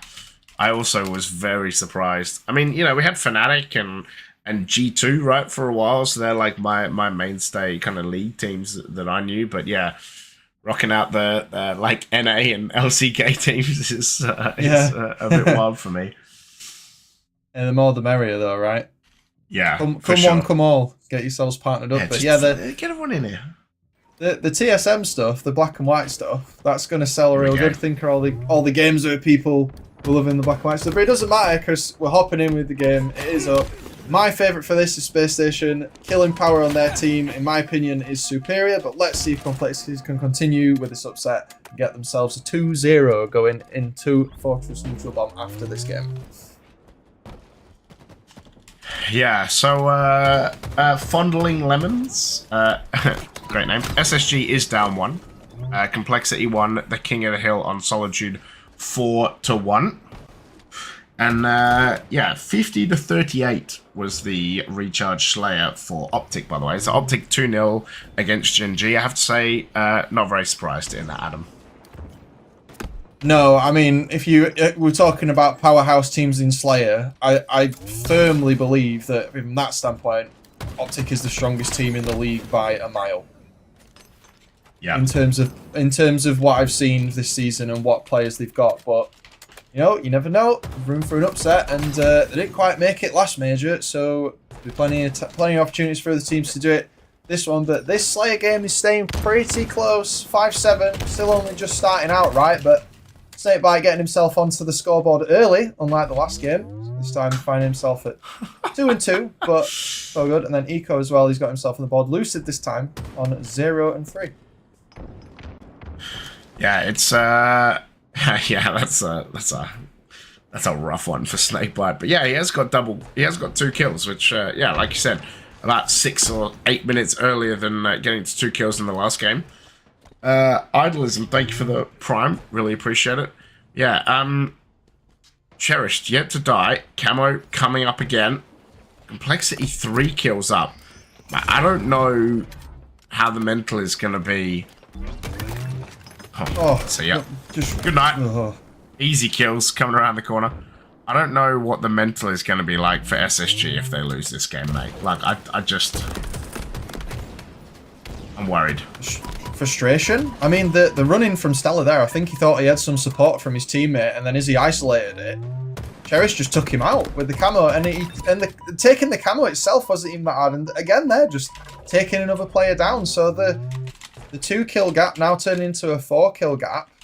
Complexity must be feeling real good. Space Station needs to control the frustration that he might be feeling at this point. It is a best of 5, so there's plenty of time. But at the same time, Eco 1-4. Lucy's managed to get himself a few kills, but at the moment, look at the top 2 players on Complexity here. 5-0 on the scoreline for Cheris finds himself 5-1 now, but Sparty 4-3, so with 3 assists as well.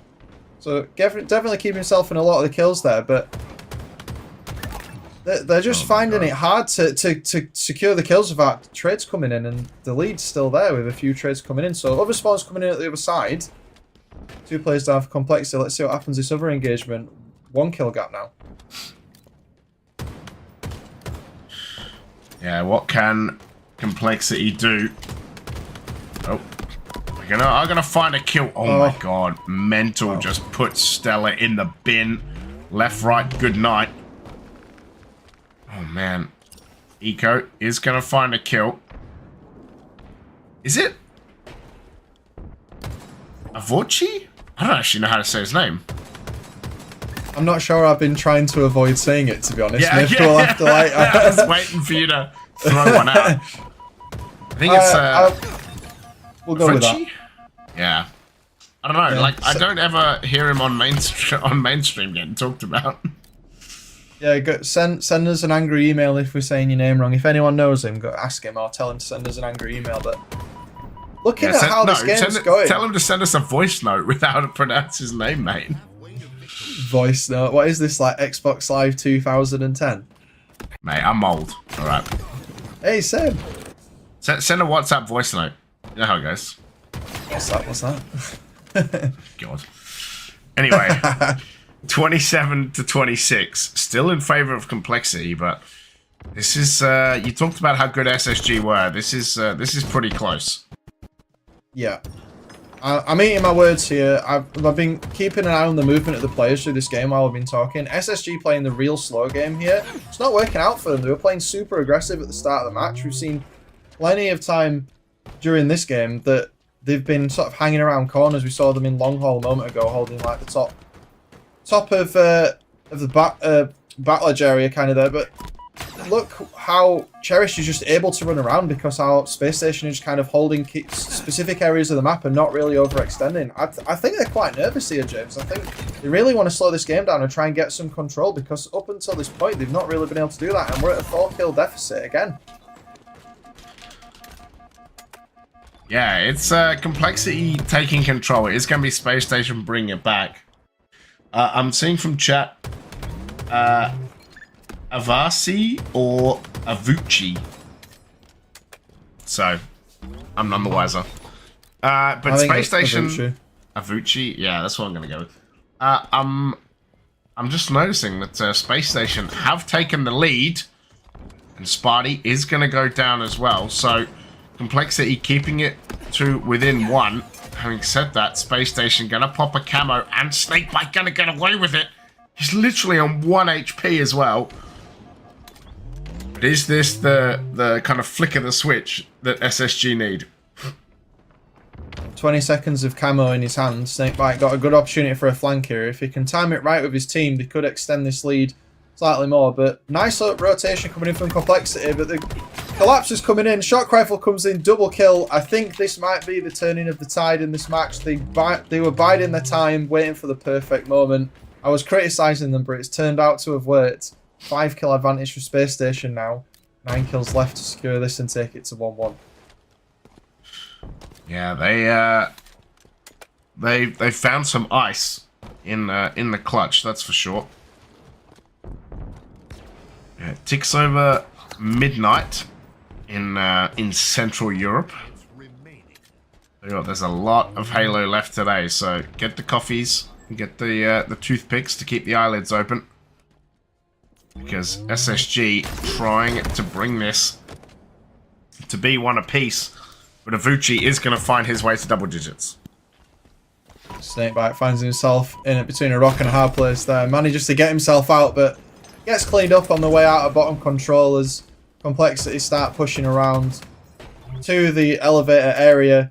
And I think the pacing of this game has definitely gone more towards the erratic side. I went from a slow control game from both teams trying to find some form of advantage, and now they're just fast and furious flying across the map trying to collapse. They've got 2 players left for Complexity. A Space Station will not allow that to stand. A trade is great for them.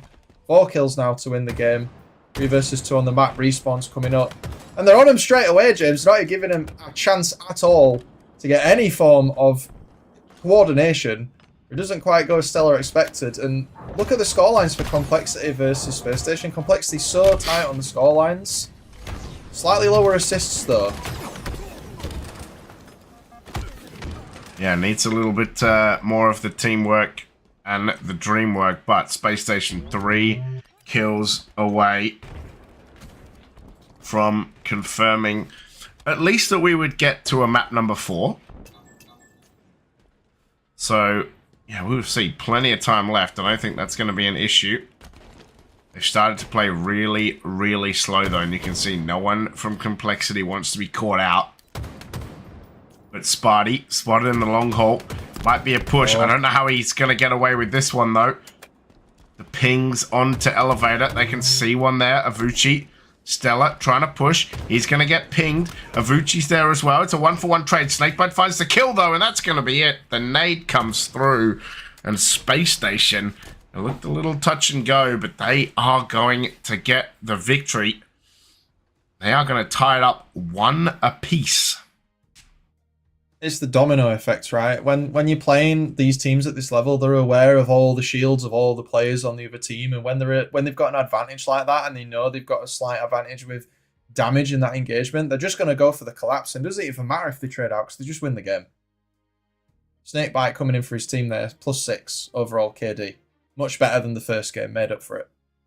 Yeah, it was definitely much more of a presence on that map. So, yeah, kudos to them, right? Like, you know, being those few kills down, it's easy to just kind of like throw the mental away and just kind of get rolled over. But yeah, for them, they managed to kind of sort it out and get it done and make it work. So, yeah, we are going to go to a map number 3. And if I quickly check in with our favorite A-Stream, it is 1-0 halfway through the Fortress Bomb in favor of Optic.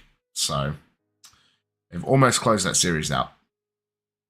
Almost. Yeah, you would think that Optic definitely would have the advantage over Gen.G. As much as I like my League of Legends teams, Optic being the powerhouse they are, as I've said, they should take that series. I agree. What do you think in chat? Peeps, do you think Optic should be winning? Also, who do you think is going to win this as well? Of course, still at least 2 more games to go, maybe 3. Who knows? We are moving on to a Fortress neutral bomb as well. This is going to be rough, mate. Mate, I'm so surprised this map's still in rotation with the towers having not been changed yet. This map is... It's kind of... I like it because it reminds me of Sanctuary from Halo 2. Just like Forbidden does. In terms of design and layout, but I also cannot stand this map because if you allow your enemy team to get both sniper rifles, you might as well just quit the game. Especially when it's neutral bomb. I feel like this map, I don't want to be super negative, it's very reminiscent of the problems that the Interference had with how the spawns work because of the flow of the map. Terrible. I want to love this map. I really want to like it. I think it can flow well. I don't know if Fortress is the game type for it. I feel like Capture the Flag is much better. I also like that we don't have Slayer for this map in HCS because that would be insane. Yeah, this also would be a very, very weird map. I don't think it would be any good at all. I can see Damos saying he thinks you're a Teemo main or a Shaco main. Teemo, no, support main. Thresh. Ah, there you go. Back when I used to play, I haven't touched League of Legends since blooming hell. We're like season 8. I was jungle main, so I was like a Sejuani Vi. That was my... Or Ezreal ADC. That's also... We had like a running joke in my friend group. So I'd just play whatever the gap was. So I ended up being my mains this, my mains that. So I have like so many characters that I actually have loads of mastery points on because I just end up playing everything. You're just like the Swiss Army knife. No, it's just a really long way of saying I was bad. Yeah. I was just put anywhere they needed me. Support main plays Thresh. Hey, Thresh is good. Buzz Lightyear gifts. Could be worse, Damos. I could be a Pyke player. Nobody likes Pyke players. That's true. Let's have a look. Dark Insider 1-0 up against Forsaken. And it looks like the other games have either started or are about to start in that winners quarterfinal. So we'll check in with BH3 and Unreal Nightmare. They must be close to their first match being complete. I think they're either about to play. I think they're about to play. But the thing is like Dark Inside and Forsaken have been going for 55 minutes and it's 1-0. 55 minutes.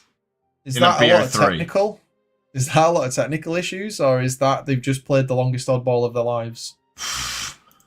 I don't even know what is the open bracket maps and modes. A way to find out. There might be an order of play, maybe. They don't use Faceit, do they, anymore? It's Esports Engine. Yeah, it's start.gg is what they use, and it's so suboptimal. I don't ever know where to look for it. Hellshot's asking if I'm still grinding matchmaking. I'm thinking about coming back to matchmaking, Hellshot. I've been very busy. These guys had to send a telegram to Saturn to get me to come and... I literally, like, four carrier pigeons died just to get a message to him. It was a tragic affair. I will be showing up and shoutcasting quite a bit more for these guys in the coming weeks. I will be getting myself back into matchmaking, where anyone who's watching who's probably at Onyx 1600 can tell me that I definitely deserve to be in good old Diamond 7. Onyx, but not quite. 1500 to 1560. Slamming grounds. Onyx, what's that like? Can't be me. Just take me back to Halo 5. It was so much easier when my age was so much lower. Mate, take me back to Combat Evolved. Now that's where Blood Gulch was where I excelled. Optic are going to win this series 3-0 against Gen G, by the way. That is done, dusted, signed, sealed, delivered. So... yeah, speaking of signed, sealed, delivered, that was a very good segue, wasn't it? And it's always great when you go into the camera view and straight away 3 players on complexity are dead and Stella's running the bomb with overshield into the enemy base. That's not a good feel if you're on the side of complexity for the opener on this map. However, the map is so small that it turns out it doesn't even matter. And sniper in hand, Lucy's going to try and do some damage. Helps Eco get an assist. And just holding this area here, James, this can be so annoying for the other team. Yeah, SSG did lose against NB Hellshot. It was 3-1 as well.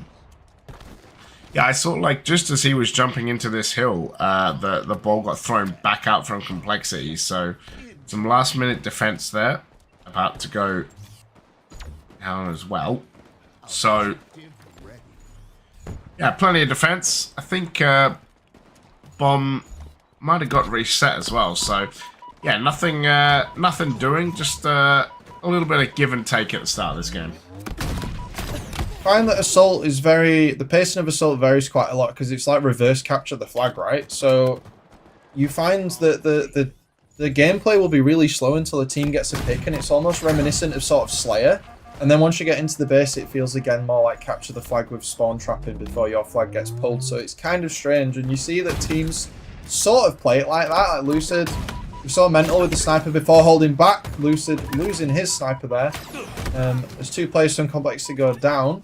He loses his own life in the bottom of the base as well. So we'll see here that Space Station Eco might try to move up a little bit to get some pressure. You see the bomb just on Complexity's base there. Sparty's trying to get the flank on to stop this. So it's very reminiscent of this sort of like hybrid capture the flag Slayer type gameplay. Yeah, I agree, and I think it's, you know, for these guys, you know, we've had neutral bomb a while, right? But so many players still don't really know kind of the best way, or I guess like how to properly make it work, or you know, what's best, offense or defense. Like, it's just, you watch this game sometimes and you're just like, man, it just seems like a struggle for almost every single person involved. Like, it seems like, you know, most people don't really have an idea of what they're doing in this map, or if they do, it's just really hard to execute. Yeah, I like to default to 2 pieces of advice. The first one is like, keep it simple, stupid. And then the second piece of advice is slay first. So if you don't know what to do in Assault, the right thing to do is just make sure the enemy team is not on the field, because if they're not on the field, they can't plant the bomb, right? Then the idea is you want to see them, you want to spawn trap, and then once you spawn trap, then you can play with the bomb. We saw earlier when I was talking about Sparty, he was flanking around to prevent that spawn trap, and now Stella's like stuck in his in spiral. Complexity are trying to funnel his team to that side of the map, and Lucid has spawned at the other side and got the sniper, so it didn't quite work out. But you can see what they're trying to do.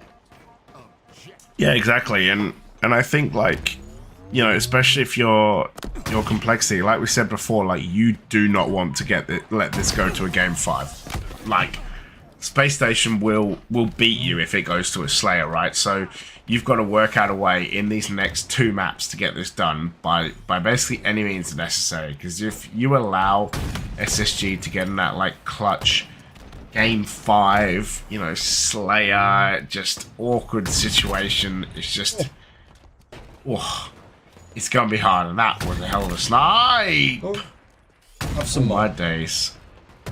Go on, have that one. Oh, days. But yeah, 8 minutes to go, and Complexity do have a bomb and a very good sniper with only 1 bullet left.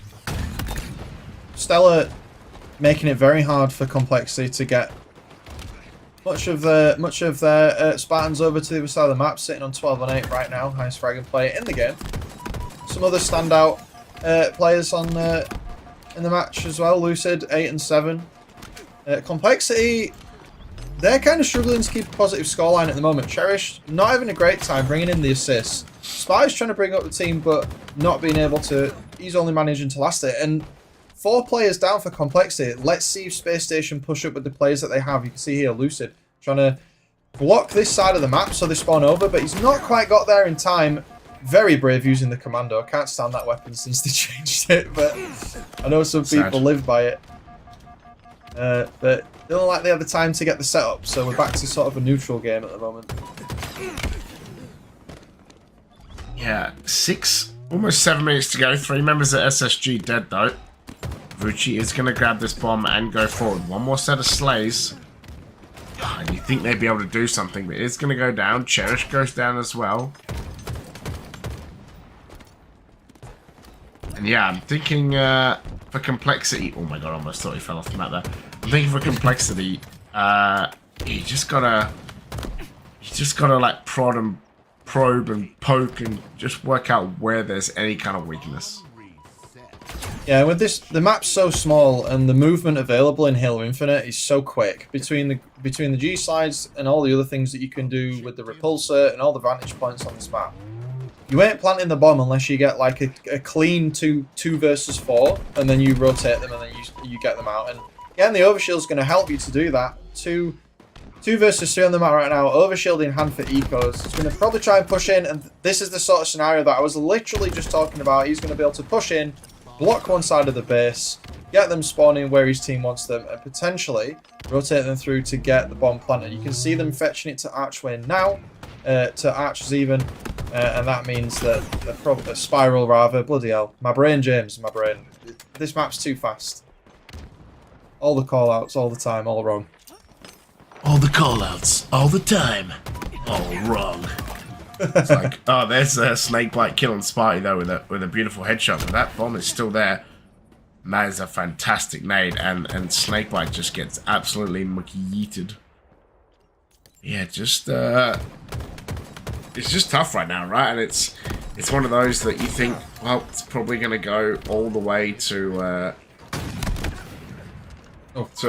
you know, the end of time and maybe even overtime, because that's kind of how it is. But I'm hoping I'm proved wrong. But with just under 5 minutes to go and Space Station 4 dead, can Complexity actually do something? It all depends on how fast they can move up the map here. Cherry's just trying to find something, but he's not getting anything. And it's because Space Station have tried to move around the other side of the map while the bomb's resetting. And if he can get this kill, that's going to give them the scenario that they need to want to push with the bomb. Someone in middle needs to be ready to move it, but there's not anyone quite there, because Space Station are fighting on their side of the map. But Cherry's just waiting for respawns. It's just this disruption, James. This kind of disruption, keeping the game slightly tipped in your favour because you're already on their side of the map. This is what leads to where bombs end up getting planted. But because Stella was doing it back to Complexity at the same time at the other side of the map, we just ended up, yet again, back in this neutral game where no one really has an advantage. That was cheeky and very hopeful. Yeah, that it was. But yeah, again, like you said, bomb just stuck in the middle. It is going to be Lucid who does find that OS, but you know, if I'm Complexity, like, I'm still taking positives away from how this is looking. Like, it's basically 3.5 minutes on the clock. You haven't let SSG score, and honestly, Adam, like, their base defense has been top tier. The way that, to be fair, the way that both teams have managed to counter full pushes, because a lot of the teams are playing 3-1, right? So they're sending 3 players to one side, and then there's usually another player somewhere else, but they're usually dead because of the way the team's playing. We've seen numerous players, Stella, Sparty, during this match, flank around and just stop the 3-man push on one side by shooting them in the back once they push forward. It's so effective because the map is so blooming small. Yeah, not wrong. With 3 minutes to go, it's going to be a good kill from Sparty, who does manage to find one. Stella leading the way on 18, mental as well. Yeah, it's just about what these guys can do in this last 2 minutes. Vucci getting the ping out. Can Complexity take this to a game 4 with a 2-1 lead, or will SSG find something in this last 2.5 minutes? It's 3 dead. Oh my god, you can't fumble this. This is the tipping point for the series. Space Station, I feel, will lock in if they can plant this bomb. Can they, though? That's the real question. Because that amount of time on this map is an eternity. 6 seconds there, that is a really long time for this map. Yeah, and it's just... like, it just seems to be, like, just going back and forward, right? Like, whenever Complexity find 2 kills, like, Space Station are there to find 2 as well. Oh, 3 dead. This might be it. I'm so surprised that Space Station are not moving the bomb and just kind of playing scrappy with the planting, but they must know something we don't, because even with the overshield intact, EcoSmith was not pushing over. And all the players on Complexity, this looping around, the gaps and the way they move through, they know what the game state is, they know when they need to flank around, and even though we were convinced there, I was really convinced that we were going to see a bomb plant from Space Station there. No overcommitting from either team. Yeah, maybe, sorry, I got a strepsil for the throat. Maybe you know, it does need a little bit of overcommitment. Maybe it does need someone to kind of push out and really kind of take the initiative, because I guess, like, maybe they're, you know, for SSG, maybe it's a bit of fear. Like, they're 4 dead. Like, maybe for SSG, it's a bit of fear. Like, we don't want to go 2-1 down, so maybe we just kind of play for the draw rather than we actually pay for the win and do all that kind of stuff. So, yeah, I mean, one of these teams, they've got to take, you know, all of this kind of... Oh, I was going to say... No, wait. Oh, no. Oh, my God. I was going to say initiative, but... Still partially armed. Yeah, I think it's coming back. I think this is going in. It's 4 dead for Space Station. It's a triple kill for Sparty. And with 30 seconds left, I think Complexity have just won the game, Ben Adam. I can't... The way that that this game mode can sneak up on you like that, like, we were talking about other things in the match, but the way that Complexity held that base there, and then people forget it's partially armed even if you throw it away, so it was right for Stella to throw the bomb away. I think it was there, but it wasn't enough because it just threw it straight into the arms of Vucci, and here we are. 2-0 to Complexity, James. Mate, I don't know what world that is, by the way. Like, Mental just dropped 25 kills to make that happen as well. Like, Sparty with 14 assists. Like, just... I don't know. What are SSG doing, brother? Like, this just has a Game 5 written all over it. But what is up with SSG right now? They are looking terrible. It's a very interesting turn of events, and we are going into a live fire strongholds next. I would say, and I keep saying this, I would say with the players that Space Station have historically, live fire strongholds kind of plays towards their strengths, but it's a new group. They've got different players in the team. You'd be surprised how much team chemistry changes by just switching out, you know, like Penguin for Lucid or something like that. It actually makes a huge difference. Yeah, it's it's wild to me. Like, and I think probably out of all the top 4, I think Space Station are the ones that have been kind of underperforming. Because even if we look at, like, what happened in Arlington, were they the 4th seed? Like, did they end up finishing 4th? Let me check. Yeah, they ended up finishing 4th, right? And they beat Cloud9 3-2. So, like, they lost to Slayer and they, like, just scraped to Game 5 and then got absolutely wiped by Optic. So that was also, like, not very close, right? They got wiped by Shopify in the upper bracket. Like, they went 3-1 against Z10, where, yeah, it wasn't that close, but they lost an oddball. Like, they just haven't looked. They're definitely the worst of the top 4 teams, for sure. This series so far, looking at the matches we've had, Complexity, strong win in King of the Hill Solitude there, but the win on Recharge from SSG and then the win just now on Fortress from Complexity, these last 2 games have been closer than SSG would have liked.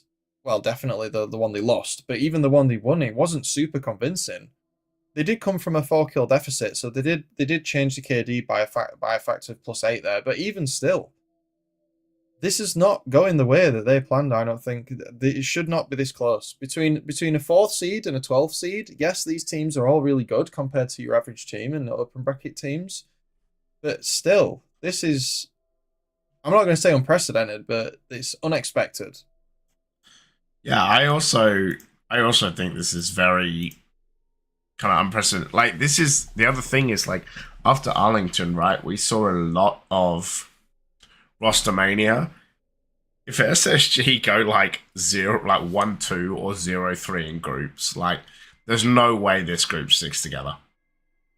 And and people have been talking about, like, this is the wrong mix. Like, I've seen multiple times people mention, you know, there's too many of one type of player, or there's too many of, you know, X going on in this group, and it's not going to work. So they have got to work they have got to work something out real quick, especially right now, because if they lose this, they are just so done.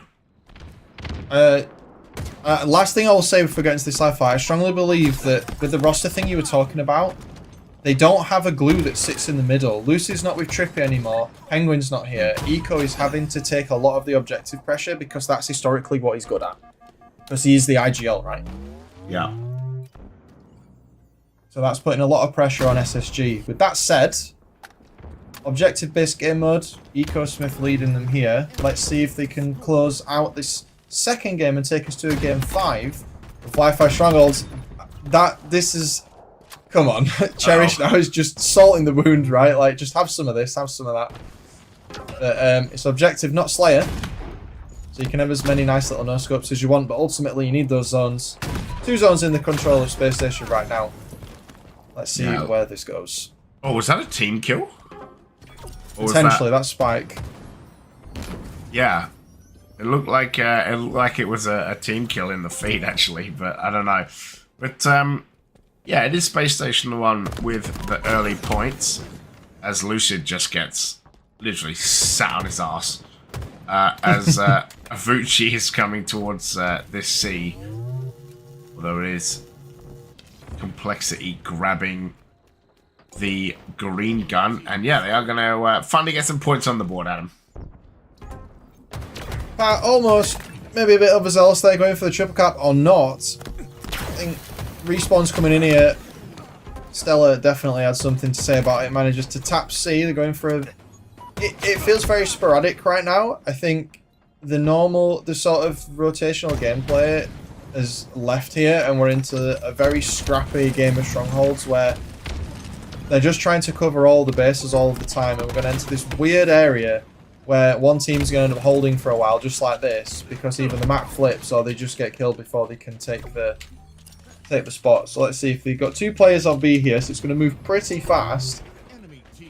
I'm surprised. Space Station did only have 2 bodies on the map, but they were holding grounds there, so they must have a plan. Yeah, probably the plan is score some points, I guess. But Sparty is going to find a beautiful double kill. Eco, last one left alive, is going to have to hide away. Camo is up, though. Does find a nice headshot onto Mental. Complexity are going to take the lead. Complexity. Oh my god. It just feels bad at the moment for Space Station. Like, they're just kind of getting... physically, just at least like mentally, kind of just put in the bin. I was not impressed by how Camo was used by Snakebite there. I felt like that random shot from the top of Nest was a little pointless. Gave his position away. Camo on a map like this, with a game time like this, is so pivotal to setting up unexpected rotations, flanks, and pushes. Throwing it away like that seems surprising. I'm not going to say Space Station are tilting, but I think they are now back against the wall, potentially being 0-2, where they did not expect to be. This is going to be a very frustrating match for them when they're losing, and keeping the mental game going is going to be the only thing that keeps them in this. Because triple cap coming in. Losing it slightly, but... Jeez, man. Yeah, Space Station, they gotta sort something out, man. Like, they're capping B, so they're at least gonna start scoring points, but they've just let Complexity go on like 100-point run. Like, it was like 34-0 points. Oh. Like, they gotta work out something real quick, otherwise they have problems. Like, they got real problems. I do always like to preface Stronghold games for those that have heard me cast before. I always say, you know, Strongholds is the only game mode where the clock ticks up and not down, so the game's not over till it's over. There's no overtime, there's no camping and waiting for the game to finish or anything like that. Like, you have to play it out. Consequentially, that means that at any point, any team can win a game of Strongholds, right? Correct. Yeah, it's... And that's it, like, how many times have we seen games that are... like 250 to like 249 or 248, where one team is like 1 or 2 points from winning, and then like the ultimate comeback comes back and and kind of gets it done. So, yeah, look, Space Station got on like a 50-point run of their own. What can Cole do to kind of stop that? And that's Strongholds, the question. For sure. And Strongholds is kind of the, you know, people say Halo is chess and like COD is checkers or whatever they always say. I really feel like Strongholds is kind of like that. Strongholds is definitely like that chess element pushed up to 11, right? Because there's so many movements that are going on that what you do right now is going to impact the game in 20 seconds time incredibly heavily, just because of how the objectives work. For sure, and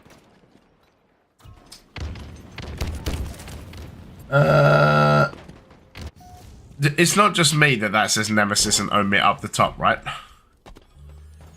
It is not just you. This is That's incredible. Yes, I was going to say it was almost a trip cap for Complexity right there. Also, I can't wait for Complexity's like new logos and stuff, or old new logos to come out, so Avuchi can change to the proper logo. Huh. But there we go, they're back, Complexity. But it is a trip cap for Complexity, mate, and how long was this going to last is the real question. Well, Space Station want to stay in this series and have us on that Game 5. It needs to not last very long, and we've got almost a 40-point deficit here. Space Station is scrambling, and looking at the kill-death spreads of each team here, Spy's having himself a good time at 15 and 9. He seems to be good at cleaning up for his team through this. He tends to get low assists, but he's been getting all those kills to make sure that his teammates' efforts don't go to waste. I feel like objective efficiency is incredibly important in this game, and that's been shown through how close the KDs are and where the scoreline is. Yeah, and it's... Man, like, SSG just starting to do kind of all the right bits to bring it back, but still, you know, they're not quite there. But Complexity, look, if Complexity can sort out, I mean, Mental has 6 kills. If Mental can really start getting on the board and kind of making his impact known and starting to sort it out, mate, I really think this could be over, like, you know, with this game. I think this could be another 3-1. I think you're right. I think if Mental can get himself into this and give himself enough momentum to catch up to how his teammates are performing, I definitely think he's going to be the thing that pushes this game over, because it's down to it. It's on a knife edge. This game is so close, and Space Station really cannot afford to lose this at all. So Mental, if he shows up, well, might see 0-2 on the pools graphic in about 20 minutes. Yeah, oh my god, Snakebite, last one left alive, doing absolute bits. Like, they're 3 dead, and they're about to get a trip cap. Nade going off, can he contest this? Oh wow. Lucid. That was fantastic from Snakebite. Yeah, that entire Lucid exchange. coming in so clutch to deal that killing blow as well. C, going over towards Complexity now. 2 left alive, though. It is going to be Snakebite who does have the QT. A getting pushed over. Sparty McFly, he's getting taken down. Cherished does get the trade, though. A and C in favor of Cole right now. And we will see what happens. Can they also find B? Who knows? Missing the green gun always feels bad. Yeah, back in the Halo 2 days where it had just complete aimbot and it just never missed. Oh my god. Was it when Green Gun came out in Infinite, like it was too broken, like it would follow you like around the corner and stuff? Yes, the magnetism cone was insane. They retuned that, I think, maybe is it like a year ago now or something? Because it started being too prevalent. But Triple Cap coming in momentarily for Space Station, and then now in the lead by 20 points. More of the gameplay we saw in A from Snakebite and Lucid, more of that kind of team play is going to take them to that Game 5 that they want. And as the tide slowly goes back into their favour, as we said, it is on a knife edge, it could switch at any point. Space Station have decided towards the end that they do want to show up, they do want a Game 5, and they definitely do not want 0 and 2. No, I mean, look at Spy right now. 21 kills leading the lobby. If Mental can even get another, you know, team wipe worth of kills. It's gonna look a lot better as Stella goes for the trip cap. And it's 3 dead for the side of Complexity. Oh. And while they do have 30 seconds, things are looking not great. Oh, they're scrambling now. Yeah. They're scrambling now. Feel, again, looking at the scorelines, looking how Space Station are performing from a scoreline perspective. Snakebite, 19 and 10. Found himself a great old time there. Lucid, not so much. But here's pressure with the camo here. It's not all about the KD. The amount of impact you can have, and he just goes and gets nearly 3 kills as I'm talking about his KD. That's game. That camo exchange right there, that's just won them the game. We're going to a game 5, James. Oh man, 250 to 162.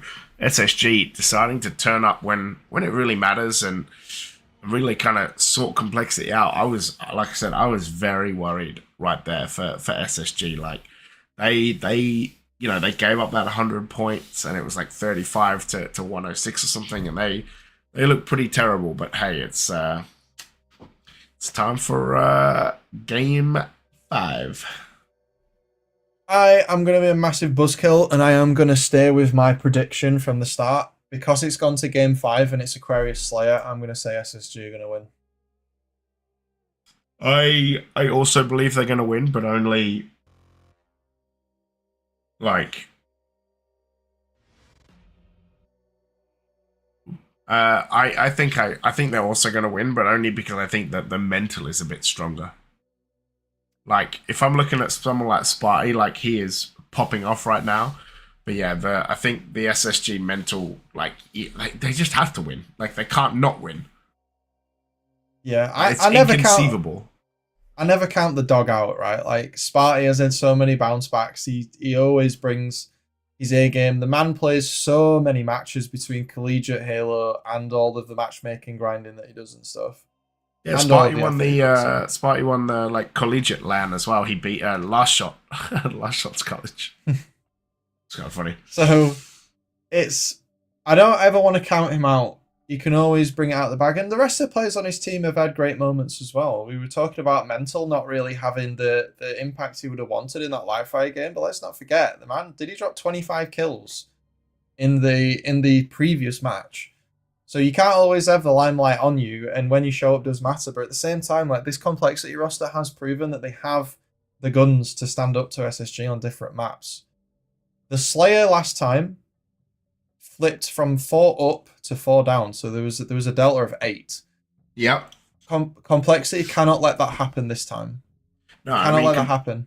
Complexity were just winning that game as well, right? And then that kind of slipped away from them as well. So yeah, it's the last one going to be blue as well? Are Complexity going to win this? But yeah, Complexity just kind of getting into the lead and then kind of taking the foot off the gas a little bit. So yeah, I mean, they at one point they were like 100 to 30 up, so they scored basically like 60 points in the time it took SSG to score 220. So yeah, that was pretty crazy. And Aquarius being as fast and as furious as it is, very, very different to the way that Recharge is playing. You know, Aquarius, there's nowhere to hide, right? It's a lot more like Fortress in terms of speed. We have seen Complexity handle pressure and speed versus SSG quite well. Quite well. But I am concerned that if SSG do get the upper hand and they manage to get the map, the key locations on the map that they want, Stella will run around and just do what he wants. With Lucid and Snakebite bringing up the flanks. So Complexity needs to be really careful here. They need to not allow themselves to fall into any dangerous scenarios. Easier said than done, obviously. But the same could be said if Sparty manages to get some space. Just don't lose, man. It's not hard. Yeah, right? just sort your life out. Yeah. Speaking of sorting their lives out, it is going to be Game 5, and I can tell you, Adam, BH3 versus Unreal Nightmare has just started. Oh, so I'll try and keep you up to date with that as we go. Obviously, keeping track of any EU teams that we can while we're watching the other matches. And speaking of other matches, I think, if I am correct, Nemesis Rebellion is up next on main. So, also going to be a banger. That one's going to be close. I have been very impressed with Rebellion, though, over the last couple of months with how they've been playing. So they're definitely going to be one to keep an eye on with how they've been performing. But always going to support European boys. Always going to support Nemesis. Up the Euro. Let's go. Taking home the Euro champs, the boys. But 4-kill lead for Complexity at the moment. Sparty is 5-1 right now. If he can so easily get to 10 or 12 in the blink of an eye, then you really do have a problem. I know what I'm about to say is incredibly premature considering how long the game's been going. Oh no, never mind. He died, never mind. I always remember the game on, there was Street Slayer that Sparty played, and he was 19-0, and there was like 20 seconds left, and someone killed him and traded, and then he didn't get perfect. And I always remember that game. I can't remember when it was. That is an absolute tragedy right there. So long ago.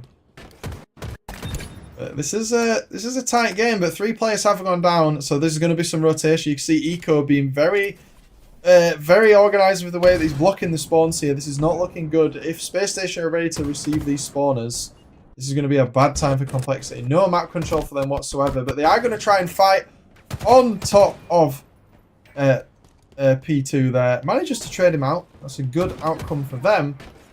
3-kill delta this early into the game. We've seen it flip over. 3 down again for Complexity. Camo in the chest of Stellar. He's going to have that till 9 minutes and 7 seconds. Let's see what he can do with it. Yeah, this is kind of scary as well. Like, this is the thing, is if you let Space Station kind of start to run away with this, this can so easily get out of hand. I mean, you can already see it's 6 kills. They've got camo. They know where they are. It's just, it's looking a little bit like Duck Hunt season, my friend. It's just finding people and just absolutely murdering them super easily. This map is so relentless for allowing small advantages. I mean, look at the scoreline now. We got a delta of 10. This is not how you want Aquarius Slayer to start. I mean, you can bring it back. It is possible, but players of this caliber aren't just going to let you do that. And even a trade there for Stellar against Sparty. That's exactly what they want. They don't care. They're just closing out the game. They've got the lead. It doesn't matter. 11 now. Yeah, SSG just got to keep the foot in, right? Like, they've just got to accelerate this towards the finish. And, if you're Complexity, even if you do kind of get blown out in, a map and mode that you had Space Station winning anyway, right? Like, I think it's one of those that, if you're Complexity, like, you've taken 2 maps off SSG, you're feeling quietly confident going up against Envy, I think. And if you're SSG, so yeah, if you're Complexity, you're feeling like that. If you're SSG, I think you're a bit like, phew, okay, we got to win. We're against the best open bracket team tomorrow. We got to beat them, and we can still salvage a Saturday where we end pool play with 2 wins and still look fine. Yeah, and being a top 4 team, SSG there should have been a more convincing performance from them. Obviously, can't play at the top of the game all the time, and there's always space for the other teams to show what they're made of. And Complexity have definitely shown they have it in them to topple. There's definitely teams within the top 6 from this performance, I would say for sure. Cloud9, Nemesis as well. They need to watch out against Complexity based on the showing that we've seen in this best of 5 here today. And look, while we're talking, look at the lead. Look at the comeback here. It was 11. It's now 4. So I'm credit to this Complexity roster staying in this, knowing they're against a team which outstats them. It doesn't matter. They're gonna try and go all the way with this, as they should. Yeah, I don't think this. Yeah, that's not a fun corner to turn around. I don't think that this series deserves anything less than a kind of nail-biting finish. By the way, Snakebite is on 3 kills right now. Yeah, it is going to be back to 8. Make it 9-kill lead for Space Station. And yeah, Complexity have done the business once before. The question is, yeah, can they get it done now? And Space Station, 9 kills up, 11 kills from the finish. Adam, you'd have to back them, even though Spy's on 12 kills. This is the danger zone now, because even if you trade it at 2-1, it's still going to be a close game up until the end of the game now. So Complexity really have to. It's now or never. You either have to correct your mistakes now, and it's going to be like a 48-50, or the game's over. As much as I hate to dampen the spirits of the Complexity camp that has been going, but that's just how Slayer is, right? If it's a 2-1 now till the end of the game, then it's going to be a tie. That's where we're at right now. Yeah, and I don't think that's something they're going to sort. I mean, look, another trade coming out. Complexity. I mean, like I said, only Sparty on double digits. At least it's not going to be a stake, but Space Station only need 5 kills to win, and it's looked... they needed 8 kills to win. They only need 7, make that 6 there. They're kind of in total control, and it looks like even though Snakebite is the last one left alive with a 10-kill lead... I don't see how they lose this game, to be honest. Snakebite has been, he was on what, like 3-10 earlier on. He has been bringing it, no, 3-8, sorry. He has been bringing in the assists for his team. 13 assist scoreline in a game of Slayer, with 5 kills, 18 kill participation. He's responsible for like 40% of his team's kills. That's really good. That's a good scoreline. Yeah, it's getting there. Lucid, double kill. Yeah, like you said, 20% of the 40% of the kills. But yeah, Space Station, they're gonna get this done at 50-39 in the end. Yeah, your prediction was right, and they kind of just like cantered to the finish and made it look pretty easy. Unfortunately, that's just how it be. As much as I wanted to see a pool upset this early into the weekend. Some form of upset, some form of drama already. As soon as the Slayer was on the board, looking at the lineup that SSG have, Lucid, tried and tested, great Slayer, Stellar, SS Jesus himself. It's just, there's just too much pressure, and Complexity had a really good series, and they're reflecting on that. They can look at how maybe they lost and how that game got out of hand, but the rest of the series, they can look back on that and be like, we can challenge top 6 teams for sure now, knowing that we can perform like this. Yeah, 100%. And look, SSG, they were down 2-1. They did manage to bring it back. And yeah, guys, we're going to throw to a break. When we come back, it is Z10 versus Cloud9 and EU, a banger. If they can beat Cloud9, they're going to go a lot of places. So we're going to see how that one goes. But guys, we will catch you after the break. Do not go anywhere. Trust me. Don't do it.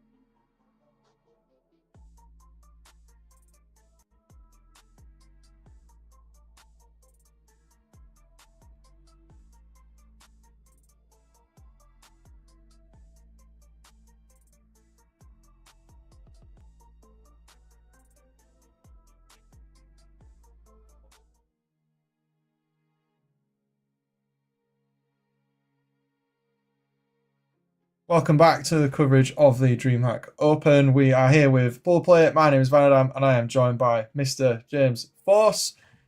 Surprising series we just did there. SSG almost going 2-0. Very surprising. Complexity definitely showing that they can indeed tussle with the rest of them. However...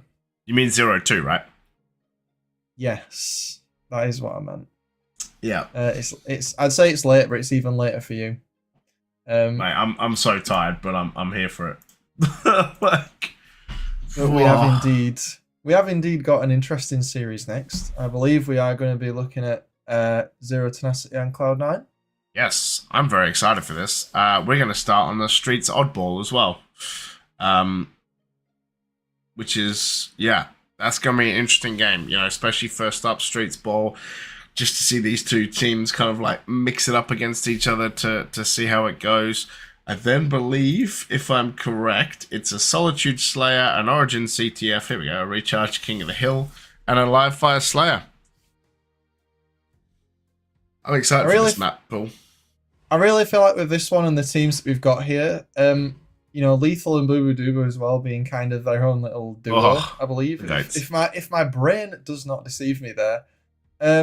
I really feel like from the old Sentinel days that some of the maps we've got on here may lean towards their playstyle a little bit, but let's not forget the likes of Zero Tenacity and some of the things that they've accomplished on their different teams over the seasons that we've had in Halo Infinite. Some of the objective gameplay on maps like Recharge King of the Hill, brilliant gameplay from Chick and Seeker on those maps, and then Jimbo and Mighties as well. Let's not forget those guys with some of the Slayer performances and Capture the Flag performances we've seen from their time on other teams like Navi as well. So it's going to be a good one, this. It's going to be a really good one.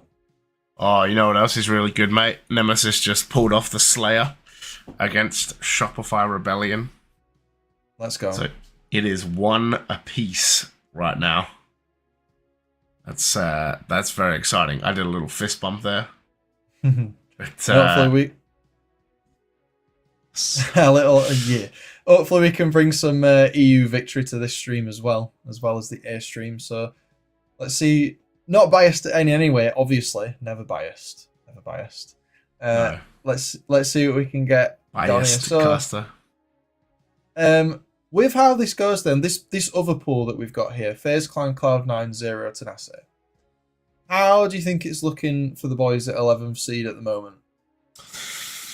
I think it all depends on how it looks. They got kind of punked against FaZe, and FaZe beat Cloud9 3-1, and they beat Zero Tenacity 3-0, right? So, yeah, I think this, you know, Z10 got to put up a great show here. I don't think it's like over if they get like bungled 3-0, but I think it's, you know, you got to put up a fight against Cloud9. Like, you got to, as much as Prod is going to hate me for saying this, you got to take it to like 5, right? Like, you got to be in it. You got to put up a good show, or at least, like, you know, if you're losing, it's got to be like 50-49, right? It's got to be like, you know, there or thereabouts. So, yeah, that's kind of what I want to see from them. Yeah, and a blowout really is just right, you know, let's take the team back to VOD review and just go over us getting absolutely smashed and figuring out nobody wants to watch that, but especially the team doesn't want to be part of that. And I'm not saying we're going to see that at all, but you know, when we're playing on this kind of stage, when we are seeded in the top 16 here, the skill gap between 16th and 1st is obviously very large, but these teams can take games from each other, and Complexity versus Space Station just proved that. So Zero Tenacity versus Cloud9, smallest seed gap, game 1, best of 5, oddball streets. Let's go. Mate, I'm ready for this. I think this is going to be a straight banger. And yeah, let's get into it. Longest map mode combo literally ever. This, yeah. I mean, we could be here like 25 minutes. I've seen Streets Oddballs go, so I'm excited to see how these two teams square up against each other. I hope you got another pack of Strepsils then, because oddball can be a long one, and Jimbo almost managed him to kill himself by nading the palm tree there. I don't think I've seen that one before. But Uadubu playing as what he is known as, getting the objective time for his team. First points of the match over to Cloud9. Still very early, but getting a nice little lead when our ball games can become very scrappy on this map is always good. But Sab finding himself trapped in PD there. Teammate trying to get him out, but push from 0-10 coming in. Arcade not quite pushing through. Mighty's back in the respawn screen, but 3 players did fall down for Cloud9, so and not being able to play the ball either. Time for some return points and a setup. See how long they can hold it for. Yeah, Chick is going to be Monsieur Ballman. It is going to be Zero Tenacity with Chick in this kind of PD area. Who is holding the ball? Lethal, though, coming around, trying to find where he is. Jimbo is going to find a back smack. And it looks like, yeah, Chick going to get taken down. And Cloud9 basically just inherit the same setup, Adam. It's interesting to see these teams playing around the PD. We normally see a lot of gameplay around A and having the ball play down onto the power-up pad there. Camo coming up in 3 seconds itself. Both teams opting for a bit more of that kind of dirty PD gameplay where you just end up kind of camping and waiting out for the game to come to you. Camo still, Camo getting taken off screen there. A little bit of a fight between Sep's fight and someone else. Don't know quite where that is. Lethal get himself a double kill before he goes into the respawn screen. Hopping on here with Sika with the Camo. That, you never want to see that. That's just sad. Alright, that's just sad when that happens when someone's got Camo, but there we go.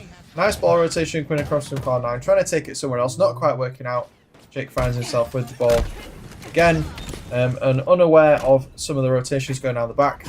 Sika is sent to the respawn screen. A bit more time on. Close game so far, James. Both teams very scrappy, taking it down to the train station now.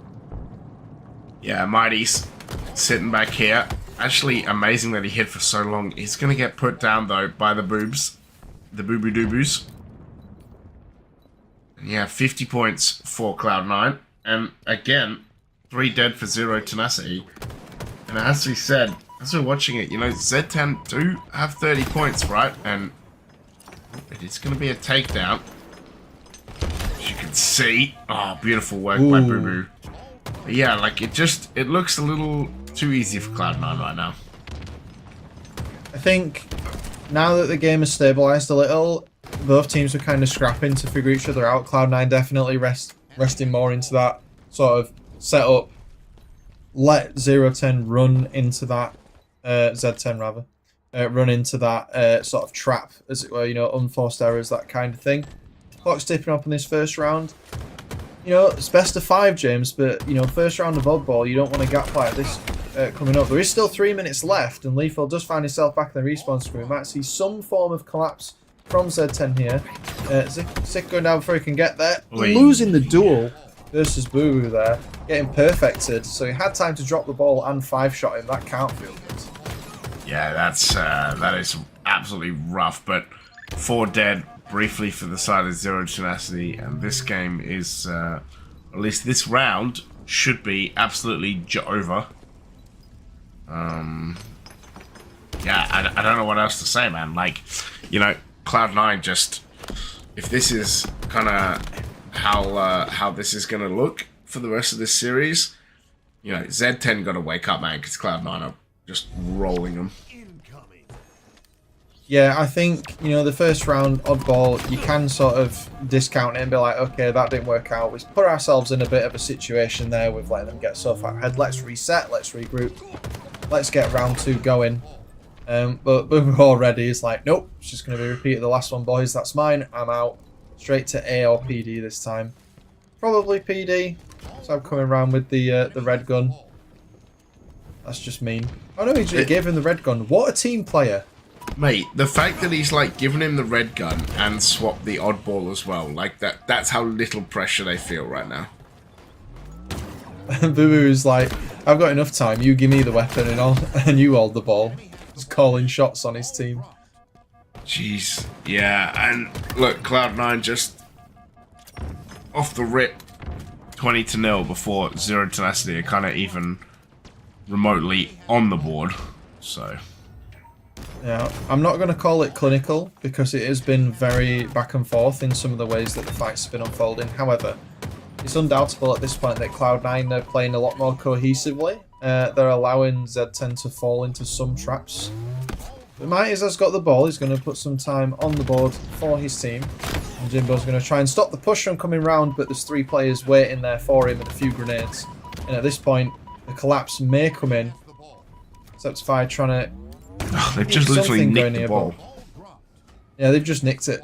they took them out of cafe and they just nicked it. And it's that kind of coordination, right? Like, I'm nattering on about other stuff. Meanwhile, Septify's just deleting people from Z10. From the face of the earth. Very convincing showing from Cloud9 so far this round. It's very much going how they want it. They're running it right now. Yeah, it's... Yeah. Ugh. Z10, look, again, 3 dead. Only Z Mighty's. He's going to go down as well. 4 dead. Cloud9 grabbing this ball, and it's just looking kind of terrifying if you zero tenacity. Like, I was hoping that, you know, there would at least be some kind of... You know, I don't think I expected zero tenacity to win, right? Like, I think, you know, that Cloud9 team is super strong, but like, I would like something, right? Like, I'd like a little bit of a heartbeat, and at the moment, I'm not seeing it. And the thing is like, I get a little worried, like, about tomorrow. Like, against an open bracket team, you're going to be against the second best open bracket team. I'm nervous, mate, to be honest. If it keeps going like this. Yeah, for sure. The gap between the top end and the bottom end of the top 16 is large, but the gap between the top of open bracket and the bottom of the top 16 isn't as big as you would think. No, 100% not.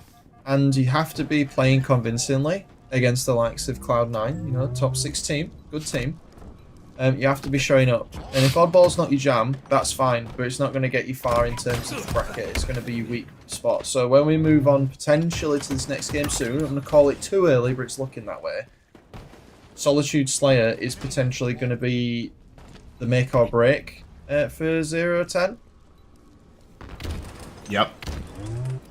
For this series. So, Sika is putting points on the board. Kill death spread not looking great for Z10 right now. Might is managing to keep himself even with the lowest assists on the team. I think it is a power game on this map. Cloud9 are playing the map very well. They're staying together. They're executing pushes and holds very cohesively. And Z10 are not managing to get a foothold really for any prolonged amount of time. And that's the issue here. Yeah, and you talk about power weapons as well. Like, I don't even remember. There's no way he gets rid of that. Okay, no. I was going to say, I no way remember, like, Zero Tenacity having red gun.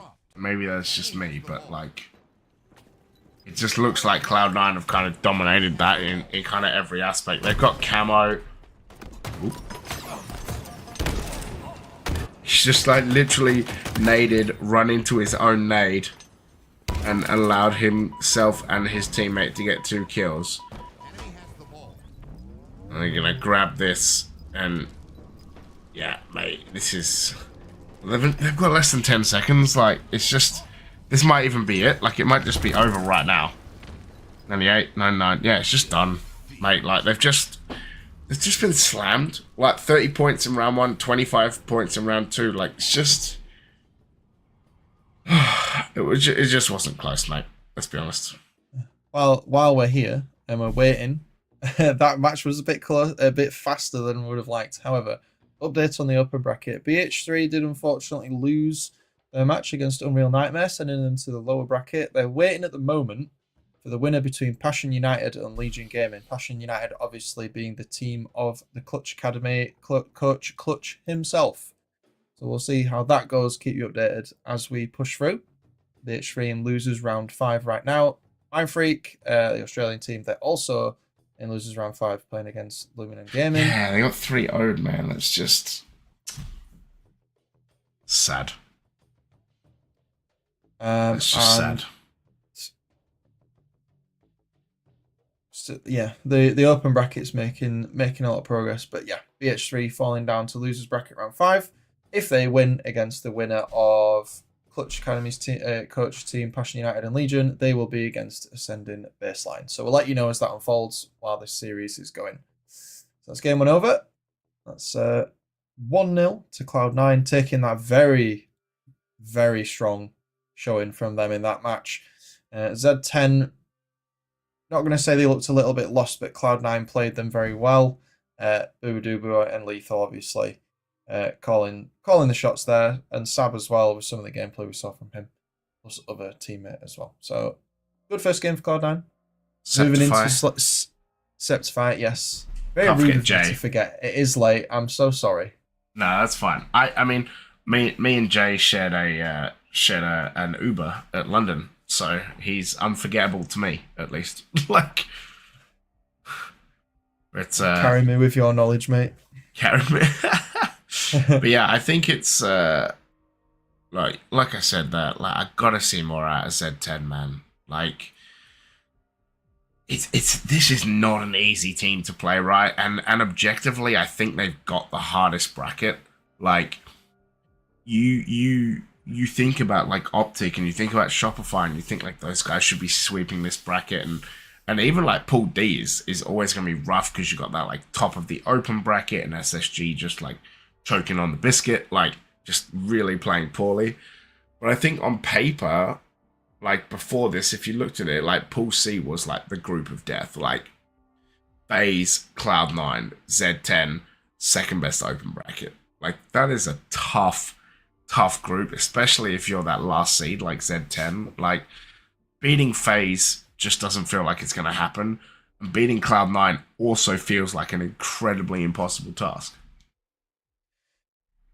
Yeah, and again with the series we watched before, you know, Complexity 12th seed, Space Station 4th seed, we saw a great series from Complexity there, but the seed gap is less so in this one, and it's a combination of weaknesses and strengths for the teams, right? Like seeding is a guide, it's not the rule.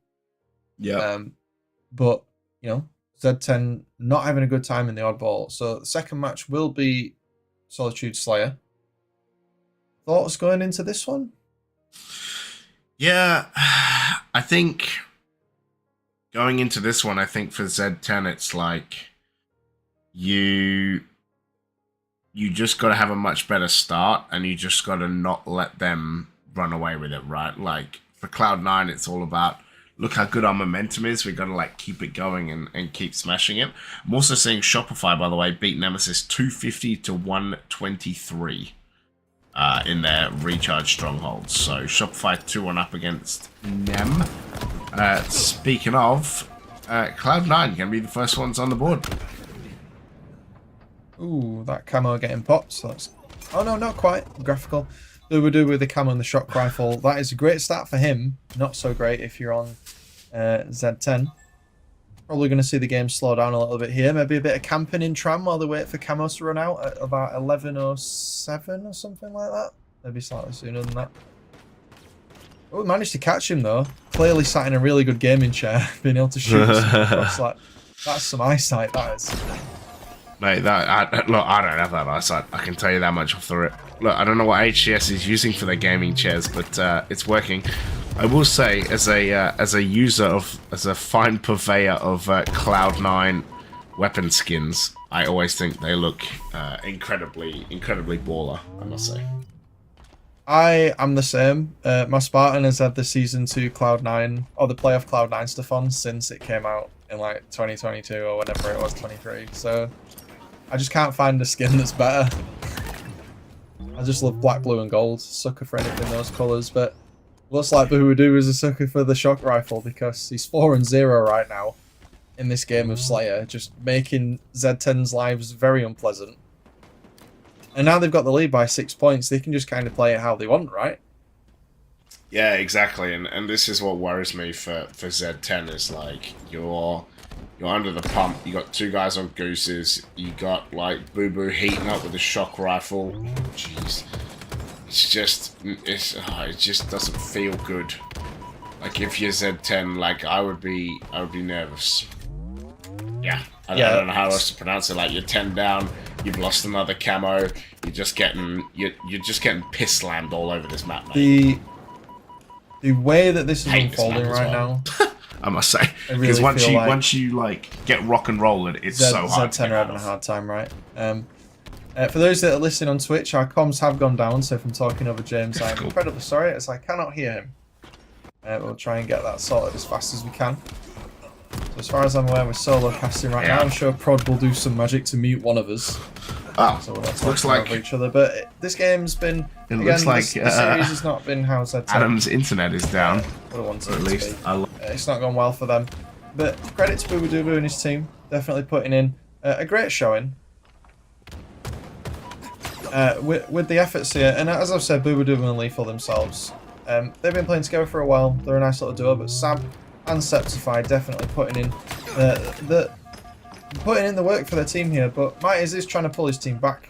Deficit of 9, make that 8. Oh, my comms has come back. Prod have notified me I was not talking over James. Hello, James. Hello, sir. How are you? I can hear you now. Maybe stream can hear you as well. Yeah, we had a momentary cop out there. Yeah, I thought I was casting by myself, so I was just nattering away. Same.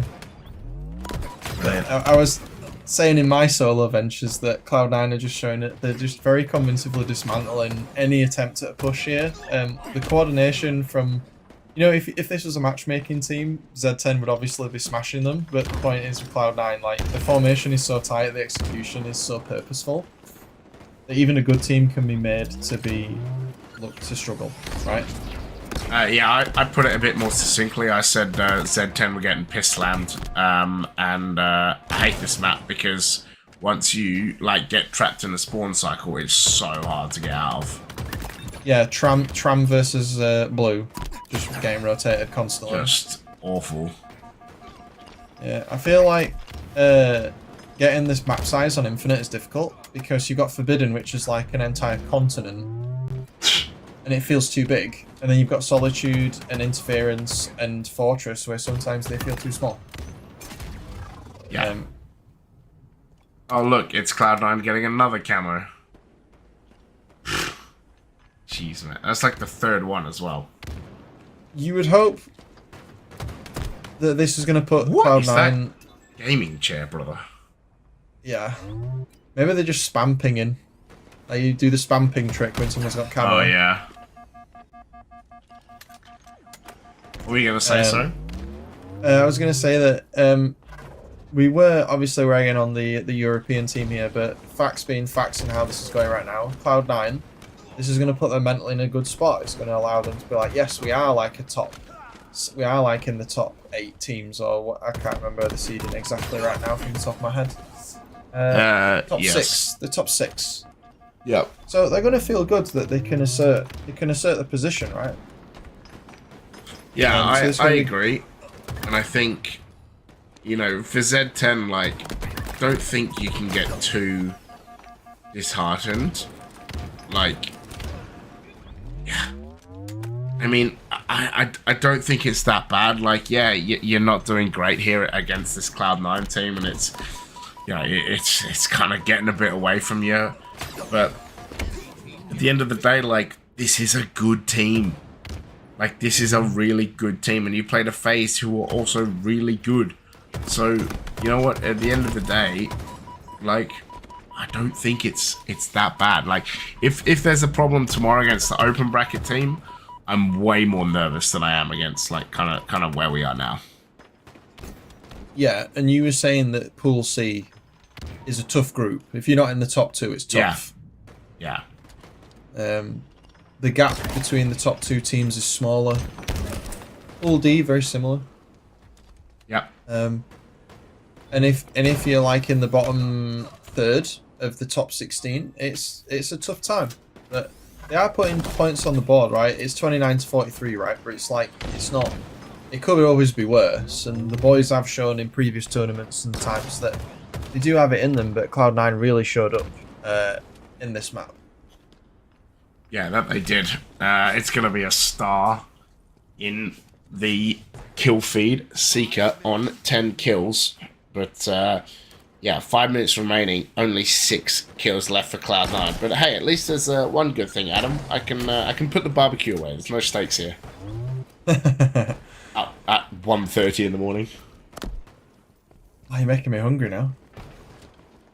But with that said, you're welcome. Scoreline on Z10. Might is 4-7, bringing up the assists for his team alongside Chick, 8-13.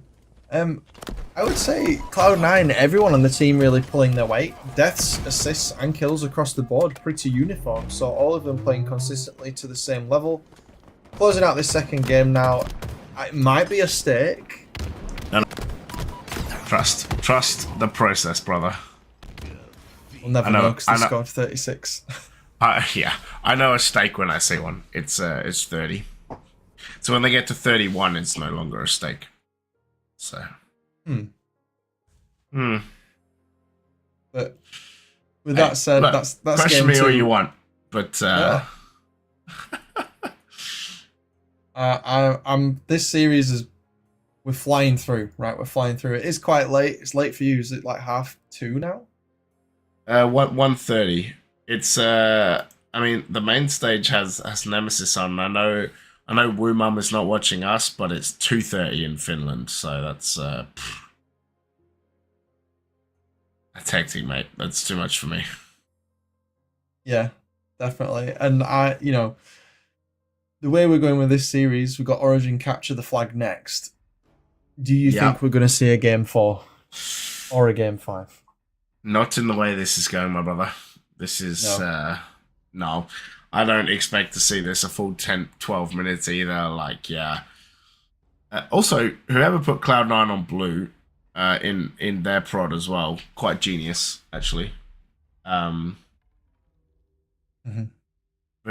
yeah, I think it's just this Cloud Origin, like the way that it's Cloud Origin, CTF Origin, the way that these kind of first 2 maps have gone, it would be like, yeah, I think it'd be a miracle if Z10 pulled off a win here, but I can see Cloud9 just kind of 3-0ing in like 5 minutes and just being like, okay, we're done. Like, just pack it up, send it home.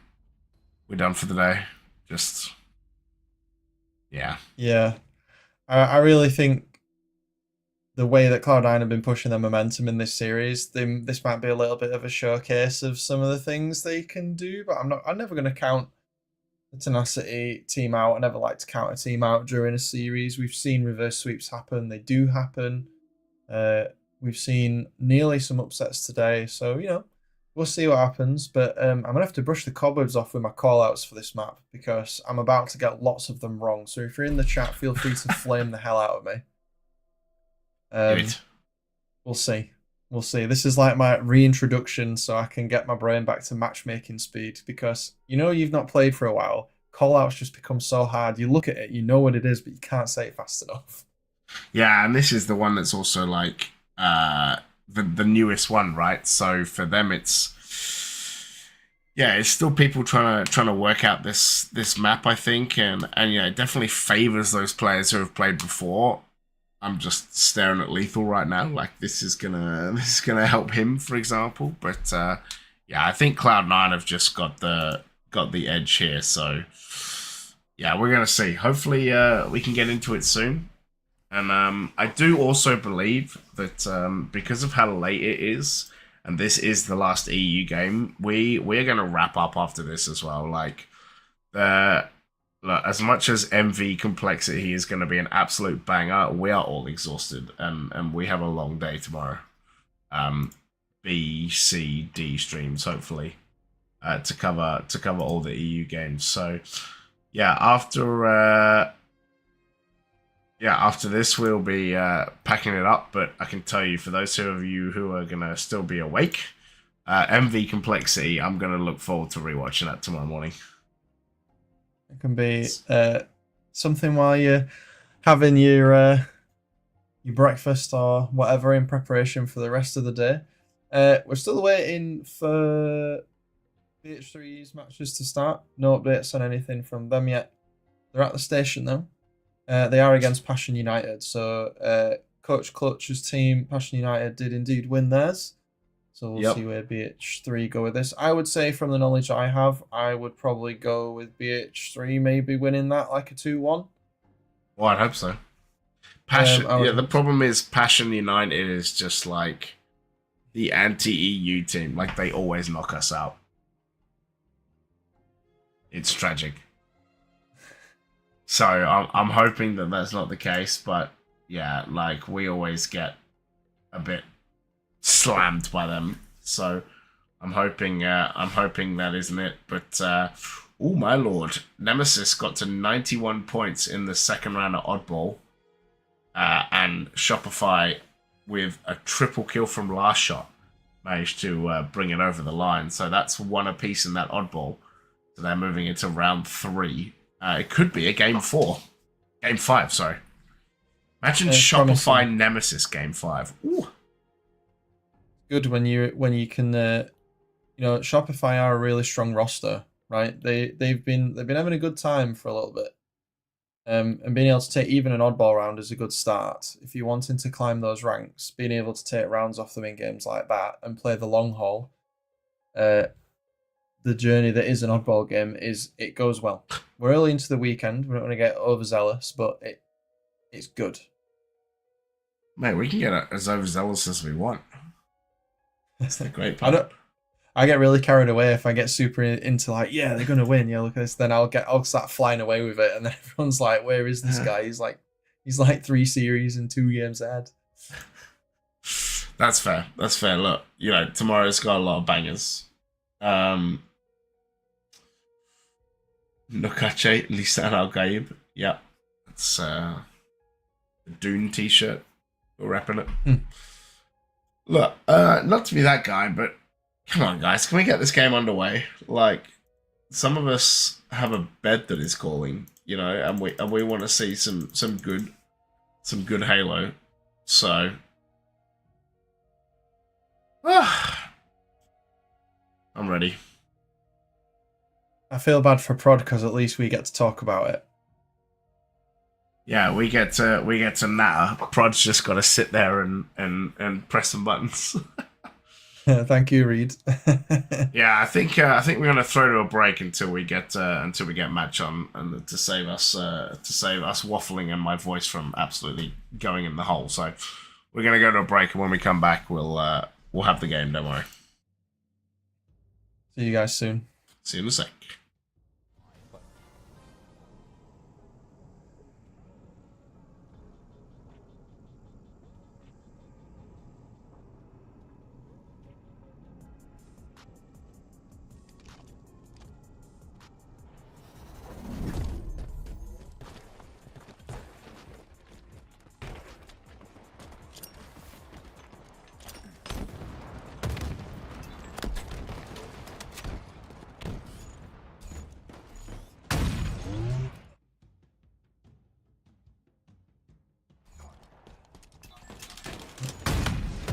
Oh, we're back. Welcome back. We got trolled.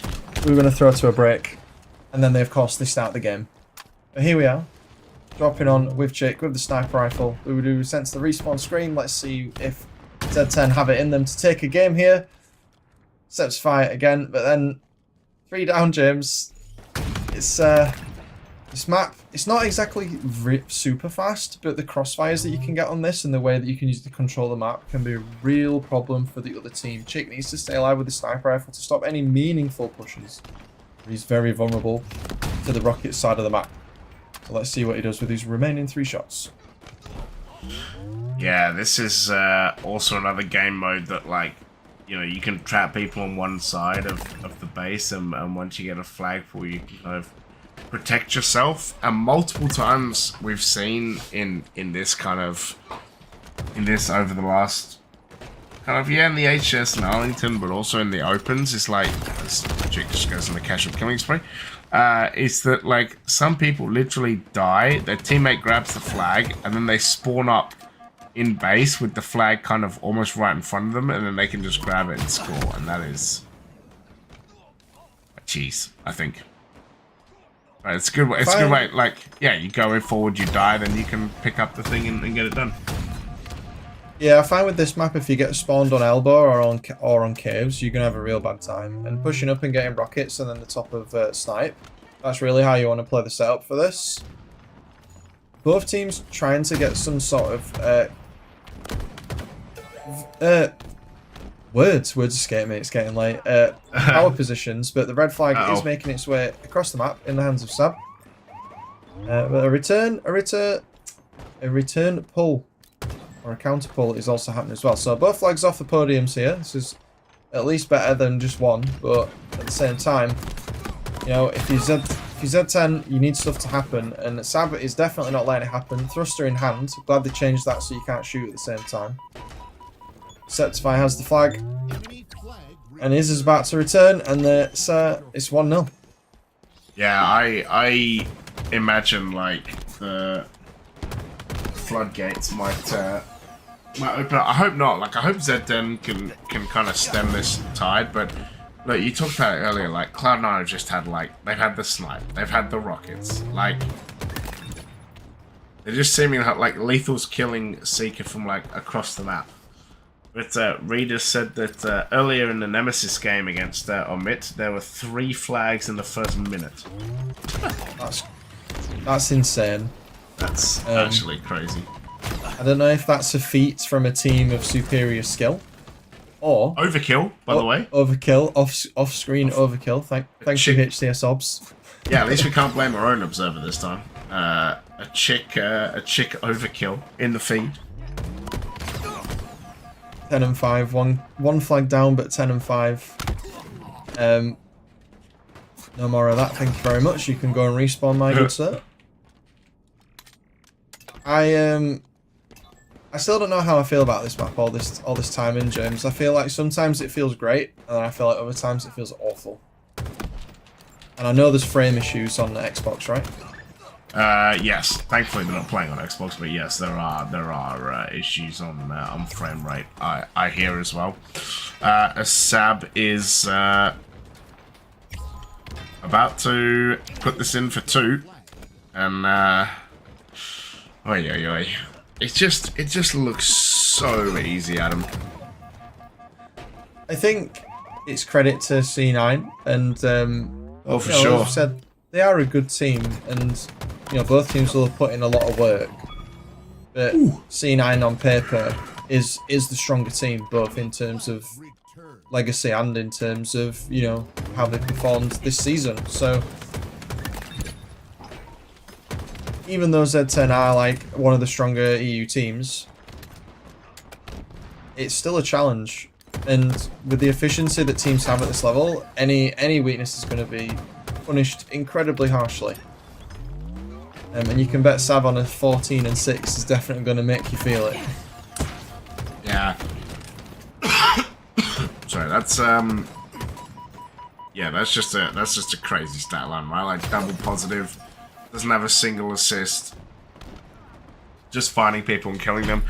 And look, also has rockets, right? And again, another power weapon that they have. It just seems so easy. And look, he's literally chased all the way back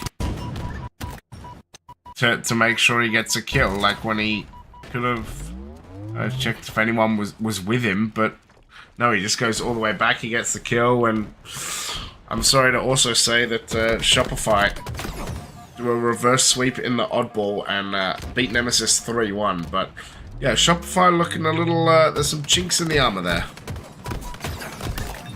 I think, in terms of the Shopify pool, that Nem being able to do something like that. Well, this might be it. Yeah, this might be the last pull. Falling into the trench though. Don't think he meant to do that. Septify double. Yeah, this is Jova. Yeah, unfortunately. Sticker nowhere to be seen, and there we go. Yeah, so Cloud9, they're gonna wrap that up ASAP. Unfortunately for Zero Tenacity, rough day, man. Rough day. You go against FaZe. It was FaZe right earlier. You go against you go against FaZe, you lose 3-0. You go against Cloud9, you lose 3-0. That's okay. You just got to bring it back for tomorrow and kind of sort it out. But yeah, Nemesis, great effort from them today. Like the 3-0 against the Mitt, the 1-3 against Spotify. So at least taking a map, if not more, from them. So yeah, good day for EU, but yeah, just tough for Zero Tenacity, man. Just got outclassed, unfortunately. Yeah, the pool for them is definitely looking like it's going to be a 3rd place finish at this rate. But you know, like you were saying with Nemesis, like it's looking good for them in Pool B, looking like they could potentially get that 2nd place finish with them having the final game to play against the lower bracket team that comes through.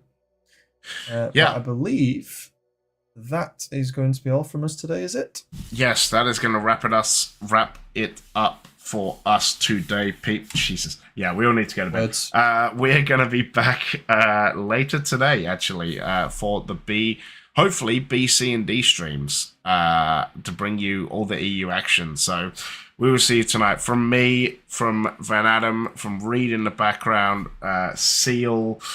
Yeah, guys, have a great evening, and we will catch you tomorrow. Peace out. Love you all. Bye-bye. EU's on top. Rock it out.